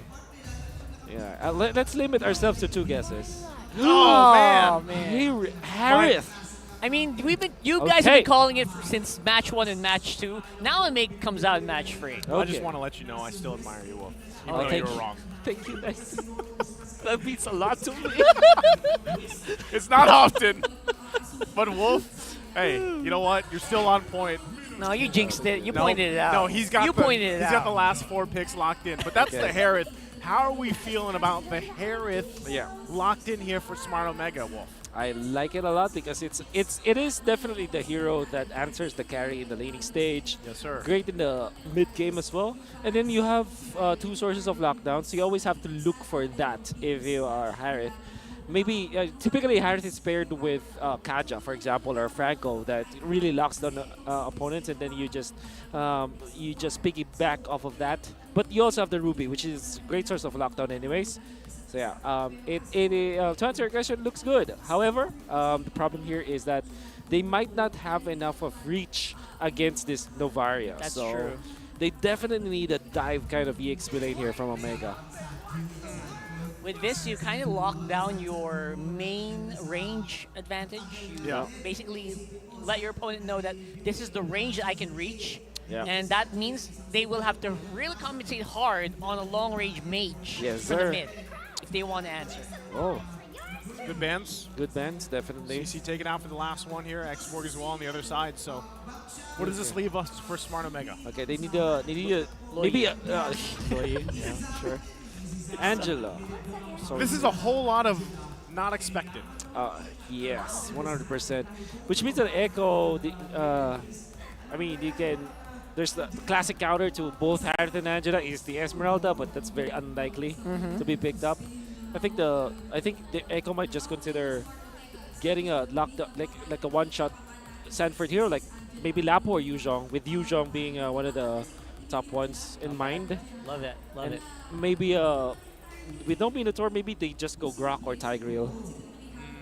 Okay. I think the fact too that Echo already has a lot of the vision with the Novaria. Oh, gotcha. Wow. So this makes it work really well. Like this is the Benedetta then on top of it. Classic Sanford. Yeah, this is a classic Sanford, but I love that they have Novaria. It gives vision, right? And then you pair it up with the Kaja. Like this is a spotter kind of approach, right? Yeah. Like they spot it out, they get the Kaja who doesn't have to go searching, checking these bushes and everything else to get that Divine Judgment off the right target. And it could work really well here, right? Of course, Benedetta is always some sort of risk factor to it, this hero, but again, this is Sanford, right? This is who we were talking about leading into this game where I said, like, who's the standout lane for this lineup still from Echo? And a lot of people would still say, yeah, the XP lane, it's Sanford. Lapu, Yuzhong. Whoa, okay. Wow. That's a glue. So much surprises. I mean, Omega, you can see the last 3 picks that they did, Harith, Angela, as well as Glue, you almost never see this. They're basically trying to see if they can throw off Echo here, who are very well known for control of their lanes. You know what? They made the opposite. They made the heroes that can really throw off those lane controls and maybe steer it more towards the team fighting side of things. I'm also wondering, like, with so much here, as we take a look at the audience prediction, 70% for Echo, but again, with so much shielding, sustainability that could happen here from Smart Omega's lineup, Echo's going to have to kind of answer that really quickly, for the most part. And I'm not sure about this, by the way, but I'm looking behind me and I see Khalid for some reason on the screen. Yeah, so I don't know if that was actually a Benedetta or if that was a Khalid. So that could have just been a Let's double check. Yeah, but I heard that your body suffers. So yeah, so it's usually Benedetta. We'll find out as we jump here. The drums are going once again for Echo, still here in Season 13. We jump into Land of Dawn for the last match to round out week number 1 here. You get a good look at both junglers getting set up, situated, and it is going to be okay. It is a Benedetta, so I was going to say, the Khalid threw me off here inside the MPL arena. Yep. Right now. Feels good. We're back. Oh, double leash coming out from Echo, and okay, so I looked at I have confirmed that it was Sanford as well as Outplayed that helped the bats, that helped Zyda take the jungle easily. So if you're going to be looking at the pace for Zyda, this is important to take note because usually Baksha outspeeds everyone from the jungling, and Bats is not the fastest jungler, But because of the movements coming out from Echo, Zyda is actually matching up well when it comes to the clear speed on the jungle. Yeah, that Baksha definitely something that, you know, aside from it clears fast, it moves so much quicker, right? Yep. So that's something that they're bridging. They're trying to bridge that difference between the junglers with that mid and support. Yep. Both of them get that level 4 pretty much at the same time, right, for both junglers. But right now you can already see a focus here, putting some pressure on West once again. I'm not really expecting with both these lineups there to be any early first bloods, right, for the most part. You're going to see them get kind of centered up into the first objective here. Also, at the same time, you know, JP, one of the great things about having this Kaja available is that on demand usually kind of numbers disadvantage. You can usually get a kill quite quickly having the Kaja, and then again carries snowball potential, right? So they're getting really close to those level 4s up top in the XP lane. Now they'll make their way for the objective here. Smart Omega in position for members against the 4 of Echo. Looks really good so far for Omega. Their melee heroes really making sure they can zone out Zyda, who is actually quite busy with the purple buff right now, but he will be here in time. He has Retribution in hand as well. And Sanford, he's making marked life here in the mid lane so much more difficult than it should be, even forcing a flicker out of the glue. And there you go, Zyda securing that turtle. The fight could still go for Omega, but they decide to pull back. And some important clarifications here. This is an EX lane Ruby and a glue in the wrong role. That's why Marked was actually wearing the conceal boots. But when he tried to get a level 4, Sanford was smart enough to take down the Marked and force that flicker. Huge. Right now here, West, obviously, if you're a Harith, you want to leverage your ability to duel early on against the carrier, else you know what, you might have problems later. Yeah. So yeah, he's trying to do that even 1v2 right now. You know, it is clear that Outplay played this matchup before, because the way that he used the flicker and the way that he is actually leading against West, trying to win that lane, it tells us that he knows how to play against the Harith. He's not overextending. So Echo really prepared for this match. Yeah, sure. the way that they're moving around the map shows it, but still, you know, with either team. What? Not gonna That's land a that. very... Did you see that item Rose pickup? Gold Meteor. What is First that? item. We have to ask that later for sure, but for now, yeah, it's Sanford and Louise wailing on each other. But yeah, what's up with that, Wolf? What's up with that? You have a little bit of damage and a lot of defense on that. It's like a... It's not a double-edged sword, but it's like a holding a shield and a sword. It's like a broadsword. It's a rose and a meteor sword. Yes, sir. And with Zyda holding onto the radiant armor early, going up against his magic-based heroes, this is Echo identifying that magic is the way to go for Omega, and they're countering it. Yeah, they set themselves up for success with itemization alone, and there you go. Wow. Just making sure that you can get something done here. Luis, great lifesteal, and the pullback here with the I'm Offended. And there you go. That's going to be first blood going over here to Omega, who are feeling really good right now. Mark is even here. He even used the flicker in to get it up on the front. Oh! There's split, and the grab. Make sure you put your target in the right position here. Rildo might be in trouble here as well. Sanford, the big difference maker here for Echo. Sanji as well, just doing non-stop damage from the side, but he just ran out of teammates here up on the top side of the map. That was one of the longest exchanges we have seen so far. Exactly. The back and forth here, and just how long it took for those members to fall, but ultimately, Smart Omega will come out on top, plus an objective. Wonderful play coming out from Omega, especially because Lewis just held his ground. He prioritized the War Axe and went for the full fighter build. And because of that, Lewis was able to just lifesteal and spell vamp his way out of that fight, especially because Ryle already activated the ultimate. A great counterplay coming out from Omega. No boots, by the way, for the carry. Just straight up rose gold meteor. I love that. Man, just noticed that. RGM. Still a smart choice given the lineup, right, that we're talking about here. But absolutely, man, talk about just how much value right now that Angela even brings to the table, right? The heart guard really change the course of that fight up top. And that's why Sanji, you just saw him pick up the necklace of Durance, right? Like, he needs that to help with this kind of sustainability coming out from Smart Omega's lineup. So you can see them put a lot of pressure here too. Sanford also picking up the next big item to help deal with a lot of the sustain. The HP bars of Omega are very deceptive all around, right? Luis is going to get his HP back immediately almost. Mark can go split up if he's in trouble.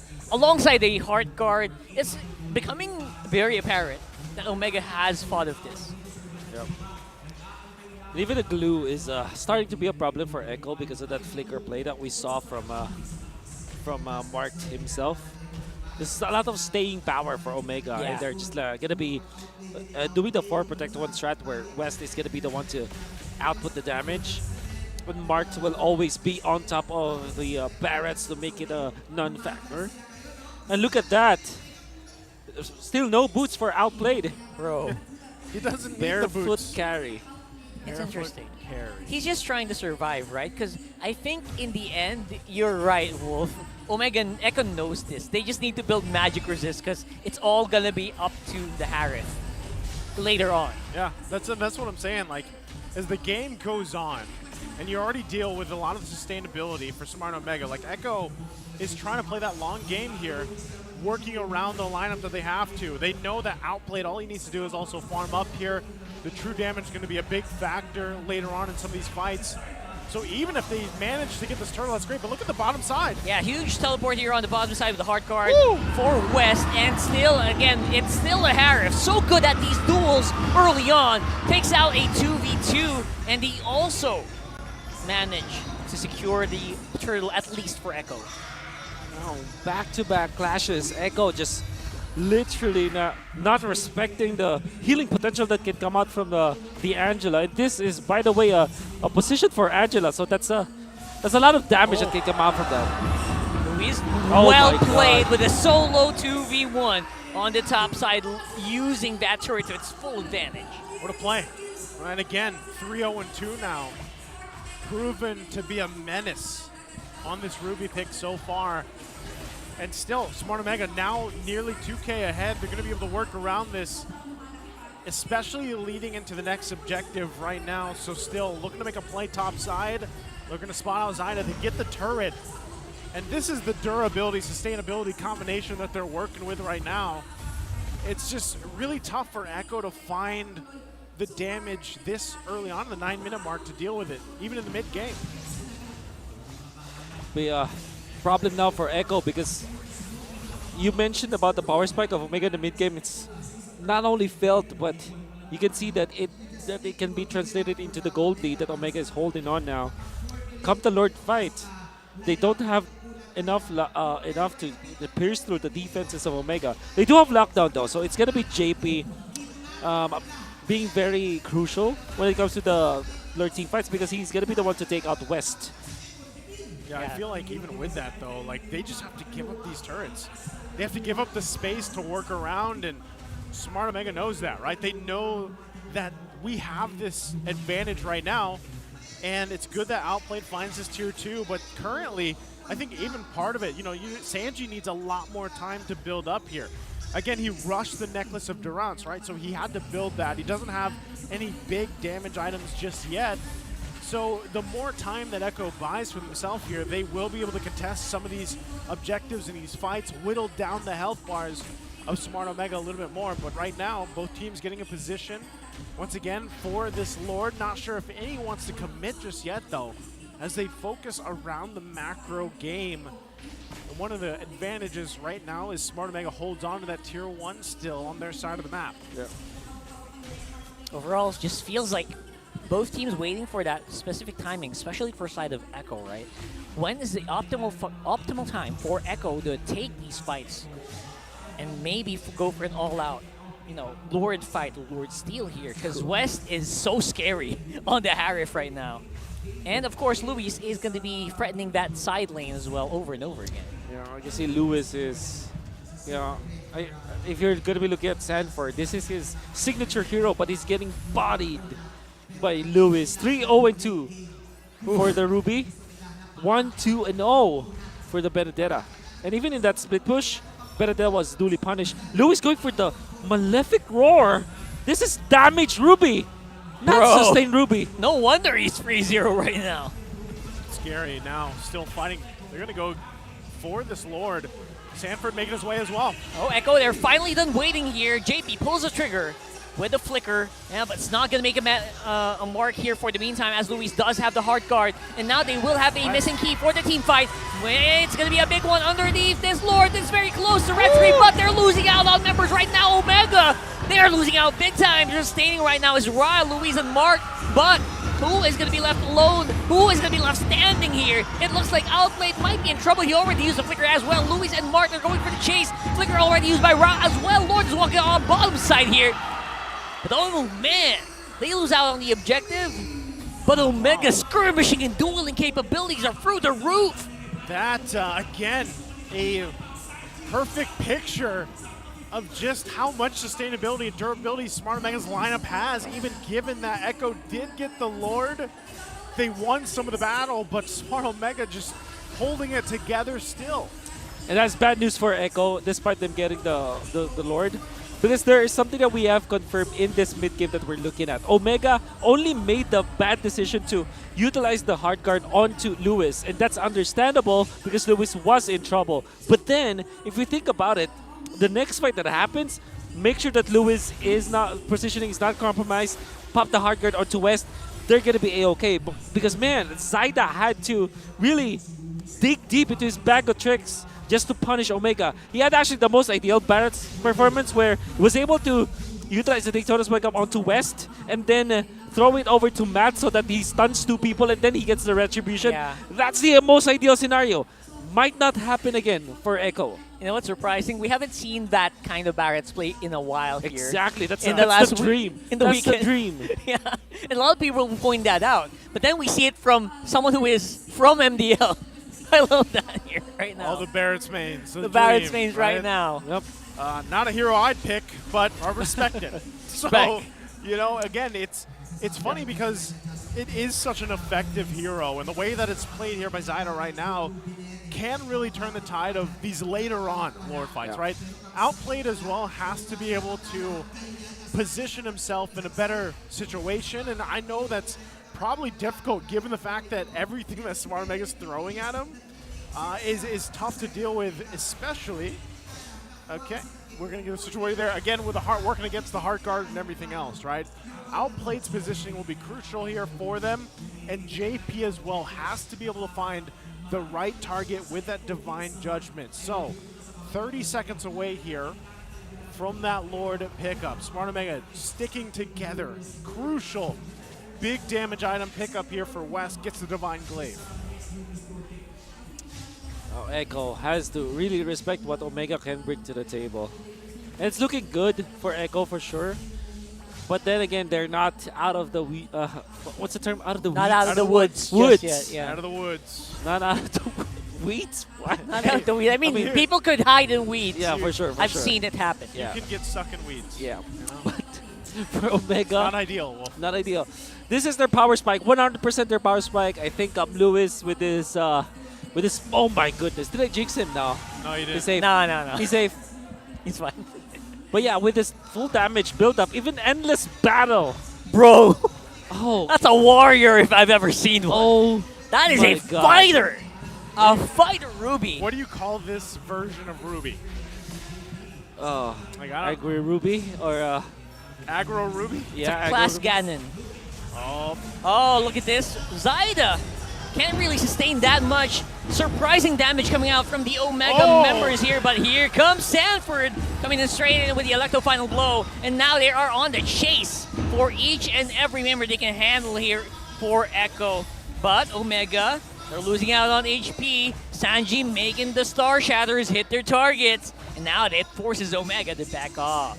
Again, you know, even that whole exchange, they don't want to go ahead and deal with the Lord just now, but you could see once again the durability of Smart Omega lineup, even outplayed. Like, I'm kind of wondering, like, where is that damage that we're so used to seeing with this carry? And part of it is he's just not able to get in the position to get those procs off even. Yeah. So Smart Omega now will go ahead and start this Lord.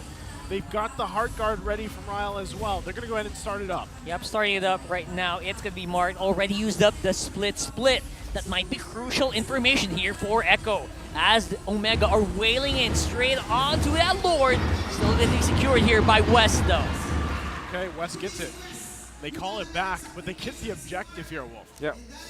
That's a great stack for Omega. They only lose their roamer, so that's totally fine. And he's going to be respawned in 30 seconds anyways. Health of the minion wave is going to be controlled by Omega, but Echo immediately answers. We have to make the beeline towards top. Let's clear the waves and pop that notification in chat. Clear up lanes. I can tell he uses that a lot in Yes, his sir. ranked games. Like, guys, clear up those lanes. Come on. That's true. I have attack the turtle, clear up lanes, and attack the Lord. Top 3. Yep. I don't ever use any of those. What do you use? I just use a thumbs up emote. That's it. That's all I It's use. the most nice thing I've heard today.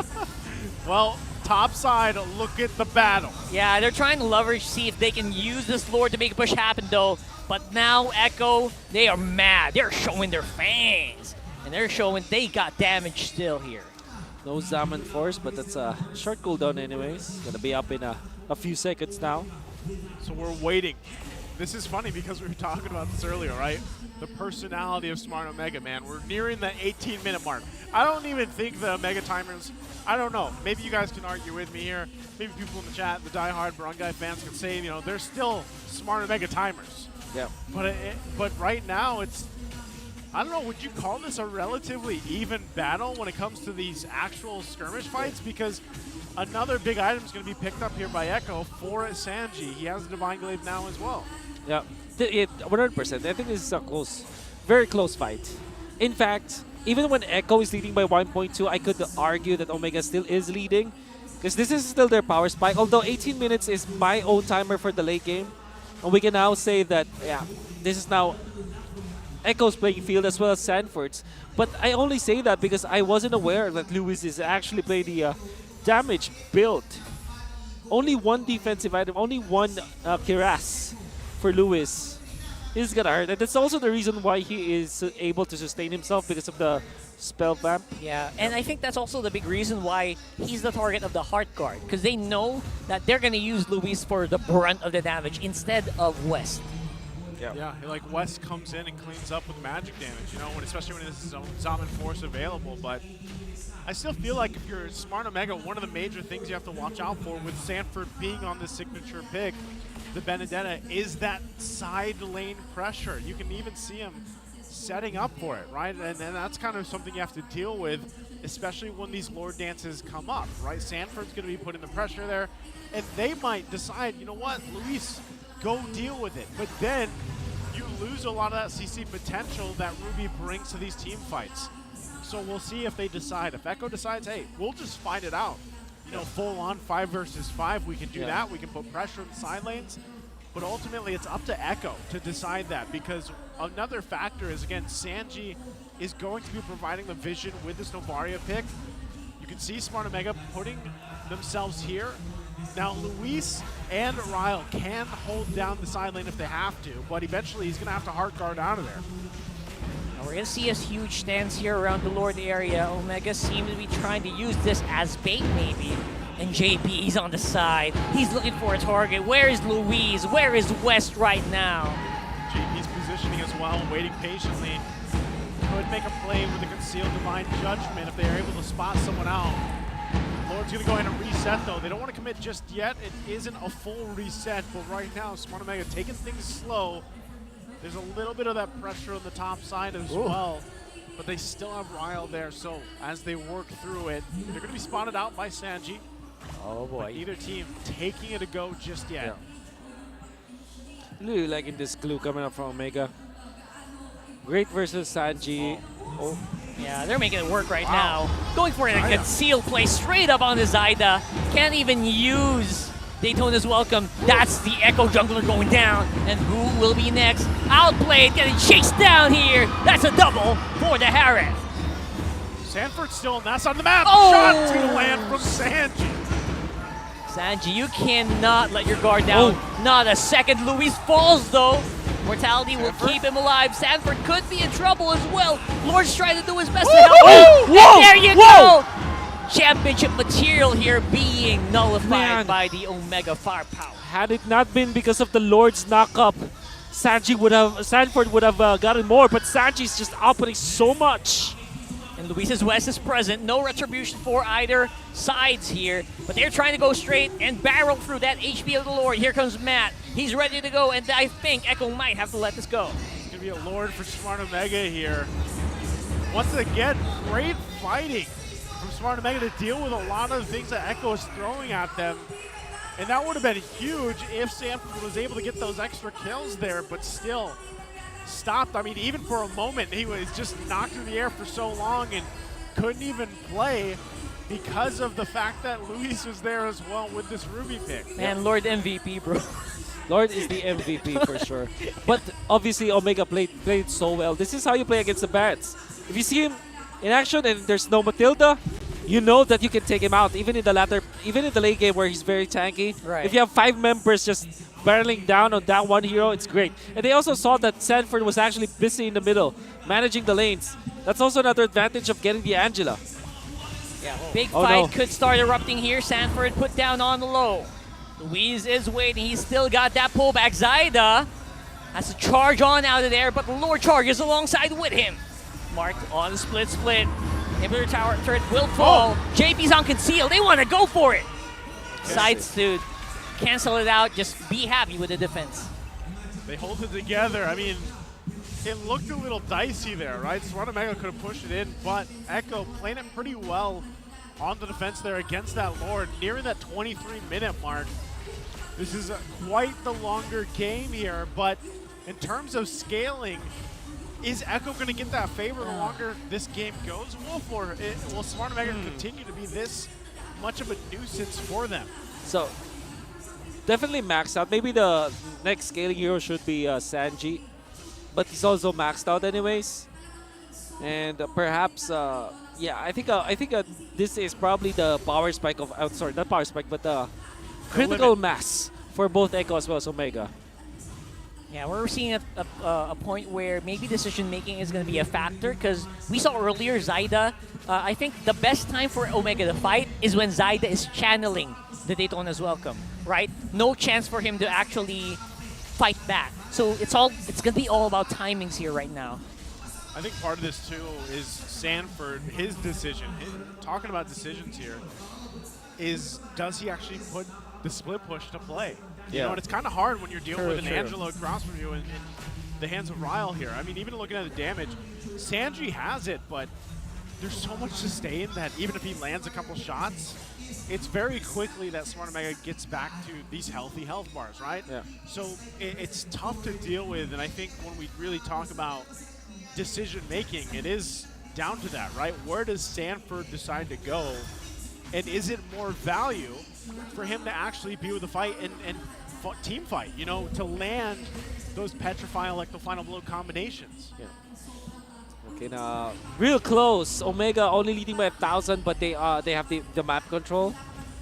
And Sanford is again very preoccupied, taking care of business up top, where the minions are gonna be naturally closing on against Echo because of that. Of the inhibitor turret being down, and Zaida is still far away from. I don't know if he's got the immortality soon, like the cooldown. Oh, look at JP and outplayed. Oh, that's a massive movement up on the top side of the map. Might be worth it to actually go for the Angela, but then if you think about it, Angela can just use the ultimate. I wonder if there's like a Winter Truncheon on the side of Ryle. There is Winter Truncheon, so yeah. They're planted up there. You can buy a lot of time with that. I don't think this is a good decision coming out from Echo, because they only will be able to catch the Angela, and that's not worth it just because of that Winter Truncheon that I'm talking about, because you can pop the Heart Guard and get into the fight. Well, they cleared those minions already, so they might have to give a go signal with a conceal play up top. Yeah, all they gotta do is wait. It's a three-man push on top side. They are going to pull the trigger, and they take out Ryle. No time to punch. That Winter Truncheon. And Luis is getting punched really hard as well. Here comes Matt with the intercept. He finds on Sanford. Mortality's still going to be active here. for both of these players. That is a huge W. It was one guy. It's a huge W for Echo, I believe. Huge W. I thought it would be a bad decision, but then again, Ryle did not have an immortality. Had it been that he had the immortality, that would be a bad decision coming out from Echo. But of course, they're champions. They're world champions for a reason. What a play coming out from JP. Yeah, great play here, but still they have to claim this Lord, and Smart Omega's not going to let this go again in 30 seconds. If they stall it out, Wild could just pop in with a hard guard at 8 seconds notice. So Echo goes in. Yeah, it's a 4v5 right now, and Echo knows it. Goes straight for Mark. He goes on split. Here goes Ida as well. Louis gonna be going down. Immortality going up as well. Matt, it's gonna go crazy here. So many low HP members here, and Louis gonna come out on top here. Echo looks like they are very happy to take these fights, and here comes Sanji with a flank. He's flanking with a Novaria of all heroes, and he's hunting down West. Going down is going to be outplayed though. Here comes that bite from Omega. Hard guard is active as well. Matt is still alive, but they're going to go push up on the mid. Echo trying to go and straight true to their form and true to their reputation. Barrels down on mid and take the W. Talk about an express decision from Echo there. Some people might have wondered, why was Sanji not firing off in the direction of the team fight, and that's exactly why. Able to get the win there in game 1. Oh man, that play for Ryle had a chance to go to that top spot, and I honestly thought that it would be a bad play, but then I did not take for account that there's no immortality actually for Ryle. Winter Truncheon is not enough because if you get ganged up, but you need both Winter Truncheon as well as immortality to survive that play. And that combo that we're talking about, the 1-5 conceal play, position 1 and 5, but with a little bit of a difference from Echo because back then they had their Benedetta too, so it's a 3-man connection up top. That's why they were able to burst down Ryle so easily with that flicker, that conceal plus flicker play, and it's great. I mean, that could have been great for the side of Omega had it been that Ryle went for immortality instead. I think, immortality or not, that, when I asked you guys scalability and everything else, you mentioned it comes down to decision making. That's exactly what it was, right? I mean, down to that play where they made their way up top just to get Ryle, and they did, and then that kind of resulted in Smart Omega being like, oh man, we actually need to contest this Lord. Yeah. And then the way things kind of unfold from there. Because I still think if Echo was like, you know what, we have a numbers advantage, let's take the Lord. Yeah. Smart Omega still had a very good chance at winning that fight. So Wolf, I know you have some more to say here. Take us through this game 1. Who do you think is the MVP? Well, we talked about so much hype about this guy. And the fact that he got bodied by Lewis so many times in this game, you would think that maybe Sanford has, maybe we could call it quits for Sanford in this particular game. But no, he went back. I mean, there was even a Lord team fight where you can argue that Sanford's positioning was bad. But in that last set of plays, the genes for split pushing as well as the genes for like just making good decisions in the latter portions just rained through for Sanford with that Impure Rage Benedetta. Let's look at the highlights. So many highlights in this 27-minute bout between Echo and Omega. But up top, you can see that Lewis already is rising to the occasion. Zaida, great outplay. This is the dream scenario for the Barras that we're talking about. He's able to take out West as well as Matt with his play. Eventually he was taken out, but he still managed to get the Lord before he went down. And then Omega, piggybacking off of what Lewis is doing, as well as Ryle on this particular game. They have found a lot of openings around the Lord dances. And it will continue to happen. I mean, Zaida's just getting punished. Had it not been for Sanji just taking out Marked and eventually taking out Lewis, this game would have been totally in Omega's hands. But it didn't happen in the end. Again, if you look at this game, a lot of the times it was quite even, for the most part. And for Smart Omega specifically, they had a great lineup. I loved what they brought to the table here, and they executed it pretty well for the majority of the game. And maybe this comes down to some of that experience, that world stage experience. you know, some of the pressure that came out here from Echo. Yeah, that's sad for the Sanji just flexing their not in-game knowledge as well as their resilience as a player. I mean, the championship caliber kind of resilience in this game where already everything is going badly towards Echo, but they recovered. And important items here, Rose Gold Meteor prioritized by the members of Echo. That's actually the Outplayed had to sell it eventually. Yeah. Yeah, but you get the idea. They needed a way to kind of last against Omega, especially because Omega did go for magic damage. And then if we're looking at Lewis with this play, I totally understand why he went for this kind of itemization. Endless battle in the end, and he's outputting the necessary damage as an EXP laner. But then in the end, they lost. I want to highlight how good Sanji played there in the last part of that. Obviously, Yes. they already did like immaculate, very creative decision making on the top side, but the way Sanji flanked, when have you seen a Novaria flank from the back? Exactly. What's that about? It's an amazing place. Yeah.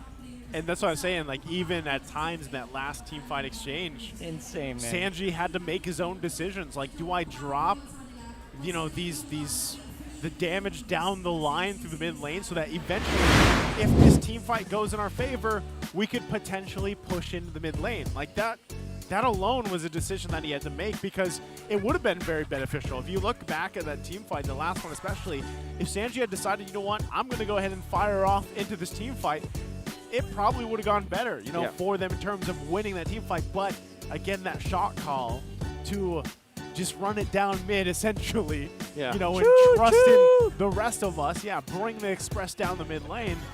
That's exactly what helped them win that game one. Yeah, it was creative decision making, Yes. and the caliber of gameplay that you can expect from obviously a team with JP in there as well. I think that the Omega really devised this properly. I think that their draft was great. They picked up the Harith. We were looking for it. Then the Angela, and then the Glue as the roamer. It's great coming out from Omega, actually. Well, let's go ahead and throw it over real quick to our host. They're out there with a fan from, it looks like, somewhere else.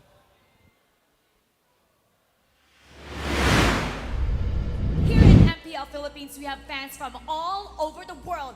Here with us is Vincent, coming all the way from Indonesia. Jakarta, Indonesia. Vincent, I know that, you know, it's been an amazing series and an amazing day so far, but who are you rooting for? Who? Omega or Echo? The Orcas. Echo. Echo, of course. Oh, Echo. Lots of fans right at the back. Favorite player from Echo? Carl TZ. Okay, what is your role then? I know it's Carl TZ, but what's your favorite hero in jungle? Fredrin. Fredrin. So, you're from Jakarta, Indonesia. What are you doing in the Philippines? Work here. And how long have you been living here? 5 years. 5 years. Is this your first time in the MPL? Not really. I watched MPL before in the previous season. So Oh. Right, let's try to list it down, because I feel like he's familiar with the game already. Season 11. Did you watch? I forgot. All right. Season 12. Season 12. M5. And M5. Okay, you're here for M5. I'm really curious, who were you rooting for? Indonesia or Philippines? To be honest, ONIC, but I always look up to everyone who have a good teamwork. Everyone who has a good teamwork, but who, And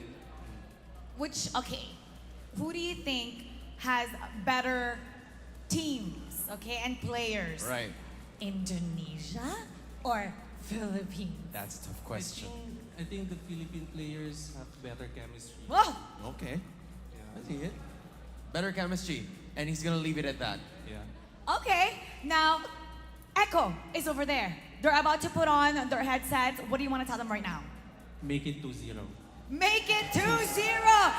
Do you guys agree? If you agree, complete the sentence. Echo loud. Echo proud. Thank you so much, Vincent. You Thank have you. fun. And now we're gonna go back to our casters for the second match. Casters, paso. Thank you very much again to Vincent, coming all the way over here, of course, from Indonesia. And again, Hans Amara there. Now, you know, before we move on to game number 2 here, we do want to go ahead and mention to all our viewers out there that we are assembling you guys for our own community tournament. Be a part of the E-Project Esports for everyone and show the world your impeccable esports prowess. Man, so many advantages you can get. You can get free tournament mode access, free in-game items, diamonds, and so much more. All you gotta do is register with the QR code down below. Well, isn't that amazing, Wolf? It is amazing. I think I still can't get over the fact that that game happened. Like, there will be a day where we see Carrie and Benedetta going up against Angela Glue and still win because of what JP was able to do. Man. Well, you know what? I believe that that game did happen, and I believe there's some keys to victory here, too, that we didn't get the chance to go through over, so why don't you take us through it? Infinix keys to victory for Echo. Outplay West. Outplayed. And for Smart, it's outplay, outplayed, West. And the third one is you just show how... I was going to say, how do you, in English, how do we say that? Just show your strength. Show your strength. There you go. Show what you're made of. You got some poetry happening. Some poetry. Outplay, outplayed West. So it's basically a West versus outplayed battle. That we saw in that game, actually. Yeah, there were many times that West actually outplayed West. Well, let's hope you guys don't outplay yourself. If you're watching with us here in the MPL Arena, we're now looking for the Smart Game Face of the Day in the MPL Arena. Be the next Smart Game Face of the Day winner. All you gotta do is flash the hashtag #PowerOfSmart on your devices in a green screen. Put your game face on to win a redeemable in-game code. Now, is this what we're looking for? That's a pretty good game face right there. Oh, it is! Oh, my goodness. All right, all right. Congratulations. Don't have to tell me twice. There you go. Congratulations. You know, at some point, I was always thinking about this previous seasons. There should be a showdown of the game face winners, but I don't know if they all end up in the playoffs eventually watching. But it'd be cool to be like, yeah, I'm week 1 winner, week 2, week 3. And then when they go watch in the playoffs, I don't know what they would win. Something amazing. I mean, I support this. That's a great idea. You're welcome. They will win an eSIM that we were... An eSIM?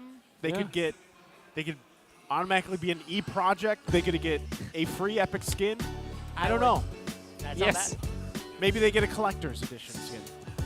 Yeah. Wait, that actually makes me wonder. Can you actually gift collector's skins? You can, right? No, I think some of them you can. Oh. There's a certain collector. There's a shop, and then there's a gift. Can you gift legendary skins? Depends on the event. Well, I'll figure that out later, but we're jumping into the draft here. Game number 2. We're already through the bands. Echo going to be on the blue, Smart Omega on the red here. And I like that they're like, you know what? We don't want to deal with this Harith anymore. We don't want to build around it. We don't want to deal with itemization around the Harith pick, so they take it out. Yeah. Which means that Joy should be the man here for Omega, unless they want to just bring it up. Maybe just open it up and then answer it with their Ruby that they were so good at in the previous game. But now they won't. And this opens up. Echo takes Ruby. Ruby or Novaria. But I think, yeah, why not, right? Nope, Novaria. Novaria, all right.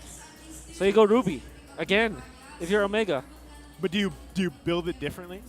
You go Arlot, maybe Ruby. Yeah, you probably... Do you actually put Ruby maybe in the roam this time? Yeah.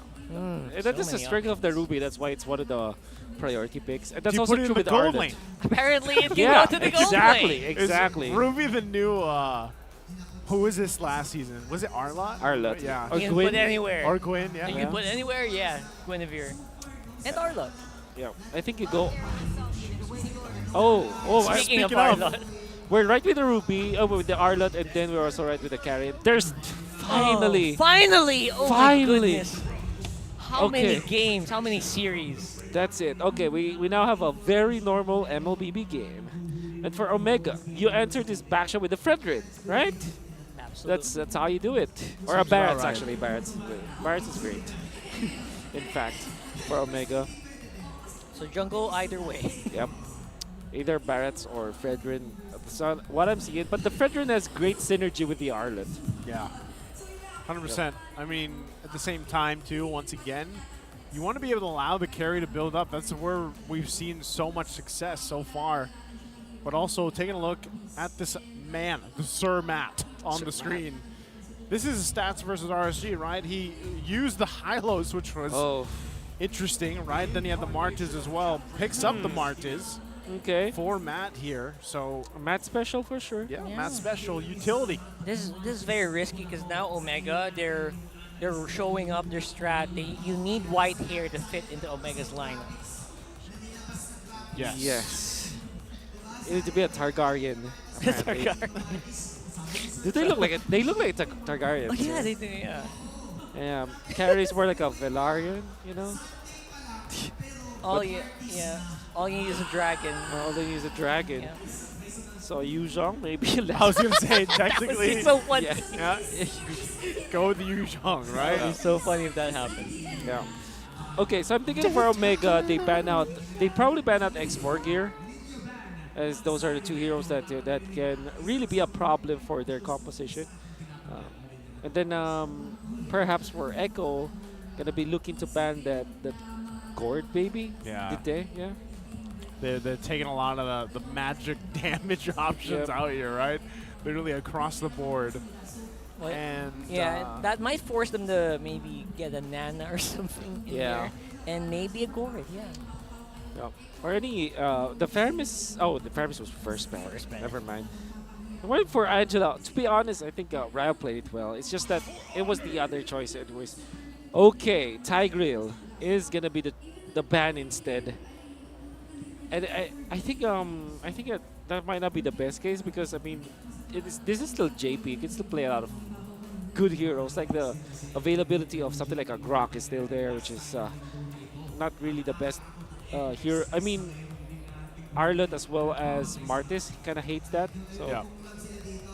We'll see again. I'm wondering it too, Echo, if they decide to take another magic damage hero out of here. I would be surprised if it is the Gourd, but probably, like we said, it is picked up here, but it's Minotaur. So I'm wondering if this leaves open. Does Smart Omega actually decide to go that route? Or, like you mentioned earlier, Wolf, like Angela was played pretty well. You know, it provided a lot of value to the lineup that they had. Even the same lineup here, given the first 3 picks they have, it could still work out. Gourd, Nana is also good. Or maybe Valentina.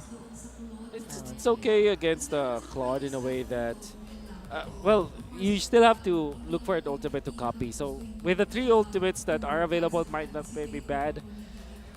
Ruby still open for Lewis as well as marked. Maybe they can leave it for later, maybe for 5th pick if they want to go Valentina. That's right. Okay, what do they pick up here?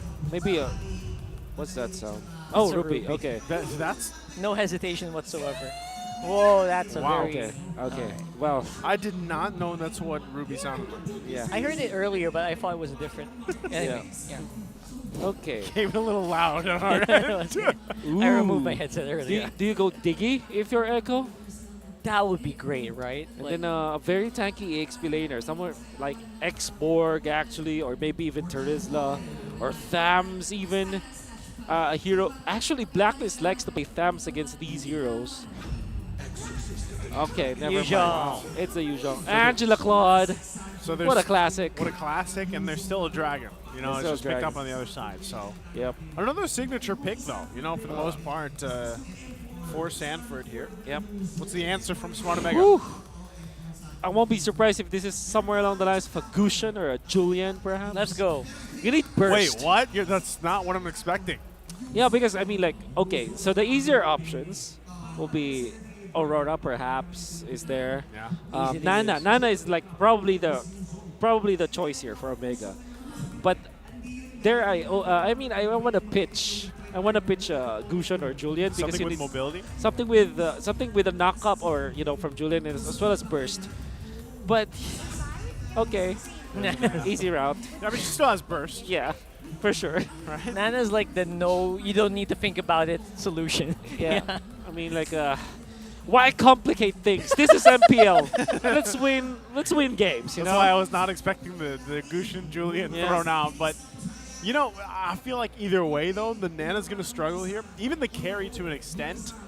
because if you just look at the lineup from Echo, they can come from many different angles. That's right. And, you know, even when you're a Nana, like, yes, you have the passive, right? But if you drop your ult, then what are you doing? Like, you're just kind of on the run. Yeah.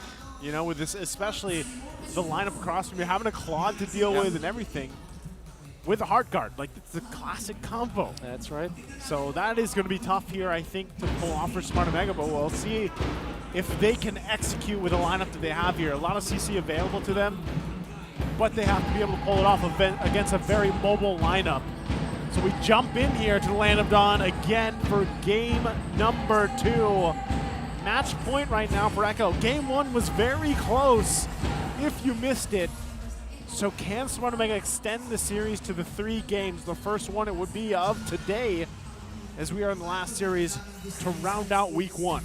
I mean, Omega did show earlier that they are very much willing to take many of these fights, even if some of those fights don't always look like they are the ones who are going to come out on top. Yeah. You have to admit that. You have to admire that for Omega. And I think that's some of the DNA that came over from the previous iteration of Omega. You know, it's like they're never say die attitude. And I love that it's still kind of there in the DNA. But it's always a question of whether or not it's the right thing to do in that certain situation, though. Yeah, it's definitely, what do you call that? There's always those mission statements here. Yeah, the mission vision. The mission vision. The mission vision is to always go for the fight. That's the mission vision of Smart Omega, right? They pass it down. And the thing is, though, they're still essentially the way that they play it is kind of scrappy, but it's a little more refined right now, at least with this lineup. That familiarity they have with each other. Outplayed, though. Yeah, they can capitalize on that familiarity here, but obviously the BMI battle mirror image still present here for Outplayed. And they just want to make sure that, you know, Echo is reminded of what they're capable of. They've got that kill potential. If you blink, you'll miss it. You'll miss it. Speaking of which, will he blink? And I think he will not miss it. Sanford goes down. For first blood here on the bottom side of the map, even with JP close by, no Heart Guard available. And to be fair, even if that had a Heart Guard, that might have not worked. Or that might have not been enough to save him. There's a whole lot of damage. Right now, though, Matt's going to go ahead and start with the Turtle. This could be very easy for them to take as he's working on it. Zyda, though, going to try to go in. Yeah, I love what they're trying to do here, trying to see if they can put Zyda off balance. Oh my goodness, Louise, what a beautiful final slash. Remove the momentum from Zyda, denies the retribution. Again, a great play there. Great just decisiveness from this lineup of Smart Omega right now. Yes, it's a small lead, about 1,000 ahead right now of Echo, but again, they're making things work here. And look at the gold difference in the gold lane. That's going to be massive. 400 in early stages. Sanford, like, going up against 2. Okay. Yeah, they got mad. Sanford here got mad on the bottom side of the map. Says, you know what, you can't keep doing that to me. I'm going to get a kill, maybe, under my belt, but no. Yeah, of course, Omega survivability aspects, survivability, what do you call that, techniques, whatever. Meanwhile, on the top side of the map, Omega still wants to keep going, and Outplayed is the first victim there in that fight. Matt could still be in trouble here, but Sanji, look at him, doesn't have mana. Zyda, though, makes sure to clean it up. Wow. Actually, pretty good for Zyda. The pathing in the... But then again, Outplayed getting taken out up top is going to be bad for Echo. By the way, Brave Smite Claude. Yeah, for sure. Yep. Yes, sir. Fighter Claude. Learning from Carry. From the Carry. You know, how I wonder if we're going to see a different build path here at all, or just the normal, the typical, what we see from Claude. But I was surprised, too, even off cam, like Sanford went down, right? Now, I believe... He had a Heart Guard. Yeah, it almost looked like he would have got those kills down there, but like we said, the passive of this Nana helped out, and they kind of went with it. So right now, Smart Omega still with this little bit of lead that they have here. Echo looking to find what they can across the map. Now, big part of this, too, is allowing Outplayed to farm up what he needs to. Sanji as well needs the scaling. So, you know, in terms of damage department, they're not going to be there just yet. Yeah. And I think for Omega, one thing that you have to really bank on is because of this lead that they have, they can use this so that they snowball. And that is actually what you do with the Martis, right? And you also have Arlott and Ruby. So much potential for that one because that combo is almost like a Fredrin plus the Arlott combo, where you have unlimited dashes because of your unlimited crowd control. And non-stop crowd control is something that they're trying to flex here. And Omega have been very much willing to take these fights. Here comes Sanford, though, flying with the Black Dragon form. That they have knocked up. Hard guards available as well. Wow. Sanford's looking like a beast here for Omega. So difficult for them to answer. Echo might not be done. Will be forced to disengage. It's a good thing with the Angela pick coming up from Echo. There's a lot of vehicles for that one. You have Zaida with the backshot. You have Sanford. And in the late game, it should be Outplayed. Who is outplaying West now? That duel up top. Ooh, Stuff of Legends. Love being JP Sanji. Oh, Sanji's there too to help out with the sandwich play. West should be fine though. He's going to hold down his own. Meanwhile, Mark's going to make his way up here to the top now. That scary Rube that we're talking about here. Getting some damage onto Sanji, but here comes JP discouraging more action from Omega. Okay, so as we take a breather here, there's a lot happening. Smart Omega is still doing a great job at holding the little lead that they have together right now. As the game goes on forward, they're going to have to be able to contest the objectives, and they're putting themselves in a position to be able to do that, right? The fact, too, that they have West continuously just farming up, as long as he doesn't go down, can continue to build up, the rest of the team will help him kind of scale into that mid to late game here. Meanwhile, Echo's trying to do the same thing with Outplayed, right?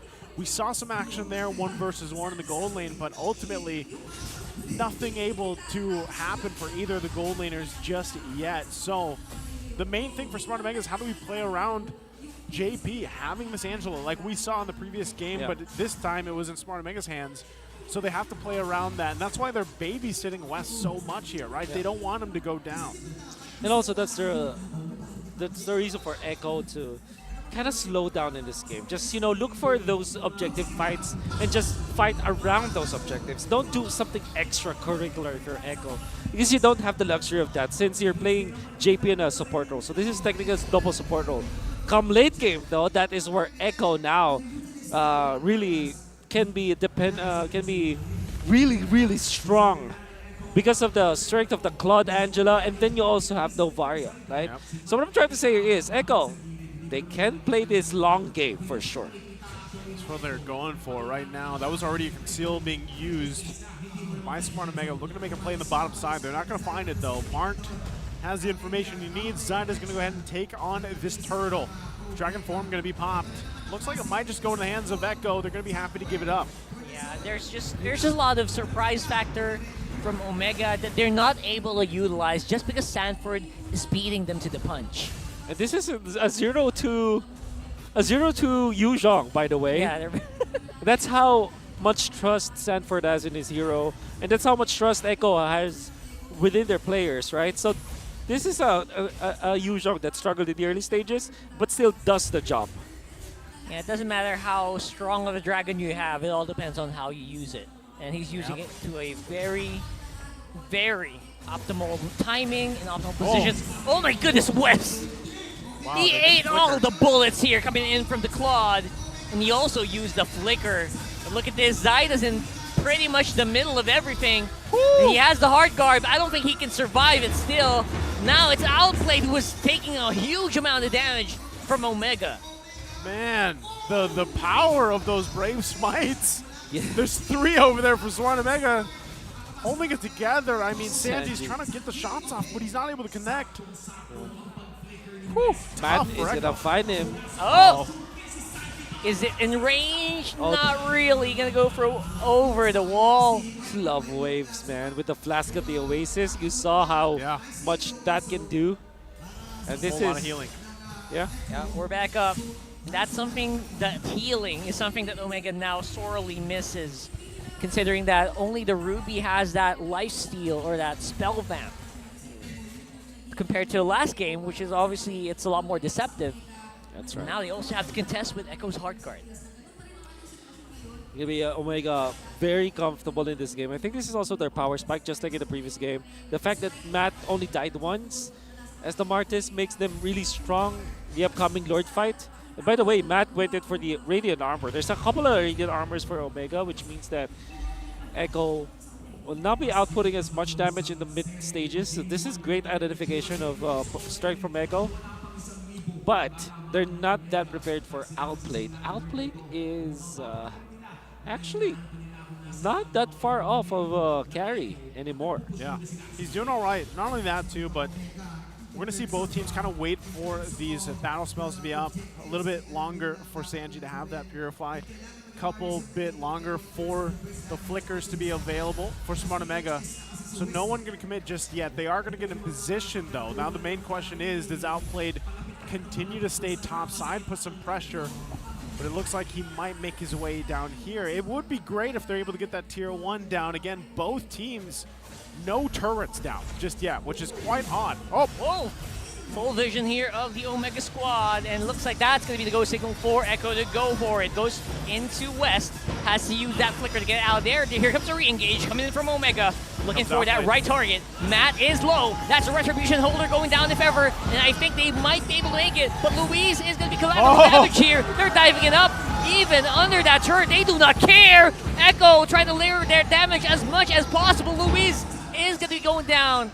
And there you go. That's a 1 for free in favor of Echo. Ooh. Look at that timing coming out from Echo against Sanford, the MVP. With a hard guard, zoning out the members of Omega. Zyda chasing Matt there. Had to use the Retribution, but it's okay. The fact that they took out Matt, that was already a great job from Echo. And then Outplayed with the timing to eventually take out the members of Omega with the damage output that we said that they're not prepared from. Because now you can see the 3-item power spike of the Claude. Yep. Boom goes the Dynamite. Boom goes the Dynamite. He's got it right there too. I guess the greatest thing there that happened for Smart Omega is West didn't go down. Right, he was even able to get a kill, capitalize on that, but they are going to lose quite a bit of space to work around here. Again, before that all broke out, neither team had any turrets down, so now Echo playing around this Lord take. They're going to get the space advantage to work around with.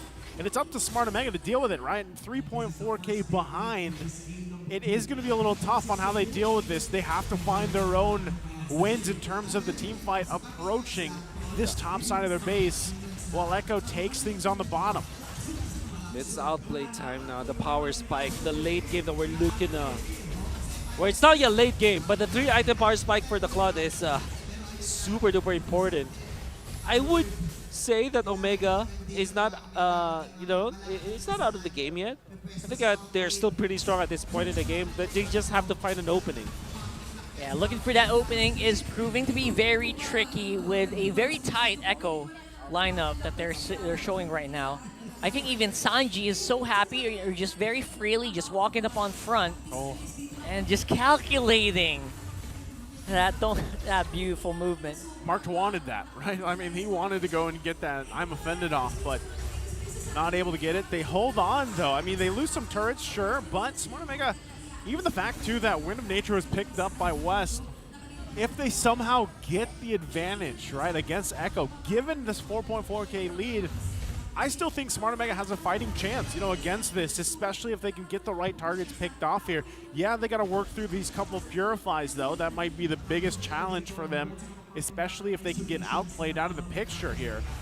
But right now, Echo obviously in control. They're going to go ahead and kind of settle down just a little bit before we're about 40 seconds away from this Lord. That'll be a big test for Smart Omega coming up for them if they actually want to contest that and deal with it. Now Sanji's cut, his job is cut out for him. He has to whittle them down if he can. But right now, Smart Omega doing a pretty good job so far. Defensive items now coming up for Omega. With the fact that they have completed those items, it's go time now for Omega. Really to fight. But the fact that Sanji is this confident up against some artists, that's quite concerning. Now Matt with the helmet. They definitely need to go now for Omega. They've picked it up and now they've heard me. Going for it. Here comes the conceal. He already activated everything on the side. They're throwing everything but the kitchen sink straight onto the Baksha, and they get their target. Here comes the re-engage though. Sanford alongside the hard guard. They are showing who's boss. They're whittling down the Omega lineup. Oh, West West. slowed by Lois as well. That was a very, very early recall here. He's going to get punished for it. And Luis could go down as well, using a flicker to get away. Whew. And that was a very much understandable clash from Omega. Even I said that they should go, and they did. That was the right timing. Best case scenario. Best case scenario. But Sanford was just in the right spot, right time. Again, paving the way for Outplay. It seems like Sanford is laying the carpet, and Outplay just gets into position at the right moment. I like the decision coming from JP, though, to go for Sanford instead of trying to save Zyda. Yeah. Zyda's MO back then was, okay, I'll just survive maybe a second more or 2 seconds more. Allow Sanford to be there. Heart guard intact. Sanford nails the Petrify, or sorry, the combo against the members of Omega. And then it was already the problem for Omega in the end. Well, right now, their problem is going to be dealing with this Lord. Full force of Echo. Running it down mid, Lord on the top side. Smart Omega trying to defend their base, trying to hold on to these base turrets if they can. Again, expect some pressure even against these walls from Echo. Ooh. And the shots from Sanji showing as well. They drop down the vision. The turret's going to fall on the top side. And Sanji will plant himself on that side of the map. They go in. Here comes the collapse coming in from Echo. West is the target. Matt's up on front. Lewis ready with a final slash. And they're trying to whittle down that Lord as much as they can. They're waiting and clearing for these minions, and that might be a successful defense here from Omega. But can they take more? Still a Nana. Great at defense. Great at defense. The lineup that Smart Omega has can actually defend quite well. Even longer. Like, yeah, they lost the 2 base turrets, but if they find themselves in a position again where they're defending against a Lord push, they have actually great tools to deal with it. So it's up to Echo, even with a 9K gold lead, to deal with this. The biggest thing, too, is if they somehow get West out of the picture, that'll cap it off for them to end the series here. So West has to be able to stay alive. His positioning is going to be crucial. We saw it earlier. Sanji planting himself on that outer edge of the base, just forcing the pressure with those shots. Yeah, man. I mean, that is tough to deal with. This is basically a big test for West and making sure he's a cut above the rest. I like it. Like, respecting the spike of Omega, but at the same time, they know that it is now their timing. This is their window. Echo have reached critical mass. Even Sanji packs up a punch now with 0, 0, and 7 on this Novaria, up with the full pack basically.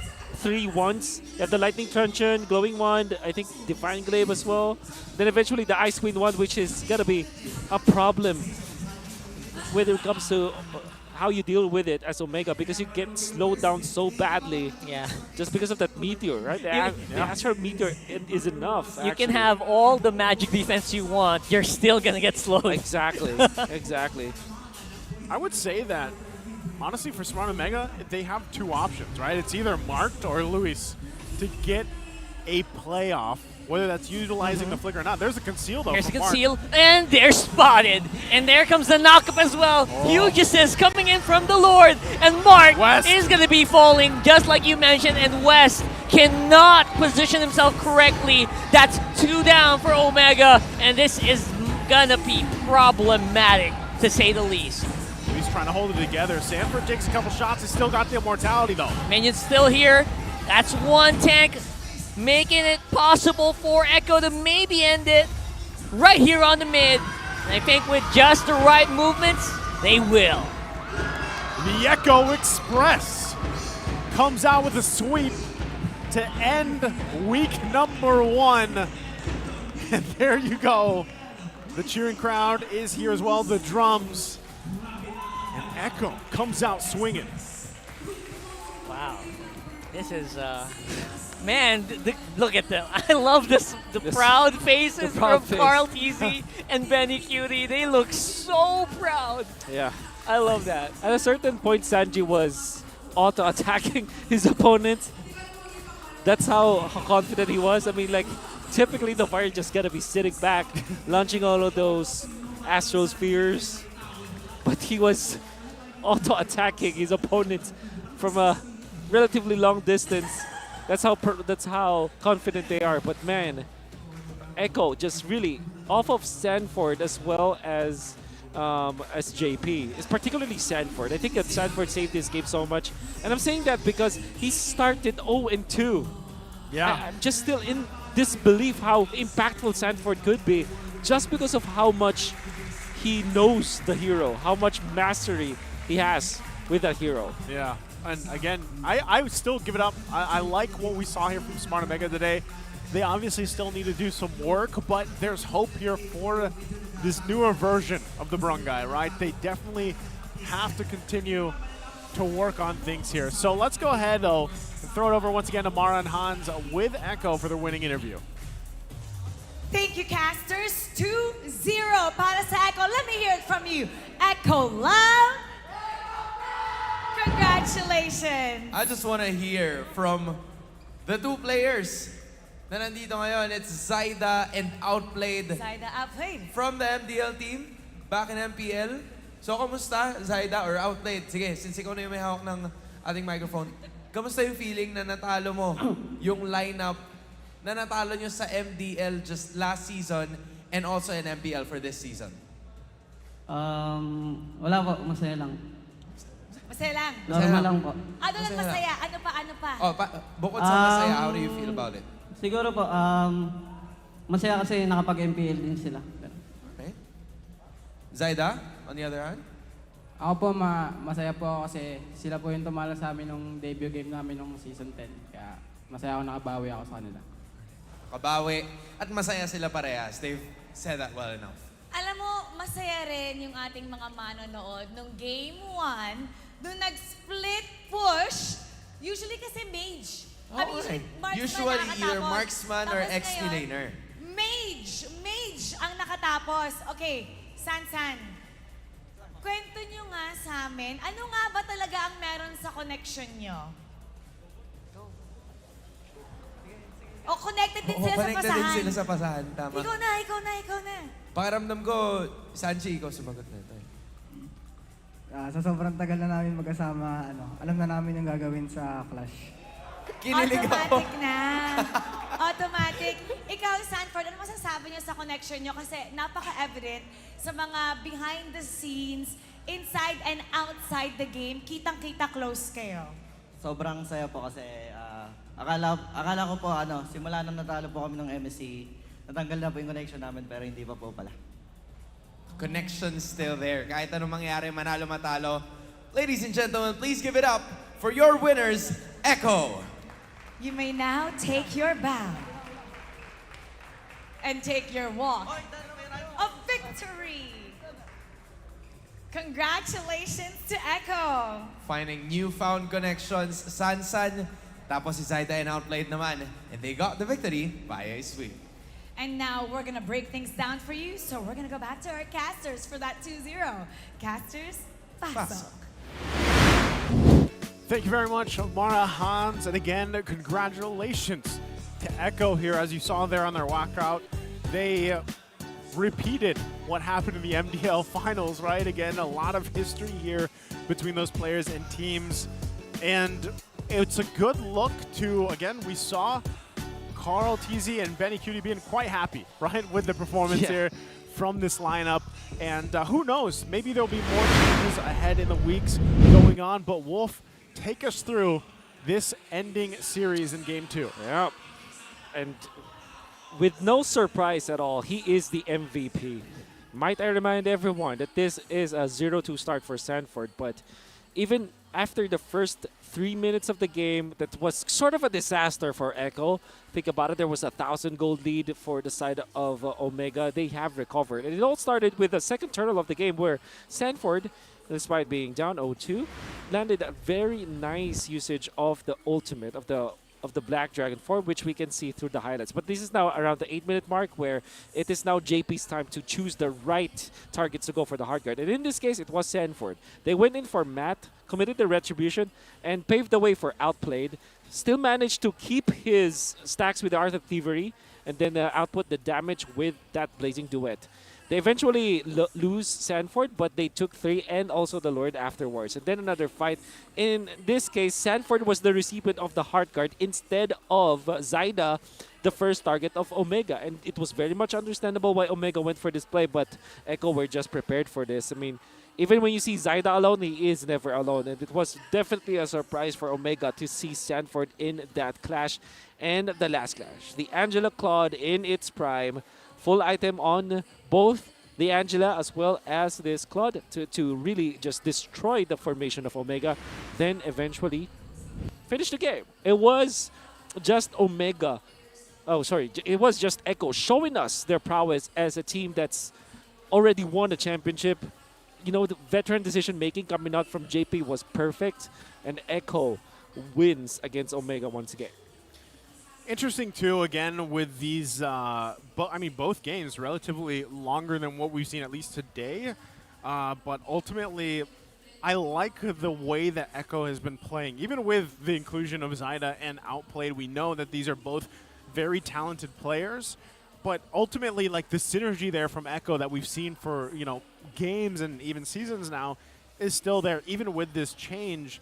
And as we look upon, like, week 2 ahead of us, Smart Omega, I feel like for themselves, they have to kind of figure out how to break through. There's some wall or like barrier holding them back in terms of, let's say, finishing games or getting things through, right? Relatively, their plan, their play style it works, but why do they struggle at certain points in the game where they cannot capitalize on those leads that they build themselves? I think that's one, again, whether this was the theme of today or just the match with TNC and AP Bren, like, what can they learn? I think week 1 in general, even up to week 2, a lot of the MPL teams here have to learn or have to look at what they learned from their matchups, especially against teams like this for Smart Omega against Echo. And I think for teams like Echo that have already established a good structure when it comes to their drafting as well as the way that they operate when it comes to team fights, that is something that teams like Omega should be looking at, because it seems like Omega, they're prepared. They have a set strat. They have a great game number 1. Even in their game number 2, they show that they are prepared when it comes to their draft, because when it comes to their strategies. But in the end, it was the structure that kind of defeated them, and you saw that they thought that they already took over the early game, because they did. They did actually win the early stages, but they lost control just because of one turtle team fight, which should not be happening, especially because of the lead that they had. I think it's just the amount, the sheer number of experience, right? I think this is something that agree. Omega has to kind of look back at the drawing board and review, is how you can be you have to find yourself in situations where you have to use the firepower that you have. I think that was very apparent in game number 1. In game number 2, I think it was just Echo, just knowing when to fight back, even at a deficit. Yeah. Well, that's going to do it for us here on the desk here for week number 1. Once again, I'm Naisu. This is Rockhart and Wolf. We're going to be throwing it over back on stage here to wrap out and close out week number 1. We'll see you guys next weekend. I think after asking our players to do the complete the sentence challenge, I think I finally got the perfect words to complete the sentence. Fine. I'll put you up to it. Okay. Complete the sentence, Mara. We are MPL PH. Of course, we have the strongest players in the world. that is on period. In fact, this week has been a testament to all of that dahil marami tayong nakitang bagong heroes, bagong compositions, at bagong steps patungo sa Lord Dance. And we'll definitely see more of those next week. Kaya samahan niyo ulit kami dito lang sa tahanan ng pinakamalalakas na Mobile Legends Bang Bang players sa buong mundo. Muli ako po si Mara Aquino. And my name is Hans Galeria. Nagpapaalalang magkakaiba man ang ating pinagdadaanan. Sama-sama pa rin tayo sa laban para sa tagumpay. Keep it good vibes, everybody, and see you next week.